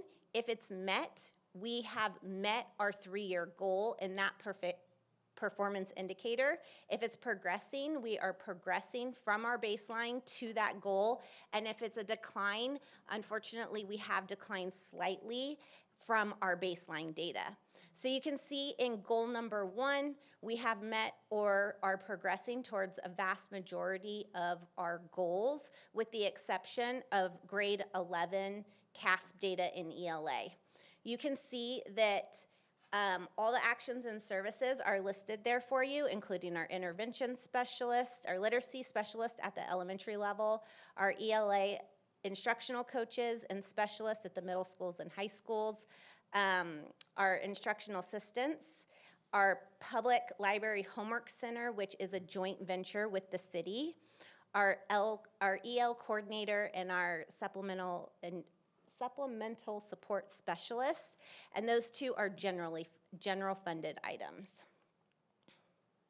Goal number 2 is looking at mathematics and science and making progress towards academic proficiency. So you can see that all of that we met our academic standards as well. We are progressing in the areas of the California dashboard in the area of math, the California alternative assessment in mathematics. Those are special education students that take an alternative form of the assessment.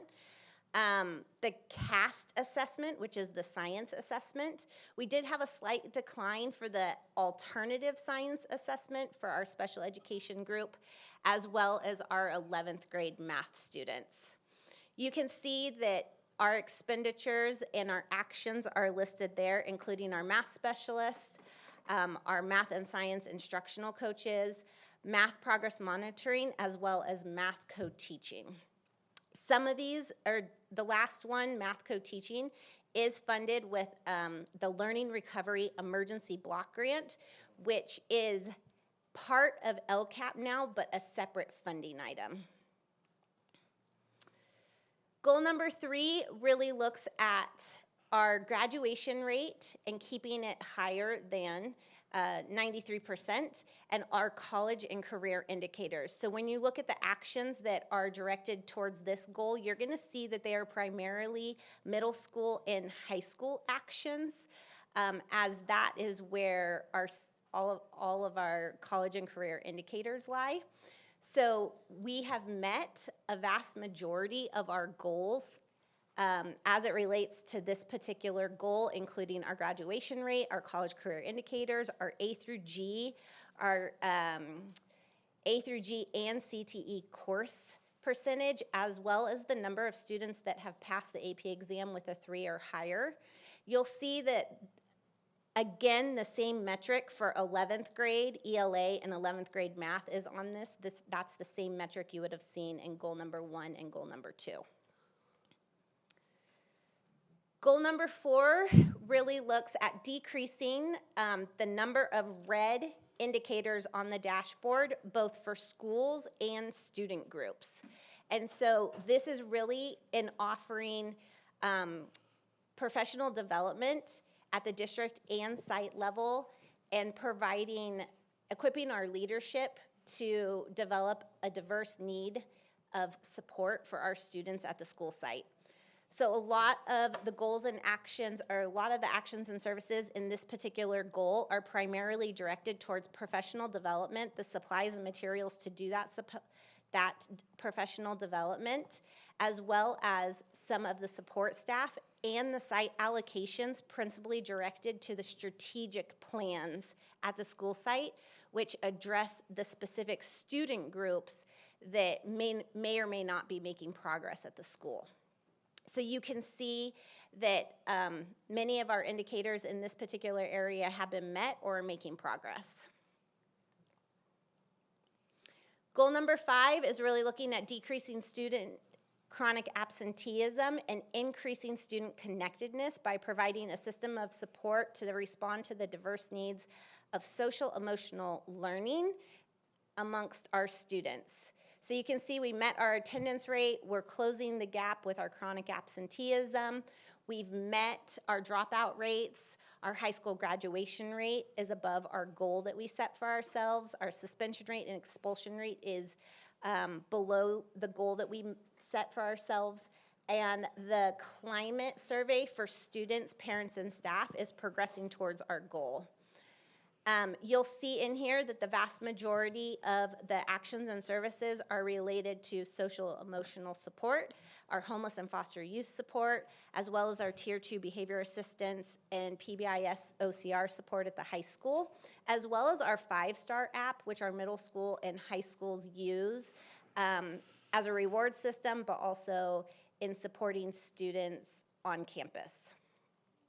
The last goal tonight is goal number 6, which is looking at increasing educational partner engagement and reaching out to educational partners. So you can see that we met our goal for the self-reflection tool as it relates to parent and family engagement survey. And we are progressing in the areas of climate and engagement for students and parents. We did have a slight decline from baseline for staff. And in our actions and services, we have our district translators, our bilingual clerk, as well as our software programs that allow us to complete the survey, but also house our student data for teachers and counselors, as well as K-12 Insight, which allows parents and students to submit a help ticket, or if they have a concern, submit something anonymously or get help from any district staff member. So let's talk about the timeline. So we're in February, March, and April. We will be sending a survey to all parents as it relates to our actions and services. This is something we do every single year. We'll send it district-wide several times. But our committees at our site levels and our district level will also be gathering feedback. So this is where Dr. Velez talked about our CAP meetings at the middle school and high school. Our CAP meetings are required to have student representation at those meetings. And so at our community advisory partnership meetings, our school site council meetings, our ELAC meetings, our DLAC meetings, we are presenting this same presentation and getting feedback from parents and stakeholders on the LCAP. In April and May, we'll be compiling all of that into the template for the LCAP. We will send it to review at RCOE for compliance purposes. We'll be working with Mrs. Lash and her team on finalizing the budget as we head into late May, early June, and we will be making the LCAP public for public review prior to the public hearing, and we'll bring it back to the board for adoption. With that said, if there's any questions, I know that was a brief overview tonight, but happy to answer any questions you might have. Thank you, Ms. Brown. Mr. Schwartz? No, just the ELA and math for 11. I assume that you guys are working on correcting that. Yeah, so that's part of the high school strategic plans, really looking at what student groups may have potentially led to the decline, but also there's some nuances to that 11th grade year in the sense that it is a new group of student every single year. And so there's a lot of variance in the data depending on the group of students, but also 11th grade for a lot of students is a very tough year. They're up against AP and IB testing as well. So there's a lot going on in a very short amount of time that also plays into, I believe, the data. And the math test that they get in 11th grade is cumulative. It's not just 11th grade math, and they haven't done some of the things that are on that test for quite a while.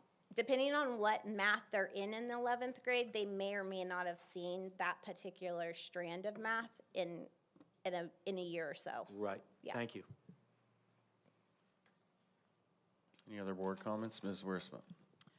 So as I was looking through the numbers, I was observing a couple things. First of all, thank you for your presentation. Is it true that TVUSD receives about $20 million specifically for foster youth, English learners, low-income students? Is it about that amount? And what would you say within that group goes to one-on-one tutoring, more of that people capital versus programming or the technology? I was trying to look at different districts. Chula Vista, LA came up, seeing how they closed the gap. And we know for foster youth, for example, they're transient. They might have different homes and move. And so it's trying to figure out what can we do with the monies to move the needle even further. What can you comment about that? I know we have counselors, but how many? Do we have 100 youth and only 2 counselors? Or where do you see we could go? So we roughly got just under 22 million last year for LCAP in general. So the vast majority of our LCAP is people capital. It is extra counselors. It is teachers. It is coaches. So the vast majority of our LCAP is just that. It is direct instruction to students or direct support to students. Specifically as it relates to foster youth, we're the only district in the county that took part in a program through RCOE that got our foster youth individual iPads that they get to take with them. So foster youth often move from district to district. So they actually get to take this iPad with them that has special apps on them, including Khan Academy and others, that is specifically for one-on-one tutoring for that student group. And they don't have to return that if they leave TVUSD.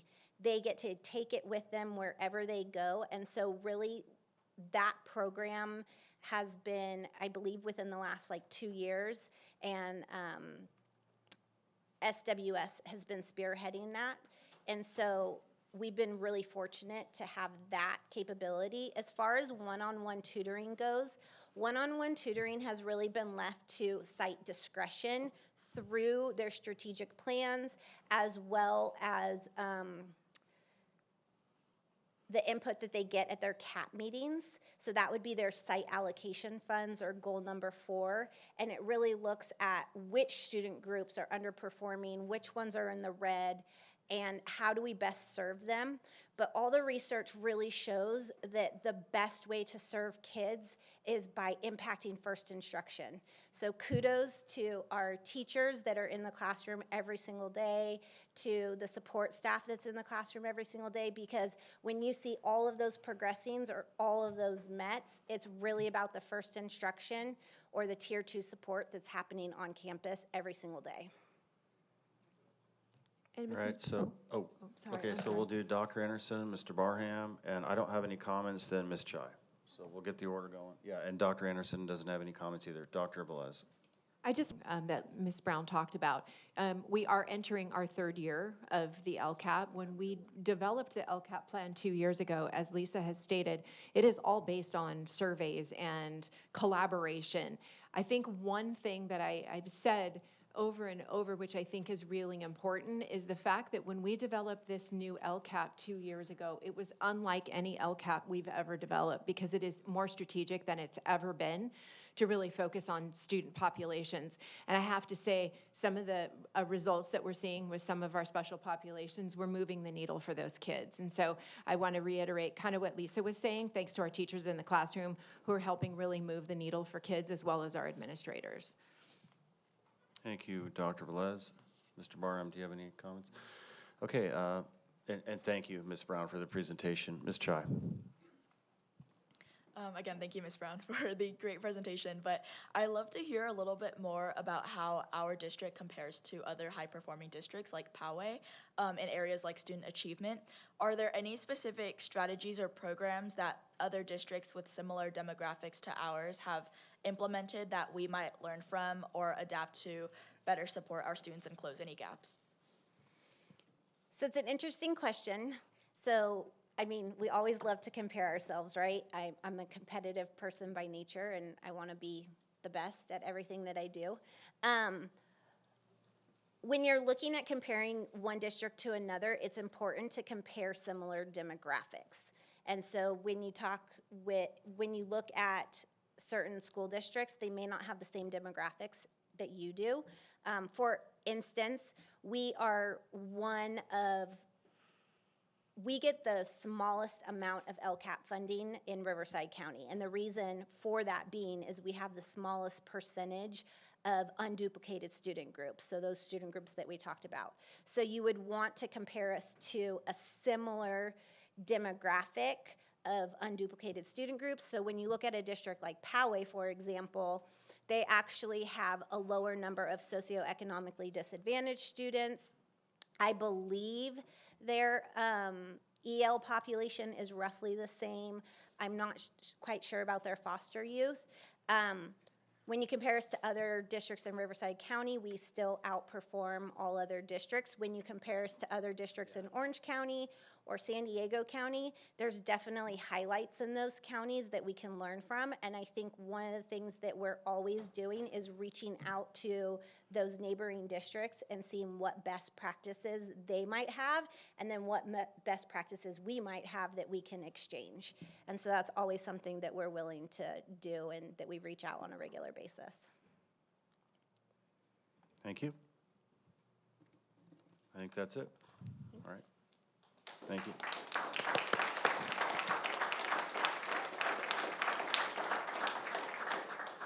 Okay, on this next information reports, demand secure and correct cease and desist letters. Motion by Schwartz and seconded by Dr. Anderson to approve the revised stipulated language for case number CVS W2-306224. The vote was 5-0.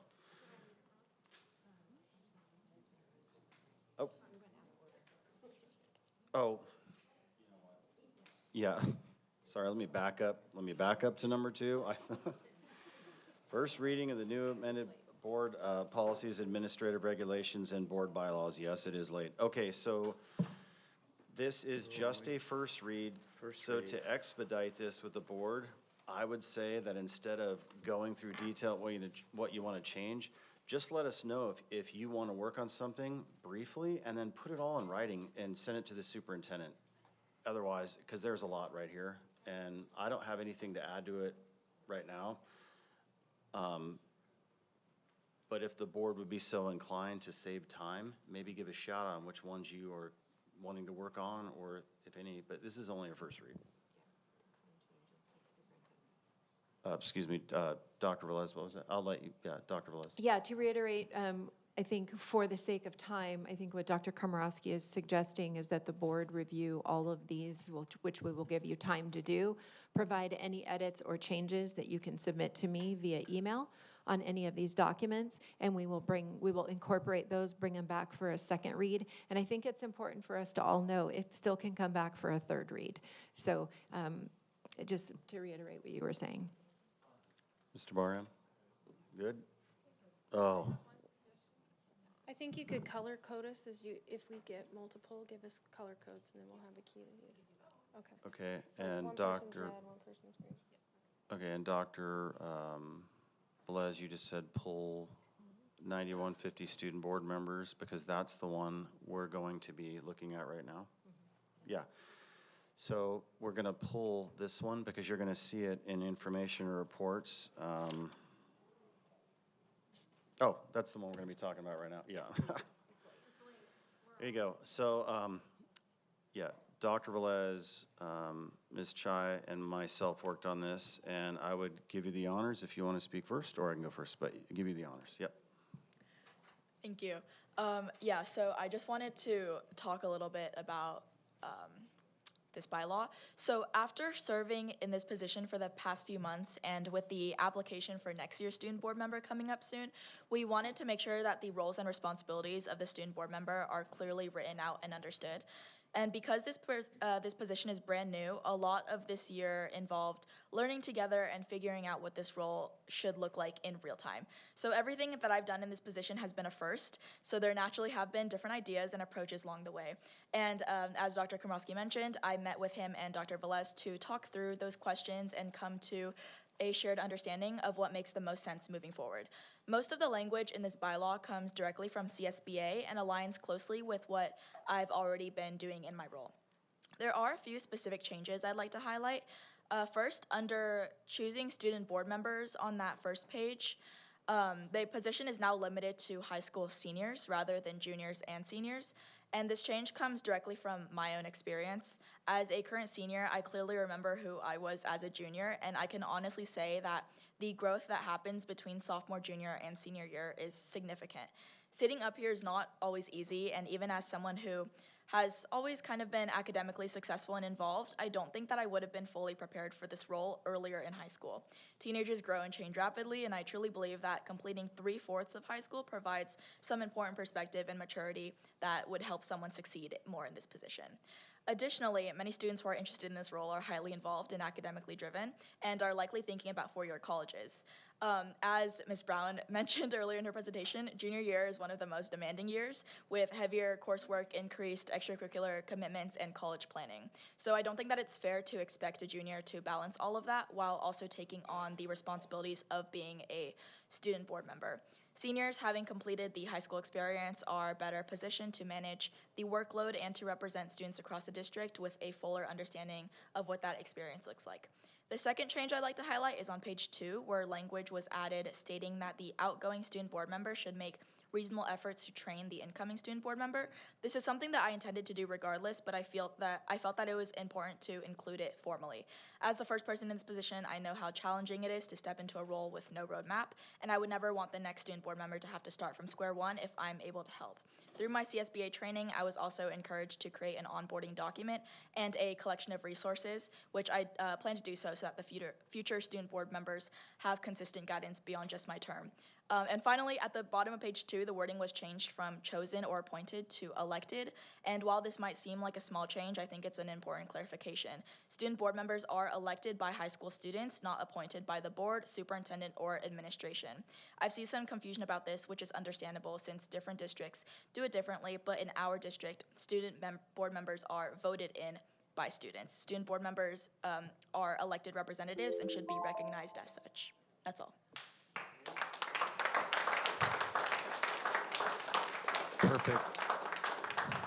Perfect timing on that 3 minutes. I need 3 minutes just to get out a couple sentences. It's getting late for me. So it was a pleasure working with you, Ms. Chai and Dr. Velez, and I have very short points to make. We definitely agreed unanimously pretty quickly on senior versus junior and the experience and the wisdom and you know, just the growth that you would have from one grade to the next. So that was one of the things that stood out to me. But yeah, this policy was shaped through the direct collaboration of all three of us. I appreciated your feedback and your collaborative spirit. We approach this as a team with a shared goal of strengthening how student voice shows up in our governance. Our intent was to empower student voice also while making sure it aligned with the law and best governance practice. So we're ironing this out. You know, it's a first run for our board, but Pleasure work with you, and I hand it over to Dr. Velez if you have anything to add. No, I don't know if she mentioned GPA. Did you She mention that didn't. real quick? Okay. Yeah, we were supposed to make sure that Yeah, got. did you want Okay. to add that, do you want to add that additional thought into the board policy or into the board bylaw in regards to the GPA Was requirement? it that originally, like it wasn't specified, or did we raise? I don't think so. I don't remember I don't exactly believe it what was, we. it wasn't specified before, but I know you really had I think some I thoughts said, about what, like that. 3.0? That's Yeah. exactly what you said. Yeah, there we Yes. go. Okay. So we'll have Lene add that into the notes of a minimum grade point 3.0. Yeah, good. Any other board members? No, first read, sorry, Yeah, Mr. no- Barham. No Yeah. worries. I would like added to this, Melissa or any future board member is allowed to, it says question witnesses. Hopefully, we never get to that point. And to participate in discussions. And I would like there to be something a little more specific in there that she is afforded if she wants to take it. The debate time that is afforded to us as a regular board member. So if she is to be seated like a regular board member, then she should be afforded the debate time of a regular board member. And that is for the future. Because, I mean, Melissa, this is February, so March, April, May, she's finished. So there's going to be another board member, and I want to make sure that that student board member is protected in terms of the specific debate time that he or she, who is ever elected, can be afforded. So I want this to be tightened up. So that's where I'm at. Okay, and just a point of clarity too. So yeah, and that could be brought back next session. And we did inform her she could engage on every single item. There was just 4 that she wanted to, and to expedite, she let us know. So she was afforded that opportunity on every one of those. So that was clearly made. But yeah, point taken. Mr. Schwartz? I would just like to say I was part of the committee that worked on the drafting of the resolution for student board member, and I am extremely glad at the results that we had. Melissa, you are an amazing, excuse me, young woman. I know you're destined for greatness past what you're doing here, but I know how proud your parents are of you, and I'm proud of you also because you stood up and you stood for your fellow students, which is why you were elected. I would like to speak. Ms. Wiersma? Melissa, you have done a great job. I would love to see maybe a photograph of you somewhere in the office. I know our pictures are up, and it's a big deal to be the first. So I want to congratulate you on that. I do have a differing opinion with Mr. Barham on debate, and it's because Mr. Schwartz and I did discuss this within the committee. We value you, and I love that you give us your 1-2 minute synopsis. I think that's important. You get into some difficult waters when you have a student who might be a minor debating an adult, and it makes it awkward. And you don't want a board member in that position, nor a student. There should be a respected relationship without it being completely equal on that level. So I think we still have to hammer that out, and that's really important. I do like the fact that you've been able to vote, that you've been able to make your decisions. So this is all good, and there was one other thing that I wanted to mention. Oh, I think that the board, we need to have parameters for us. And I don't think that you should ever meet with a trustee alone. If it's on a campus, that's one thing. I think the superintendent needs to facilitate. We really shouldn't be commenting on your social media.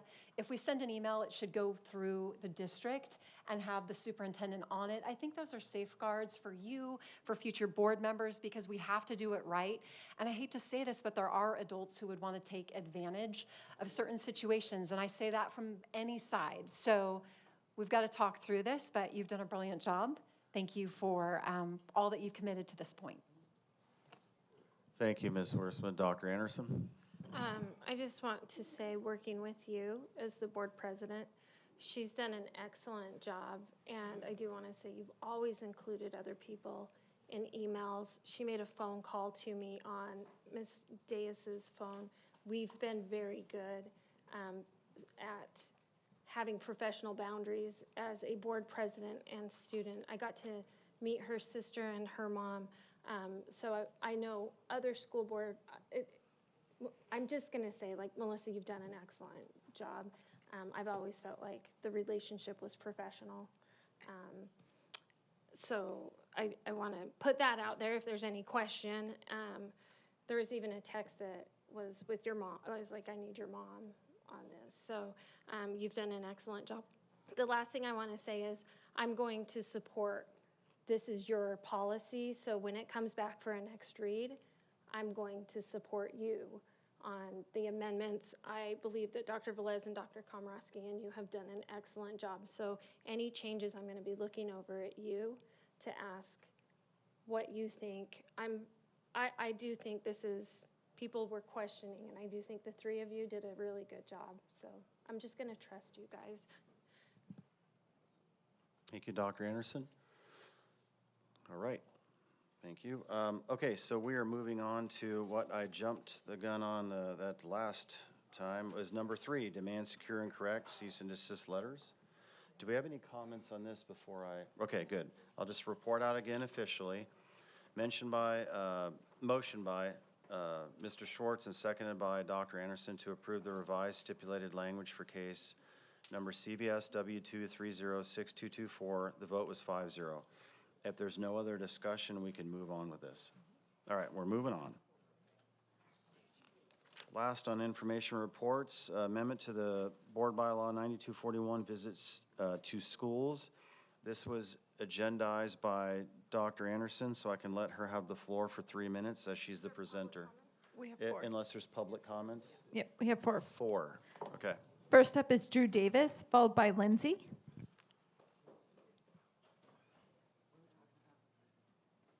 And I'm simply going to hand out forms while this first speaker's talking. Thank you for letting me come forward and speak. Dr. Anderson, I read over this today, and when I read over it, I was quite pleased with some things that I saw in it. I liked that you wanted to give the teachers and the students and the staff the opportunity to know when that board members would be coming to the school for 2 reasons. One, it's important that the board members go to the schools so that they can see the students and the teachers in their places. Also, having that heads up beforehand, it allows the students and the teachers to be able to prepare something so that you as the board members know what they need. The teachers have many needs, and if they know that you're coming, they have a way to present that to you while that you're there. We've seen tonight in many different ways, the students need to know that you're coming. We've talked in different ways about how students should and should not speak with the board members. Well, as we're trying to say what they can't do, we need to create a structure that they can do. We need to create a structure that the students can talk to the board members, because if you don't hear their voices, all of this is a waste of time. So within this writing, you have presented a way to create a structure that the teachers and the students can be prepared, because they know this leader is coming to their school, and hopefully that you go there not just to be seen. By preparing the teachers that you're coming, the teachers will have an opportunity to talk about the stressors that exist within their classrooms. The teachers' aides can speak to you about why that they're important. They can talk to you about educational devices, tablets, iPads, what have you, that their students specifically need. And none of that can happen without participation. But for me tonight, hearing all of the student voices this evening, the greatest thing, it could allow the students to know this important person is going to be at my school, and I can share with them why I'm worried, why I'm concerned, and it empowers their voice to speak to you all directly to share this is what I need. Thank you for letting me share that. Thank you. Okay, next speaker is Lindsay, followed by David Sola.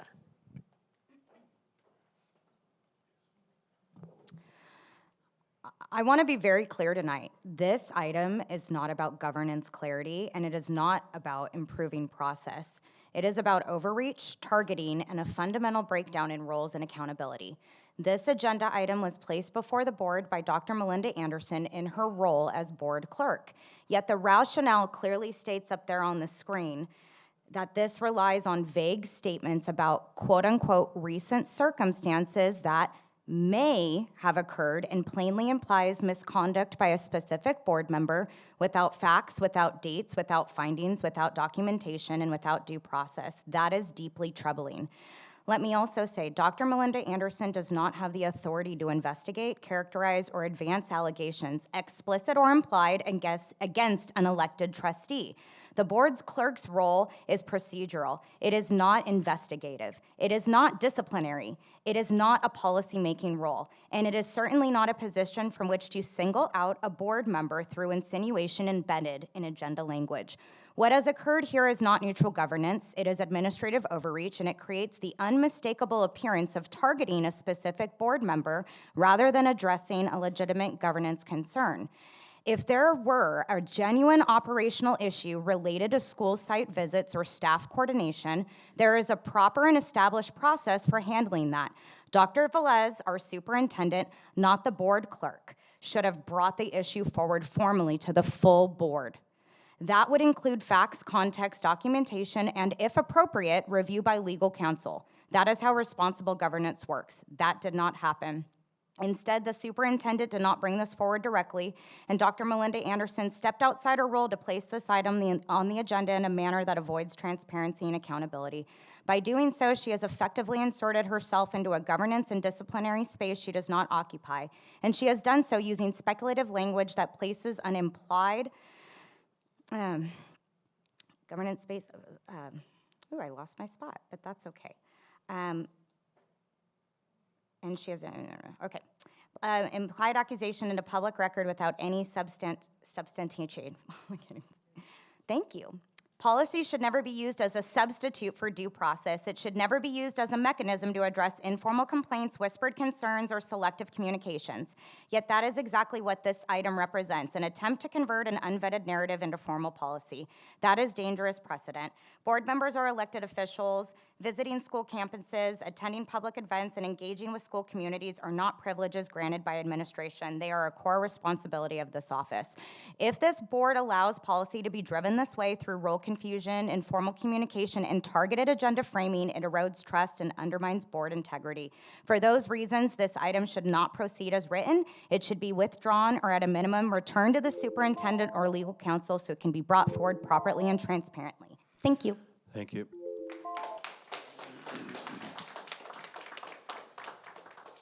David Sola, followed by Upni. Good evening.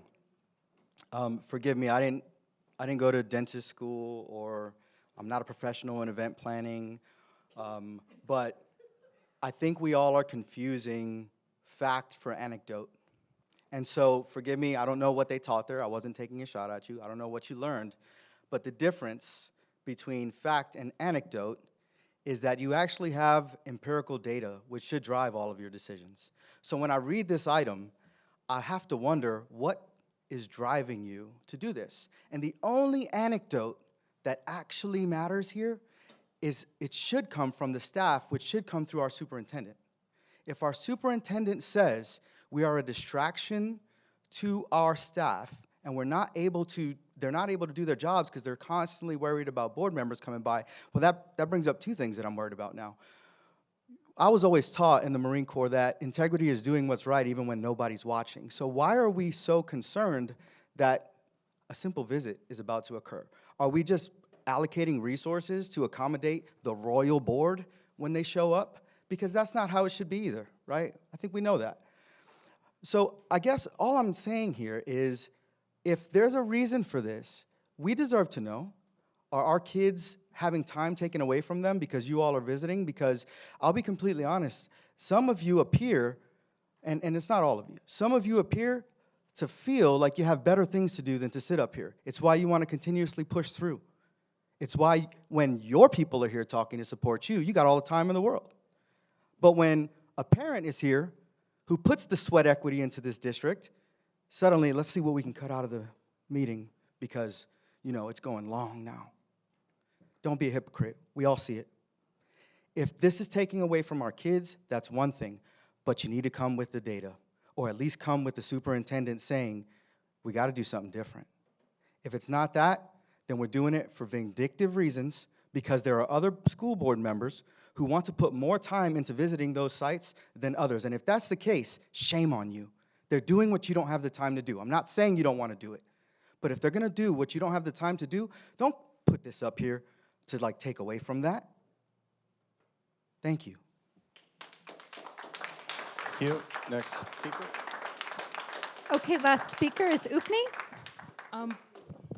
I have a couple of points, and I'm speaking from personal experience. The first interaction with a board member for me was actually in a parent-teacher conference line. Your predecessor, Adam Shkumowitz, and his wife were standing in front of me, waiting in line to see Mrs. Cardinale at TMS. So that is, again, a site visit, but they were behaving just like any parent. I don't think that's really of a concern of this board. Nobody has kids in school.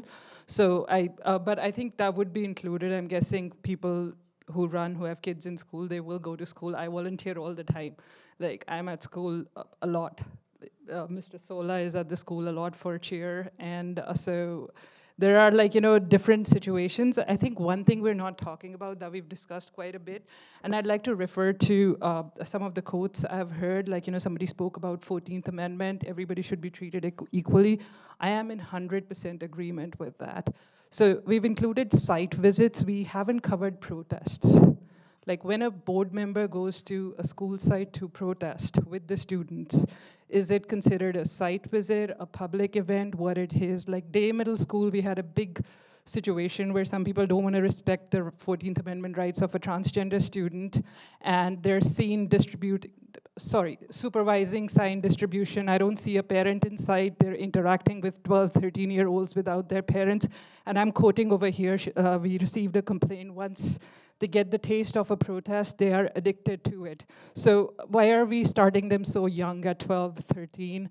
Dr. Komrosky has spoken about community standards in the past. We should apply all community standards equally, right? Like, is it okay for board members to go hang out with 12, 13-year-olds at school without their parents? Or there is objections, I saw objections, a lot of objections with some 17-year-old student having, I don't know, coffee with a board member at a public place with their parents' permission. Did we have parents' permission?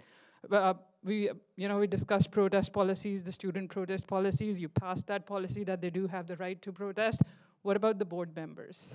Like, is it a private event when they advertise the said event on their social media? I remember, Mrs. Wiersma just mentioned we should be careful what we post on our social media. We should control how we interact when we advertise such events. Are these public events, private events? A board member is promoting them. How should we handle this? I think your policy actually does not go far enough with all of the things that have been discussed and handled. So what is that considered? We've had 2 board members advertise and then give interviews to Valley News from the school site outside a middle school, which is not in their trustee area. They've driven across town to be there. What is that considered? Is it a site visit? Is it a personal visit? What is it? So we should have rules around that too. And it causes security concerns for the school, obviously. Thank you. Thank you. Okay. I'm going to let Dr. Anderson present. Everybody's been handed edits by her, but I'll give you the floor. You have 3 minutes. Before you start the time, do you want to pull the edits up? Oh, yeah, sure. Lene, would you mind doing that? Don't start my time. I'm just going to tell the public what the edits are. Yeah, with the green ones, because this is what I worked on collaboratively with the district. Everyone's asking the district. This is me and the district working. And this has been going on for a little bit. It's going to look like I'm targeting parents or students because of recent social media events, but I'm not targeting the students or the parents. It just coincidentally, this was it. But I am going to speak to boundaries with students and parents. Are you starting? I need to speak very clearly about school board site visits and the boundaries that exist to protect students and staff. Under California law, school board members have a right to access school sites for oversight purposes. That right does not extend to access to students or staff. Board members are not teachers, aides, counselors, or volunteers. We do not have a role that involves interacting with students. Over the past several months, I've been aggressively working with the district to establish and enforce appropriate boundaries for board member behavior, both at school sites and at the district office. This is not new. This is an issue I have repeatedly raised clearly and firmly because the behavior I have observed over the past year is not acceptable. I have personally seen board members stand too close to students, lean into desks, and lean into the student and attempt to direct interaction with very young children, as young as 5-year-old kindergartners. From a parent perspective, this is deeply concerning. From a governance perspective, it is inappropriate. From a student safety perspective, it is unacceptable. This behavior must stop at school site visits. I want to be very clear for parents, students, and the community. There is no circumstance where senior adult board members should be attempting to make friends with the students. None. As a parent of a school-aged children, of 2 children, I understand this. This is not kind. It is not harmless, it is not supportive, and there is nothing that can be said to justify it. Schools are required to maintain clear, professional, adult-student boundaries. When those boundaries are blurred, especially by adults who hold authority, it creates discomfort for the staff, confusion for the students, and serious safety concerns for families. Even when someone claims good intentions, behavior that places adults unnecessarily close to children or seeks personal connection can be reasonably perceived as unsafe. That is alone for it to be stopped. 1 month ago, when the district began implementing systems and standards to address excessive board presence at the district office, I specifically warned the district that without firm boundaries, those behaviors could shift to the school sites and the students. I had a direct, explicit conversation with the district mid-January that students were off limits, period, and that this message needed to be clearly communicated to board members. I even said, I am concerned that board members are going to start having coffee with students next to fill this void. I am now formally asking the district to put, this was in January before all this social media stuff happened. I called it. I am now formally asking the district to put clear enforceable parameters in place for board members at site visits with our 5-year-old girls. The final question we have to answer is this. What happens when a board member repeatedly fails to respect boundaries? Let's let you finish it like I did on that one where I had to split it up. Yeah, you got 4 more minutes, 2 more rounds. All Like right. I said, this was written a few weeks ago. The final question that we All right, have Dr. to answer. Anderson, yeah. Okay. Point of clarity here, that Dr. Velez also wants this to come back with staff edits, okay? So that's out there as well, and any board comments. I worked on it with Dr. Velez. Does she want to speak on it? Yeah. Hold on, I'm going to give the floor to Mr. Barham. We're going to start the time. Go ahead.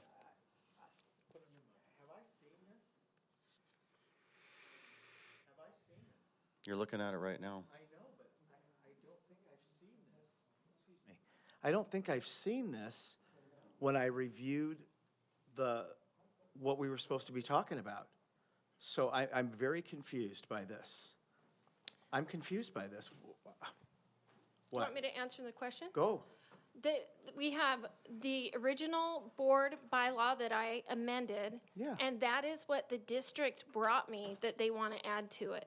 So that is the district copy, and it's a first read, so I threw it up there. I wanted the board members to know the district is working on this, and this is at request of the district and staff. And then I have my amended bylaws that are on the agenda. So that's just for you. We can bring it back at the next agenda. I understand that. I mean, I guess. No, I guess my issue with this is, and I have said this before, this should, so that we are transparent with the public, these types of things need to be on the agenda. You can't just throw this at us and expect us to interact with this in any kind of reasonable way. And I've said this before. It's not fair to the public. It's not fair to us. I mean, excuse me. I looked at your policy. I looked at that. because that was what was made available to me. But then I'm handed all of this, and I can't interact with this. I don't have time to do that. If you're not going to violate the open transparency laws, these people out here, the public, they have a right to see this beforehand. I mean, we shouldn't be talking about this right now because of that. This is a Brown Act violation to me. Sorry. Mr. Schwartz. Where should I start? Those of us who were teachers and have spent years in the classroom and have gone through Keenan training know exactly what the boundaries are. I resent, here we go, another accusation, no name, just like another accusation, somebody, somewhere did something, and we don't know what you're talking about. It was observed. They are leaning into children. I mean, please, this is just nonsense. And worst of all, from the board president who said at the last meeting, I don't do school visits. You said that. I don't do school visits. And as a result of that. Point of order, that wasn't me, that was. Yes, yeah, okay. Dr. Anderson, Okay. yes. And as a result of that, I get calls from schools that are not in my trustee area. Can you please come for Friday Flag? Can you please come for Read Across America? Can you please come? We're honoring veterans. Can you please come? We're honoring the community helpers in our district. And I love doing it, and I will continue to do it. But I think it is ludicrous for the person who said, I don't do school visits, to put in a policy about school visits. Absolutely ridiculous. Thank you, Mr. Schwartz. Ms. Wurst? If not, I can go, but you can go first. Okay. I just want to do a point of clarity for you, Mr. Barham. When you said that you didn't think this was transparency and you waived this, I just want you to go back in time when you first agendized the board advisory committee and there was nothing here. And I literally asked you the same thing. So just forgive me when I point out the hypocrisy. I mean, come on. And this is, and I'm not asking for the dialogue. I agree with you. Yeah, but I'm not asking. It was a learning experience. And I am talking, so I don't need the time back. You know, but please don't interrupt. Please be respectful. When there's that much hypocrisy, and then you say there's a Brown Act violation, it is absurd. Come on. And so with this, just to remind you, this is only a first read. There could be a second read. There could be a third read. There's no rush to this. My additional point to this is, as far as the justification or the rationale of why she agendized it, I'm separate from that. For me, I could actually go down to one board member visit because I think it stresses staff out. Hey, I'm a professor. When I have the Dean of Humanities come in there and she's all nice and smiling, I'm like, everything's serious, even though everything's nice and smiley. And now just imagine 2 board members, a superintendent, maybe a district admin. It is a lot. It's like a fleet coming into their room with kids. And bless their hearts, they got a lot. They're trying to capture the attention. Then you have this thing called rapport with parent and student. And when that rapport is really well, it's just a lot of stress. So I'm flexible. I could do 2 board members per site visit, but I would prefer 1. And again, because it builds board rapport with that actual site and with those teachers. That's outside of the rationale justification of why this was agendized. That's just me, and I'll go a second round. So that's the first round of comments, but Dr. Anderson, you are now, yes, Did you have. Jen get a first round? Do you want? Oh, that's right, I went before Jen. All right, both of you. Which one wants to go first? Ms. Wurzman.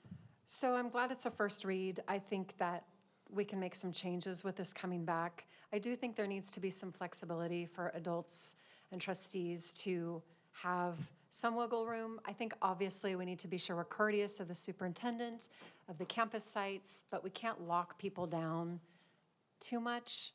So I know that a parent called me at a campus a couple years ago with a concern about what was happening in a library, and I stopped by after I went to the gym and had a great conversation actually with the principal and the tech officials that were there, and then was excoriated at a meeting like this for 10 minutes by CSEA, and it was totally uncalled for, because really trustees, they are entrusted with a lot, and we should have an ability, should something come up, to be able to address things within reason or stop by, but there is the tension point. There needs to be professional protocol. We should give a heads up. Dr. Velez should know. So I think this needs a little bit of work so it doesn't seem punitive and that we're not adults who want to be doing the right thing. There's a midpoint that still needs to be found with this. Dr. Anderson? My goal is to protect and put boundaries between the staff, the students, and the board members. And it might be a 4-in-1 fight, but it's one that I'm ready to take on. I want to follow up clearly explaining the role of school board members, because there seems to be confusion that needs to be addressed publicly. School board members are elected to set policy, approve budgets, and provide oversight to the district. We are not part of the school day. We are not involved in instruction, supervision, counseling, or student activities. Most important, we are not peers, mentors, or friends to the students. Because students are minors, adults in positions of authority must maintain clear and professional boundaries at all times. When a board member attempts to form personal relationships or friendships with students, that crosses a line. Even if someone claims good intentions, that behavior is inappropriate and unacceptable. Schools are required to protect students not just from actual harm, but from situations that could reasonably raise concern for families. Remember, I worked on this a few weeks ago. The weekend social media is just coincidence. From a parent perspective, there is no scenario where this is appropriate. Students are not a board member's constituency for personal interaction. They are children entrusted to the district's care, and that trust requires strict boundaries with adults who do not have an assigned educational role. I also want to be clear that this did not come up as a surprise. 1 month ago, I explicitly warned the district that once limits were placed on board members' access to the district office, there was a real risk that boundary issues would shift to school sites and student interactions. I asked that if time for clear communication and firm parameters, making it unmistakable that students were off limits. And this was a month ago. Round 2. Thank you. Round 2. Anybody else want to talk? I'm good with comments at this point. Oh, actually, I'll probably comment. All right. Anybody else? Mr. Barham. Mine is again, I'm flexible. I prefer single site visits, but if the majority of the board comes out on 2 members per site visit, I might be flexible with that as well, because some of us have very flexible working schedules. We love doing site visits. I do them all the time. I missed the STEM though with Gardner the other night. I got too busy, but I enjoy doing these. I've been on site visits with most of you up here on the dais, and we're fine in the classroom together with site admin. So I'm flexible either way, even though I prefer one. I don't think you missed it. You didn't miss it. It's You didn't coming miss up it. to Gardner's 10th visit. It's the 19th. I don't know why the other day I thought I missed it, and it stressed me out because I didn't want to miss it. Because it was the wrong date. I had it too. Oh, I thought I missed it. it was edited. It was in my phone. Okay, all right. I'm done with this comment, and I'm really excited now. I'm going to try to make it. All right, Mr. Barham, you have the floor. Can you reset my time? It is the 19th, right? Sure. I want to talk about schools, students. I want to talk about moving our kids forward.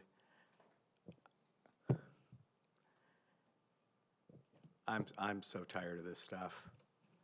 Dr. Velez, I think you need to speak into this, because I just don't get it. I just don't get what this is all about.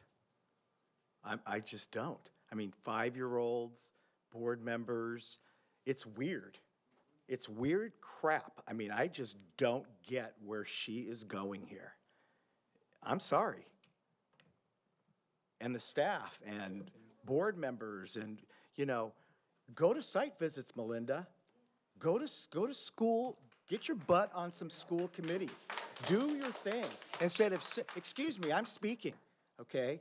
Excuse me. Point of order, no, point of order. No Stop, point of he is order. not supposed to address me directly. And No. even the No, Sheriff I Kalima can said that direct- he can't I talk to me can directly direct and you. Dr. attack me. Anderson, Yeah. Yeah. Dr. No, Anderson, he needs just, to stop. just Point ignore of him. order. Just ignore him No, right now. I asked the board, Yeah. he cannot yell I at me can't in address person. you. We are No, he almost can't. done I with can't this address meeting, you. and I don't Stop want to his put us time. in a You know what? recess, He's not guys. I supposed want to my be time talking back. to me You can directly. get, you can get time at it. I Let's want my just take time a back. breath.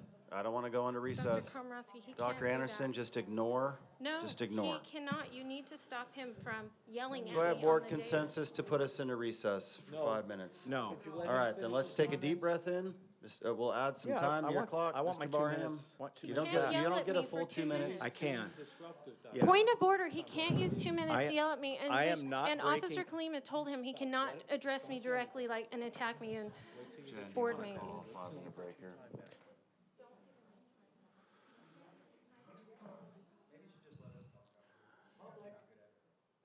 I don't know what she's I don't talking know. about. Dr. Anderson, will you please just let this board member speak? Let's get through this. All right. I'm asking one more time to put us into recess for 5 No. minutes. We need a 5-minute break. 11 o'clock, It's Doctor. obviously not moving on. Yes, she Yeah, needs all the right, break. let- Point of order. We're in recess, 5 minutes. She needs a time. If she can't function on this board, she needs to go. Of course not.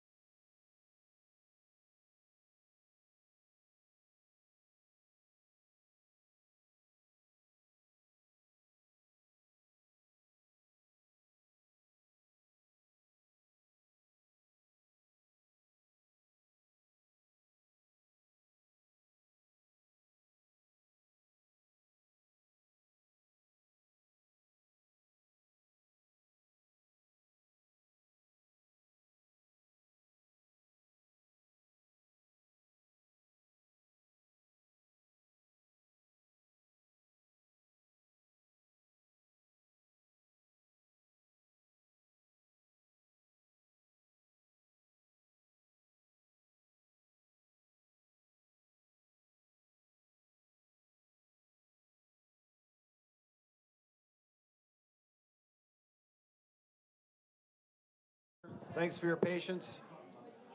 Everybody got to stretch out. We're almost done. Okay. I believe Mr. Barham said he's done with his time unless he wants to continue. No, I want my time back, and then I'm going to make a motion. Okay.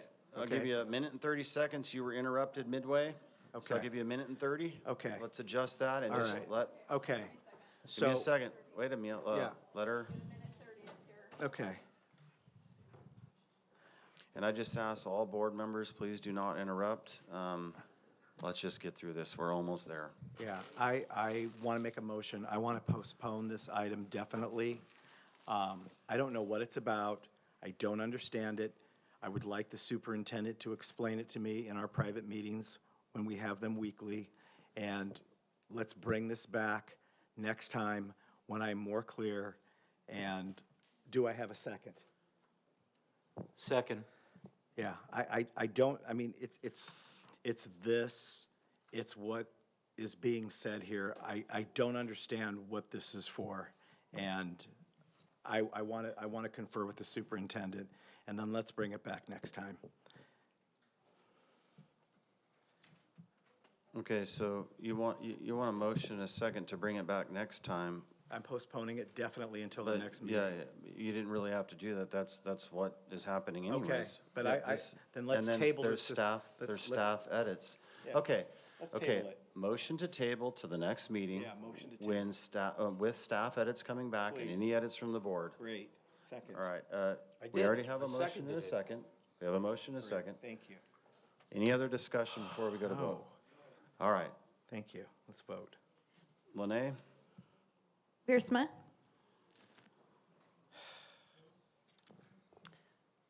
Yes. Anderson, Yes. To bring it back. yes. Yes. And not to, are we going to finish our last amount of time? Because we all had one more time to comment. Okay.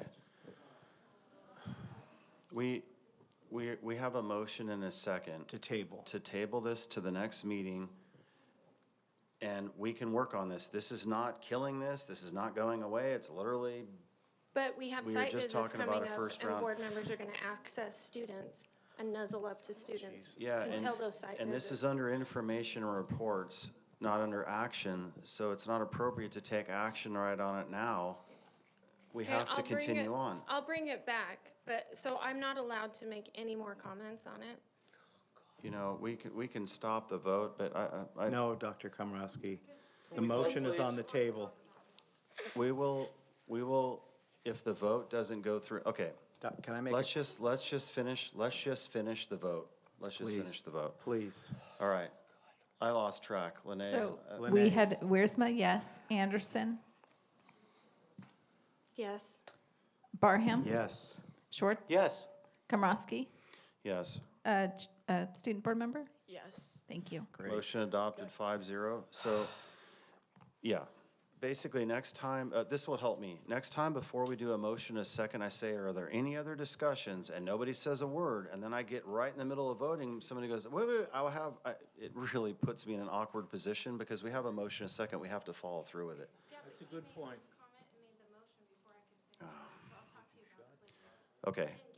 Okay, and I apologize if you felt cut off. That was not my intention. I was just moving on with the motion, thinking nobody else wanted to speak on it. Okay, so now we are on to, if I haven't forgot anything, general public comments. The governing board welcomes public comments. This is a time for open session public comments. Public comments are allowed up to a maximum of 3 minutes per comment in the order received, to a maximum total time of 30 minutes per item for comments on agenda items or non-agenda items. For consent agenda item topics, a limit of 3 minutes total will be allowed from one speaker. Unless the item has been placed on the published agenda in accordance with the Brown Act, there will be no action taken. No discussion will be made regarding personnel issues in open session. Also pursuant to the Education Code Section 7054, the public comment process shall not be used to show support or opposition for any ballot measure or candidate for political office, including candidates for the district's Board of Education. All public comments are an important part of the board meeting and are carefully considered by the governing board. And I have one other announcement, and this is very important, and this is just a refresher. Before we begin public comment, I need to be very clear about expectations for decorum. Under our district objective expectations up there on the wall and over there on the wall for disruption supported by Government Code Section 54957.95, disruptive conduct is not permitted during board meetings. This includes but is not limited to the use of profane or abusive language. Keep in mind, last board meeting, we had a person use profane language not once, not twice, but 3 times while addressing the school board. While a school board minor was present on the board and even minors in the audience, please, this is not the time and place for profanity. These meetings are conducted in the public, students are present, and we currently have a student board member, and I just said that. Language such as profanity, personal insults or vulgar expressions is unacceptable in this setting. We just don't need it. So that's the friendly warning. Let's proceed. We have 13 speakers. I'm up for 2 minutes a speaker, but I will take the board consensus on this. We got 13 speakers. 3. We got They've 2 sat people here till saying 2. We got Mr. 11:15. Barham saying 3. Where's Schwartz? He wants 3. We have consensus for 2 minutes per item at 13 speakers. That way we get all the speakers and we'll take the speakers. 13. 3 minutes. 3 minutes. We lost. We have consensus for 2 minutes. We lost. Lene, thank you. First up is Jack Callahan, followed by Anita Martinez.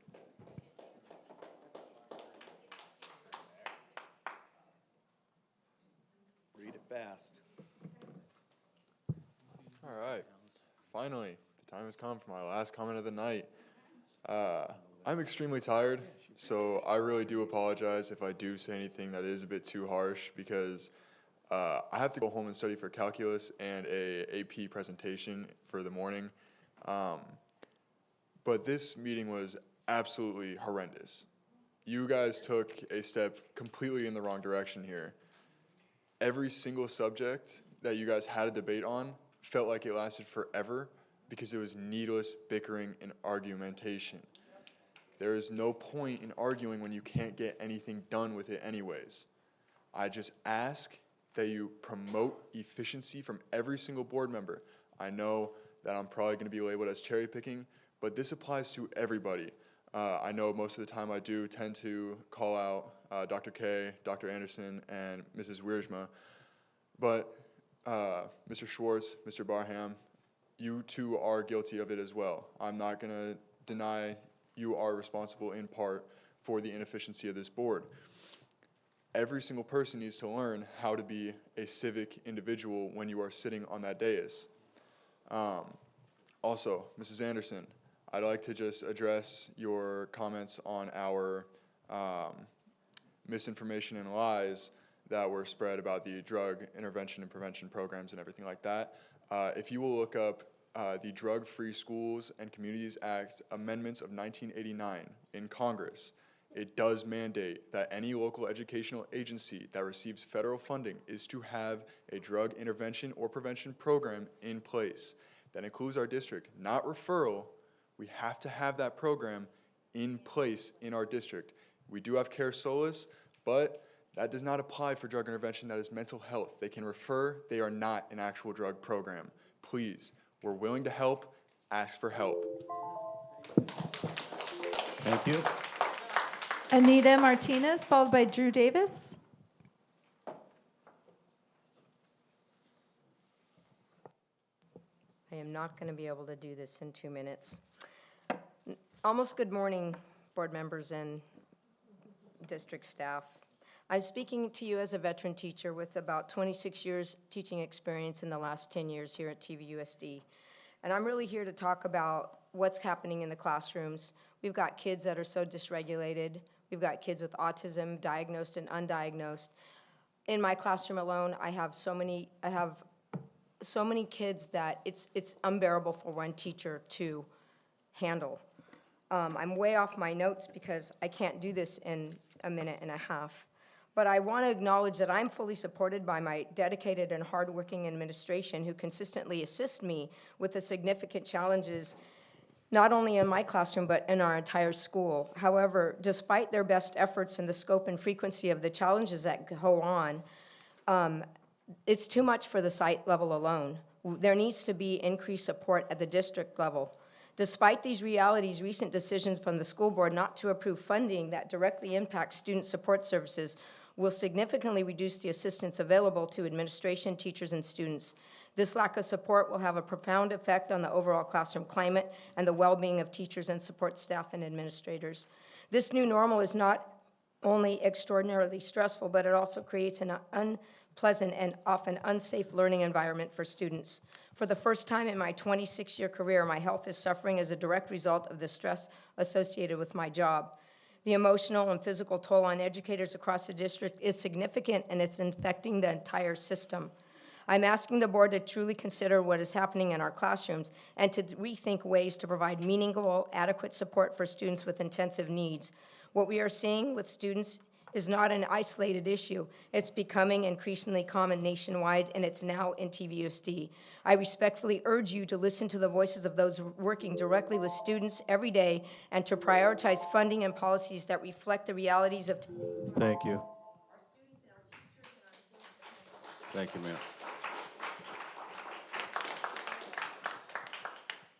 Next up is Drew Davis, followed by Christine Massa. As we go through 2026, I would like to ask you one thing. I would like you to hold on to your mission statement. Tonight I heard your mission statement. I heard you share students come first. I heard it shared by every voice on this board, students come first. Please hold on to your mission statement. Tonight I didn't see that mission statement held on to. Our first truly educational conversation began at 10:10 p.m. Hold on to your mission statement. Put kids first. Tonight, I heard the students used as weapons from the board about their signs, about what happened in what conversation. Stick to your mission statement. Put the kids first. You can't do that when you cut off the student representative board member in a conversation at a previous meeting. Please, I'm asking you to put your mission statement first. Tonight I heard things that were used to attack a board member, and it was used in a way to describe holding decorum. And one was about a conversation about walkouts and protests. And what I really had a hard time with, I didn't see the mission statement because I heard people that arranged a walkout and a protest against a transgender student in our middle school say that to the other person. Please hold on to your mission statement because the kids have to be first. The attacks, the lies, the hypocrisy I heard, and I heard the word hypocrisy from someone that showed it by attacking another person for what they did. Thank you for letting me speak. Thank you. Christine Massa, followed by Upni. Okay, so I'm going to start with some questions, like why is it okay for Melinda to say she has TVUSD students sleep over at her house in a private setting with no one knowing what they've discussed? Did they go in her bedroom? Was she drinking in their presence? Now, I'm not alleging that any of that happened because that would be slander. And what about Jen creating campaign videos with chaparral students in her garage? Why don't we get a report out on that? But I digress. What I really want to say is that I'm so proud to see our students putting into action what they learn in school: due process, empathy, seeking mentors, the Constitution, the Bill of Rights, voting rights. This year, all my Chaparral graduate kids, classes of 22, 24, and 26, will be voting in June and November. And they remember. They remember how their best friend was verbally attacked by a board member's wife, or when a board member refused to remove unauthorized pictures of them from her public Instagram after repeated parent requests, or when a board president slandered their mother, even in the face of written proof that he was wrong. I'm looking at you, Dr. Komrosky. Thank you. But they also remember the board members who showed up to their events, who fought for their funding, who fought for safer classrooms, who supported their teachers. They remember. Our students remember. Let's not forget, neither you, Joe, nor Melinda have your school-age kids in TVUSD right now. Just like saying, I know gay people doesn't mean you aren't homophobic. Saying, I know kids who know kids in TVUSD doesn't give you the experience of actual, current TVUSD parents. You don't know what's best for our kids. I'm Christine Massa, TVUSD parent and volunteer continually since 2009. Thank you. Bernard, followed by Leanne.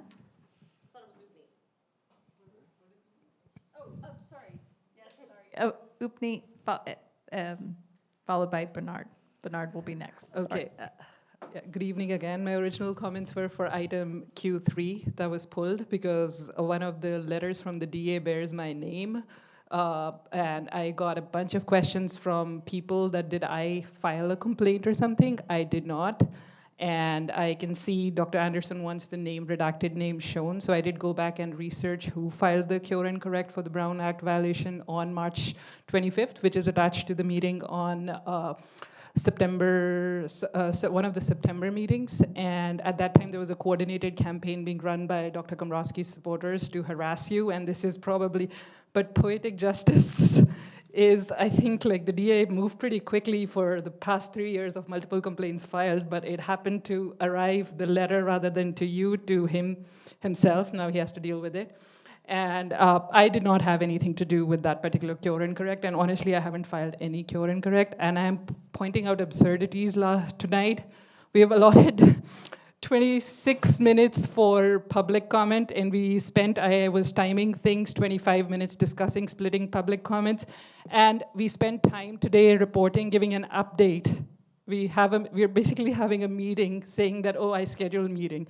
If it was my employee, I would have fired them because usually as employees, we are asked to go with solutions. You've all attended workshops where you were asked you're supposed to discuss what needs to happen. So what is it that you're trying to achieve with all of this? What is a goal? Student achievement is a goal. We want to move the needle for ELA students, or we want to improve our math scores. That is a what. How staff does or how they do it, that's not your problem. Everybody's good at their jobs, otherwise they wouldn't be working here. So telling everybody you need to do this, you need to do that, that's not your job. You mentioned your job is setting policy and just giving direction, and that's it. Fiscal oversight, that's it. And we'll have a lot less of these cure and corrects and all this nonsense if we just stick to the business of the board. Thank you. Okay, sorry for the mix-up there. Now we have Bernard, followed by Leanne.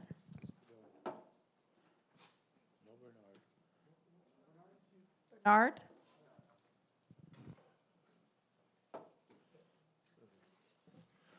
Good evening. Earlier today, in front of Walmart, I saw a young fellow. He was about in his 20s, and he was taking signatures for petitions. You've undoubtedly seen this today. And so listening to him, I gave him an idea for maybe a future petition, which I would then suggest to the school board in the audience to advocate in the near future the National School Chaplain Association to have certified chaplains in our public schools. Yes, I did say that.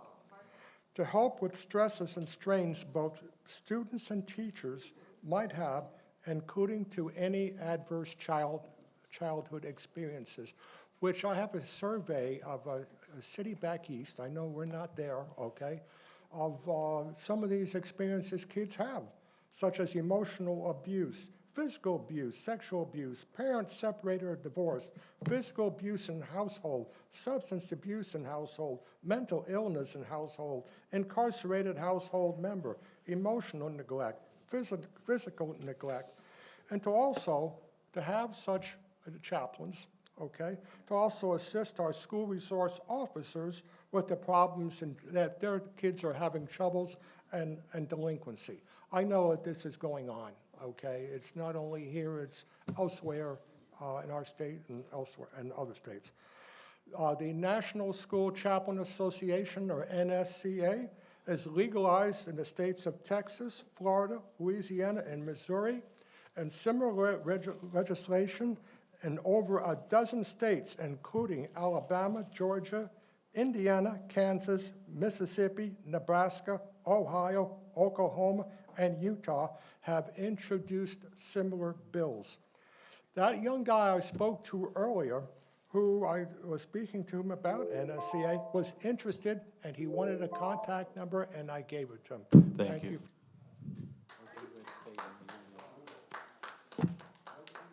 Leanne, followed by Jennifer. Good evening.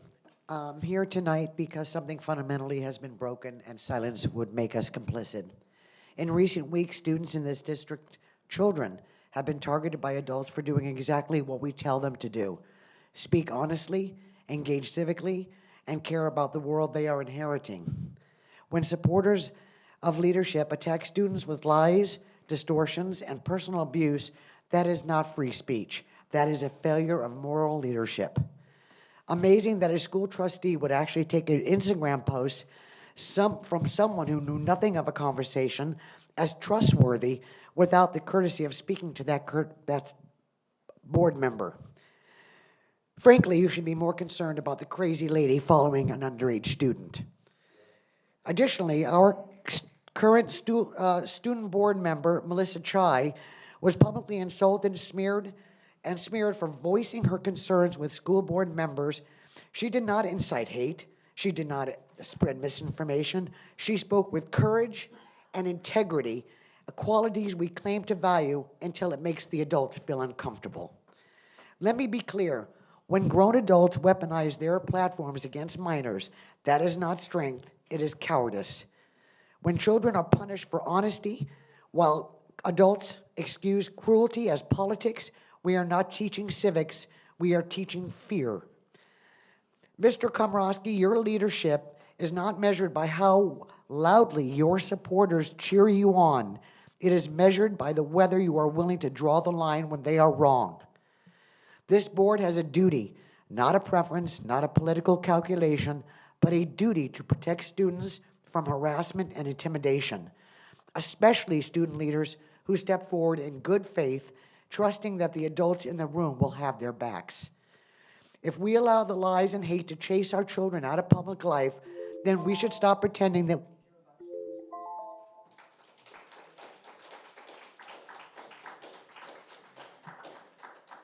Jennifer San Nicolas, followed by Lindsay. 2 minutes. Okay. First, I want to say how troubled I am by the women on the board making accusations against men for what seems like vindictive reasons. You have set all women back years by doing this, and those of us who have survived trauma are truly appalled right now. Moving on to more positive things, I'd like to commend Jack Callahan and Nathan Berry for standing up for teens and students in the community. Their voices are important, and I am thrilled to see young people civically engaged. Myself, I have a son turning 18 in 2 weeks, can't believe it, and he is excited to vote this year. Same with the kids in our neighborhood. They're all looking forward to registering to vote when they turn 18. And did I mention I live in your trustee area now, Dr. Komrosky? I attended the SPED Parent Night last week with TVEA, and I wanted to take a moment and thank them. While this year marks 15 years of IEPs for my family, this information was vital for families newer in the IEP process or for non-English speaking parents, and parental rights aren't always clear in this process, and the written packets can be tedious. So I wanted to thank TVEA. As for the personal attacks made by board members and the slander against 2 other board members, I would just like to remind you of glass houses. Not that the 2 of you ever shied away from hypocrisy, but it's always okay when you guys do it, right? Justice for Caroline. Lindsay, followed by David Hatch. Hatch is gone. I think he's gone. 2 minutes, okay. I want to play something that was said tonight.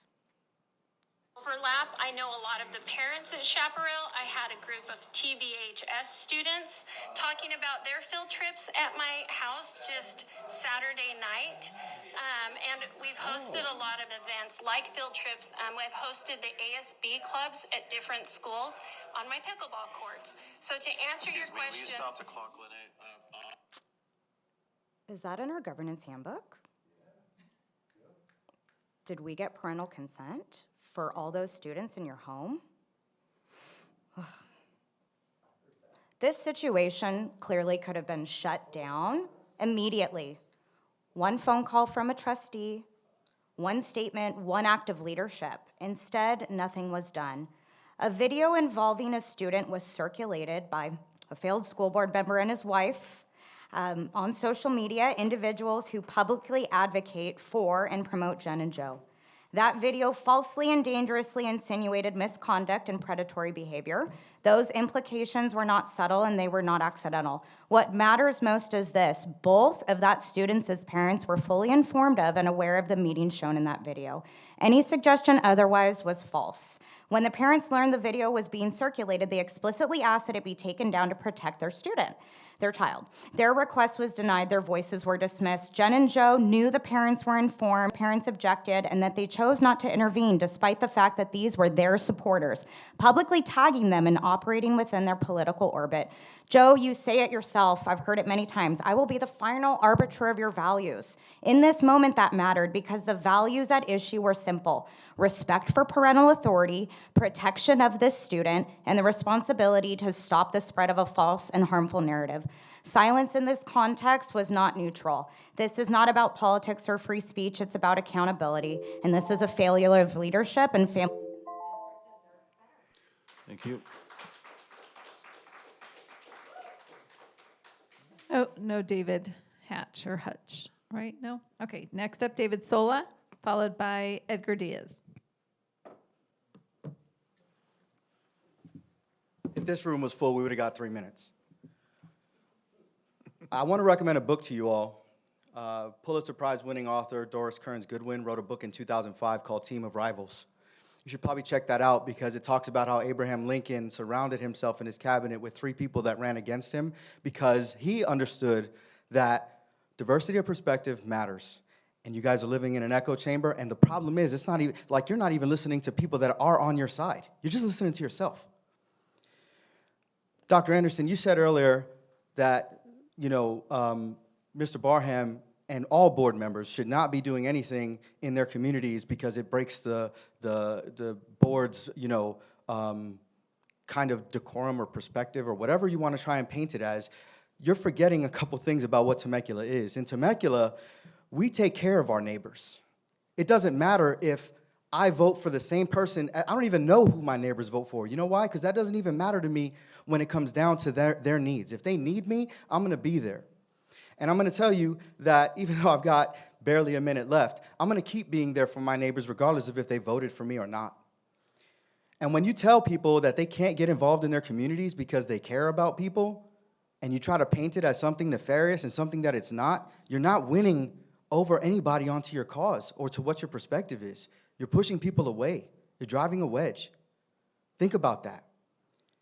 You paint yourselves as if you're better than the people that you represent, forgetting that you come from the people that you represent. I don't even understand why you would do that. You are not above the people that are out here. You're supposed to serve the people that are out here. And the last thing I want to say is, I'm going to go ahead and talk to those students too, because I talk to students all the time because I'm always on those campuses and I'm always volunteering. Ask anybody that knows me. I'll record it though, so you don't have to send your friends to come follow me and take videos. Thanks. Edgar Diaz, followed by Dave B.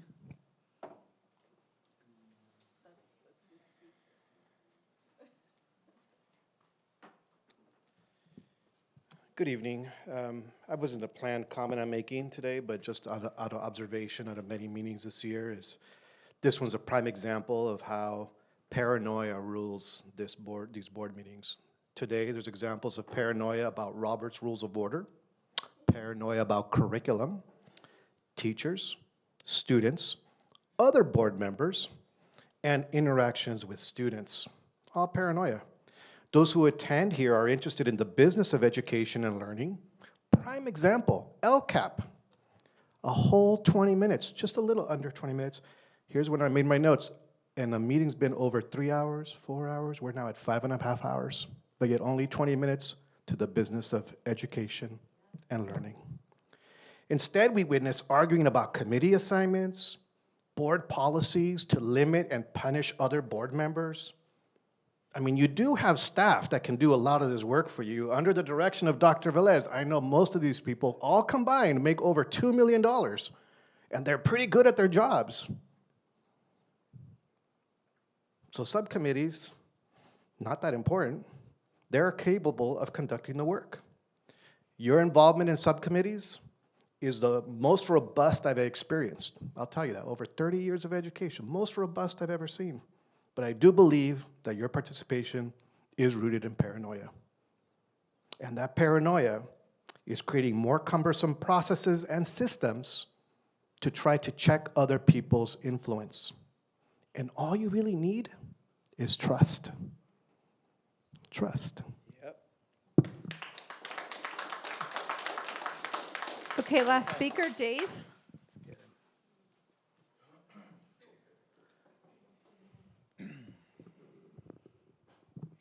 Hi, my name is David Berry. I'm the father of a junior at Chaparral High School and also of a student at French Valley Elementary.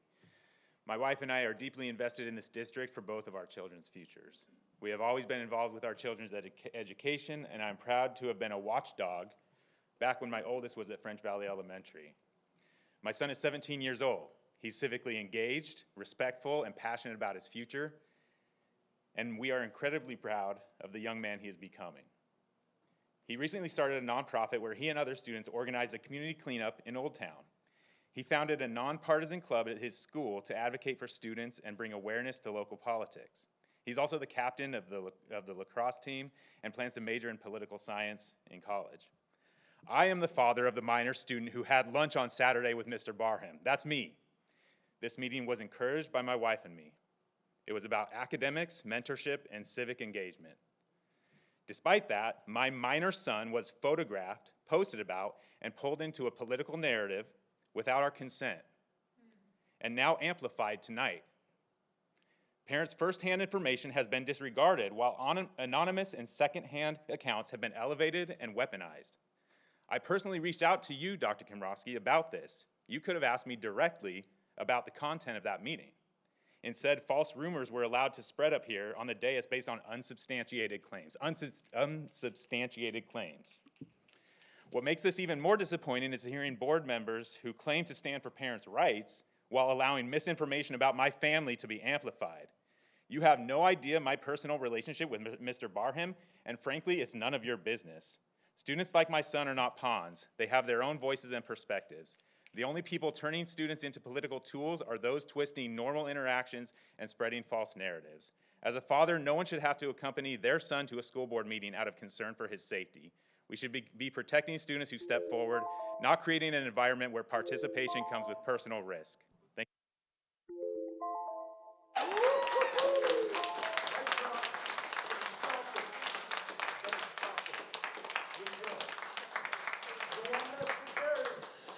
Okay. Okay.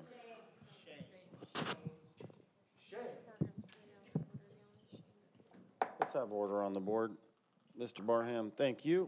All right, negotiations update. Mr. Arce, do you have anything for the board? He is gone. Well, okay, Ms. Slash, if you could please keep us updated with negotiations updates. The batteries are dying out.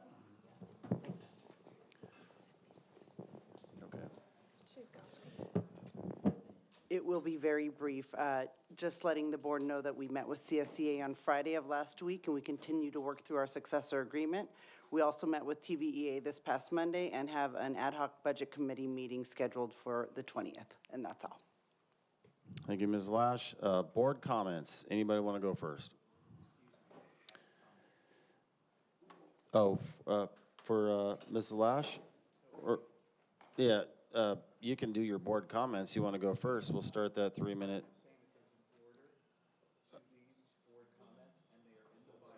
Oh, my Lord. All right. Violating the bylaws if you do not go in that order by seniority. And that is what I'm expecting from you. Okay. Yeah. Follow the bylaws. How about this? Ms. Wiersma, you want to go first? Another violation.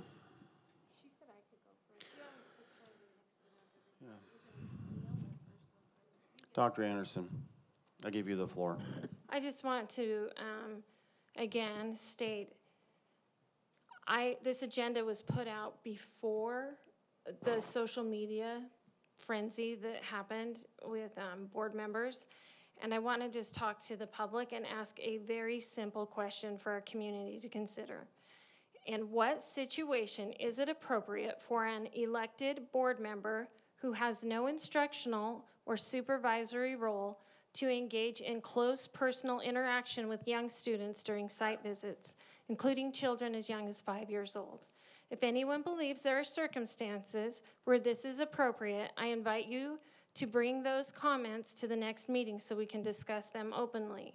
I believe that we should set clear boundaries to protect the students and staff. It's outside of the board members' jurisdiction. They shouldn't be interacting with the young students in a close, intimate way. This is a conversation we shouldn't avoid. Clear boundaries protect students. Clear boundaries support staff and maintain public trust. That's what started. It didn't have anything to do with social media. This was agendized before the big social media blow up. Thank you, Dr. Anderson. Anybody else? Yeah, I'll go. Mr. Schwartz. Yes, I don't know if you remember, but the Abby from Great Oak mentioned White Lies Night at Great Oak High School. I did get to go. It was great. Each staff member had a shirt, and they wrote a lie on it. So, for example, Coach Fisher wrote, "I hate tennis." And so all the different all the different students and staff wrote their white lies on their shirt. It was a lot of fun. I want to congratulate Coach Diana Arban and the Great Oak Girls High School soccer team. I've been able to attend 4 games. That's an amazing team, and I look forward to seeing them in the CAF playoffs. I also want to congratulate both TVHS soccer teams for their excellent seasons, and look forward to seeing them move forward in CIF. Before we adjourn, excuse me, I want to take a moment to reflect. Having spent 40 years in the classroom, I've always believed that every decision we make should center on what is best for our students and our schools. Our board may have different perspectives and disagree on approach or policy, but our shared mission should always be the same, providing a safe, supportive, and high-quality education for every child. I'm committed to keeping our focus on students, on sound fiscal responsibility, and on working together, even when our views differ. I want to state clearly that I respect and uphold our students' constitutional rights to free speech and peaceful assembly.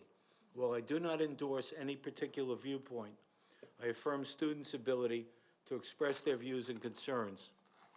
I want to state my position for the record.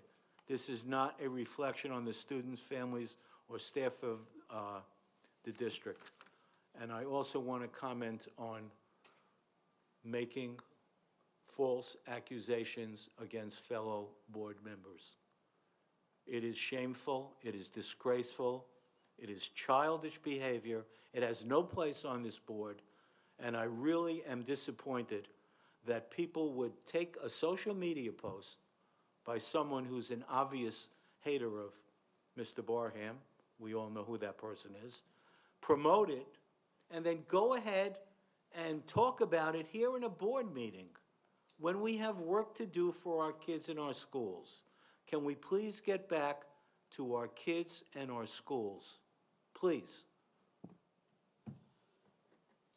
Thank you, Mr. Schwartz.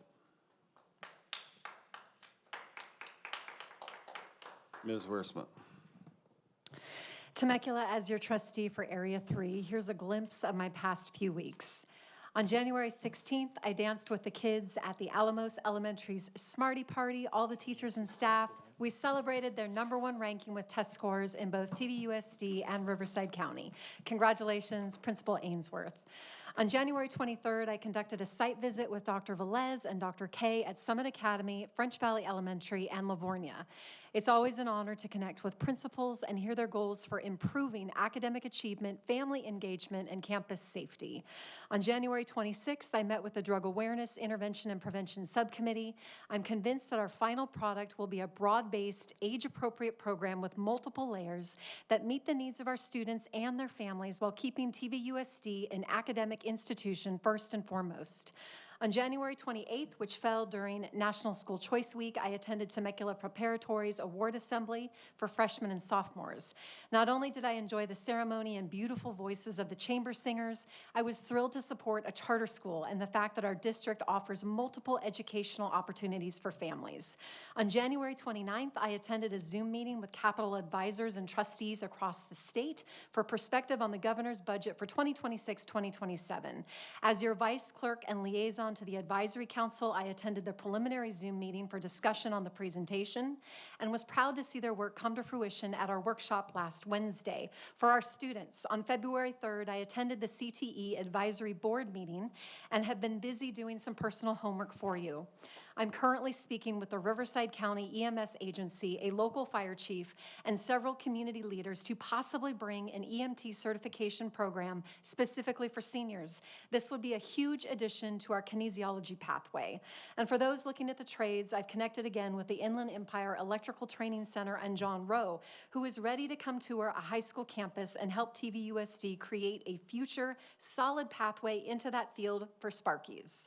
My goal is to make sure you know that you have a clear, high-paying career path the moment you toss the cap. I am in your corner. This past Friday, I attended a regional press conference and CIF meeting with legislators and young female athletes who have been harmed by policies allowing for biological boys in women's sports and spaces. The madness needs to end. The madness needs to end in this state. In closing, I want to thank Dr. Velez for stepping up to the plate, for taking the bull by the horns and tackling important issues with diplomacy and grit. I'm excited that we recently discussed how TVUSD could possibly celebrate the 250th anniversary of the Constitution by partnering with the city in the Old Town Parade on July 4th. I'm on that with Dr. K, our amazing mayor, Jessica Alexander, and a possible corporate sponsor. Stay tuned, folks. 2026 is going to be a banner year, and I'm working hard to do my part. Have a great night. Thank you, Mr. Barham.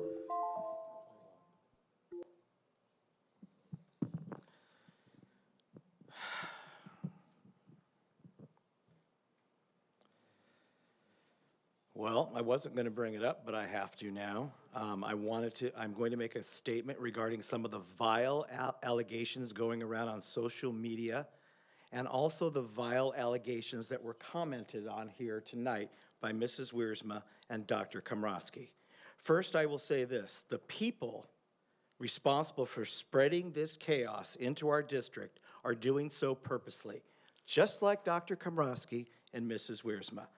This is their agenda, to sow chaos and division in our district and in our community, and it is shameful. As it should be stated, the Temecula Valley Freedom Alliance's slanderous and defamatory behavior is by design. By causing a culture of chaos on this board and in the community, they, as well as Mrs. Wiersma and Dr. Komrosky, can avoid talking about policies that help further the educational development of our students. Why, you ask? The Temecula Valley Freedom Alliance organization, which just 2 months ago was harassing and threatening another board member on this dais, as we all remember, along with Dr. Komrosky and Mrs. Wiersma, does not support public education or the greatness of TVUSD. They want to burn it down. It is as simple as that. That's what they aren't telling you. The question we should all be asking ourselves is, when a student is looking for guidance or input from us, shouldn't we all be offering to help that student? I joined this board because I am an advocate for students first, student achievement, and want to contribute to seeing students at TVUSD thrive. Yes, I am a trustee, but I am a student advocate first. a member of this community who cares about the future generations of Temeculans. Every one of us should be feeling that way up here, but that is not the case. I am 100% supportive of parents' rights, and that's why I had the expressed permission and support of the parents of the student I met with.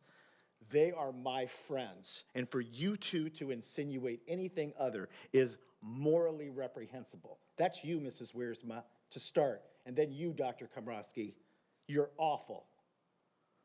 And I believe quote unquote parents' rights are only valuable when in support of student achievement, not in place of student achievement. Sadly, I don't believe everyone on this dais, and that includes you, Komrosky and Wiersma, you want to legislate what rights are. That's not parental freedom or liberty in any way, shape, or form. That does not serve student achievement, and it's disingenuous and misleading to use All right, that thank you. phrasing in the public Thank you, Mr. eye. Barham. Your time's up. All right. I'd like to start by saying I think all 5 board members need to look at the positive governance team culture, pages 12 through 15, and that was, you know, it could have been better tonight. And yeah, positive governance team culture. Creating a positive governance team culture centers around the way people in the organization treat each other. Norms enable teams to build and maintain a positive culture. Now inside this, the unfortunate fallout is that governing board members create their own norms by which they govern. And unfortunately, Mr. Barham, you are suffering the consequences of your own actions when you act lawless. And we will hold you accountable. I will. I won't speak for those other 2, but I did tonight, and I will continue to do so. Just as well as the public holds me accountable, the students hold me accountable, the parents of this community hold me accountable, and fellow board members. Now, 2 parents were eyewitness testimonies of what went down. One wanted to speak tonight, but was in fear that they might be attacked. And that's the sad reality. So, contrary to what you think happened, somebody actually heard actually a half an hour of the comments between you and the student. And as another student said tonight, you know, they're critical thinkers. They act on their own. You know, it's good to hear. They're sharp. They have the right to peaceful protest, all that. None of that was a problem.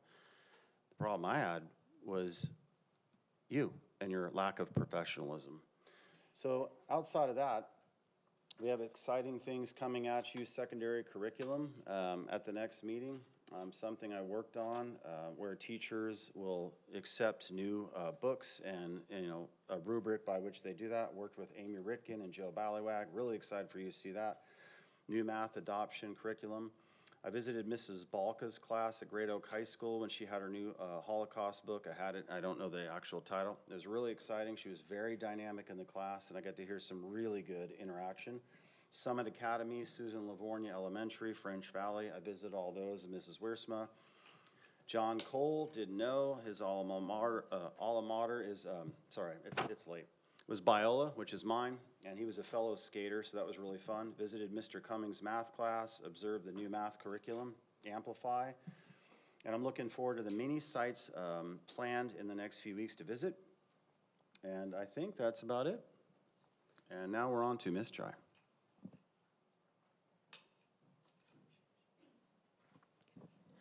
Before I move into my regular updates, I want to briefly share something that has shaped how seriously I approach this role. I didn't step into this role because it was easy. The first time I spoke at a board meeting was a few years ago, and like many students, I was nervous, careful with my words, and very aware of how exposed it can feel to speak publicly, especially as a minor. What stayed with me the most from that experience wasn't the contents of what I said, but what I learned from how vulnerable students can be once their voices leave this room. When students come to the podium, they usually do so thoughtfully and respectfully. They're showing up because they care about their schools and believe that this space will listen. Disagreement is a healthy and necessary part of civic engagement, and differing perspectives are important. I hope that this room continues to be a space where students feel protected enough to be brave, where differing viewpoints are met with empathy, and where we model the kind of discourse we want young people to carry forward. because when students trust this space, they participate. And when they participate, our schools and our culture grow stronger. Also, I've heard a few different concerns tonight about my relationship with individual board members. I speak only for myself, and I just want to take a moment to clarify that I have very strong boundaries, and I am completely comfortable with saying no to anyone. I have never felt pressured by any conversation or proposal made by any individual board member, and I would appreciate that everyone trusts in my ability to make decisions for myself. We can work on ensuring that other students have the same protections in place, but at this moment, I want to make myself clear. Now just for a few quick updates. As you heard, I came in late tonight because I was at a scholarship award ceremony, which was held by the Temecula Valley Elks Lodge. I would like to congratulate TVUSD students Emily Weldon, Tony Yang, and Evan Hampton for also winning scholarship awards alongside me earlier this evening. Additionally, I am incredibly proud of Chaparral's mock trial team for finishing the season 3-1, along with having 4 individual medalists, including myself. And I would also like to congratulate Chaps Girls Wrestling CIF Division II championship win. Tomorrow, I'm looking forward to my first Superintendent Student Council meeting of the new semester with Dr. Velez, as well as attending Summit Academy's student learning event on the 19th as a community guest. And lastly, I'm leading Culture Fair at Chaparral, which is on the 27th. I formally invited the board and cabinet, but the event is free and open to the community. I hope to see some of you there. Thank you and have a great evening.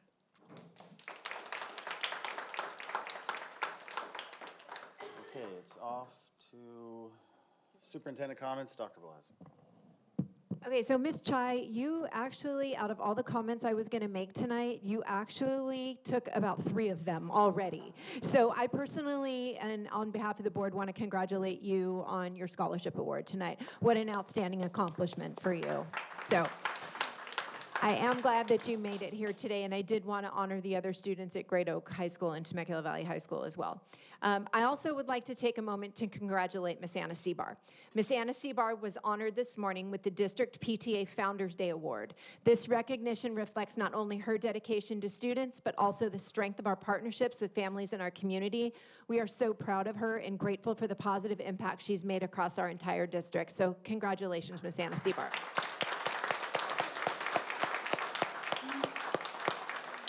Additionally, both Temecula Valley girls and boys soccer won the Southwestern League with both teams undefeated in the regular season. This was the first TVHS boys soccer title in 19 years. Huge. Congratulations to both team led by girls coach Jen Gwynn and boys coach Darren Drago. We have several winter sport teams that are at all 3 high schools who are participating in CIF playoffs currently. We are incredibly proud of all of these teams and what they represent for our district and the opportunities that they provide for our students. I just want to say what incredible students and staff we have here in TVUSD. Thank you, Dr. Velez. Okay, we're on to future agenda items. V, an information report will be provided on February 24, 2026 in the following items: VAPA overview, facilities report, facilities master plan review, projects update, and maintenance and operations. Are there any other future agenda items that board members might be bringing forward? It'd be really cool if you maybe did it here instead of last minute. It's just an option if you want to tell it, forecast. You already mentioned it. You and I. So we can do 2 minutes on these, Lene, if you want. You're interrupting me.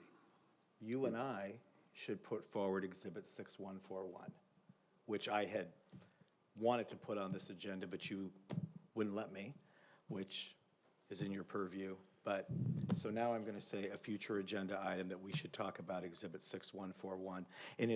And I actually asked why that was pulled, and you made some assumptions with regard to my input on that. You're out of order. No, I'm not. You can talk about bringing a future agenda Okay, item so right now. This you know is what? just. So, are you okay with 6141 going on? That's usually the business of the district, and the fact that you even want to agendize that when you did not actually work on the document. You know what? Now you're out of order. So you're you out of asked order a question. now. You actually asked a You're question. out of order. I'm trying to be considerate with you. Okay, we'll see. We'll see. I'm trying to be considerate with you. Okay, thank you. Any other action items you might want to agendize? Mr. Schwartz?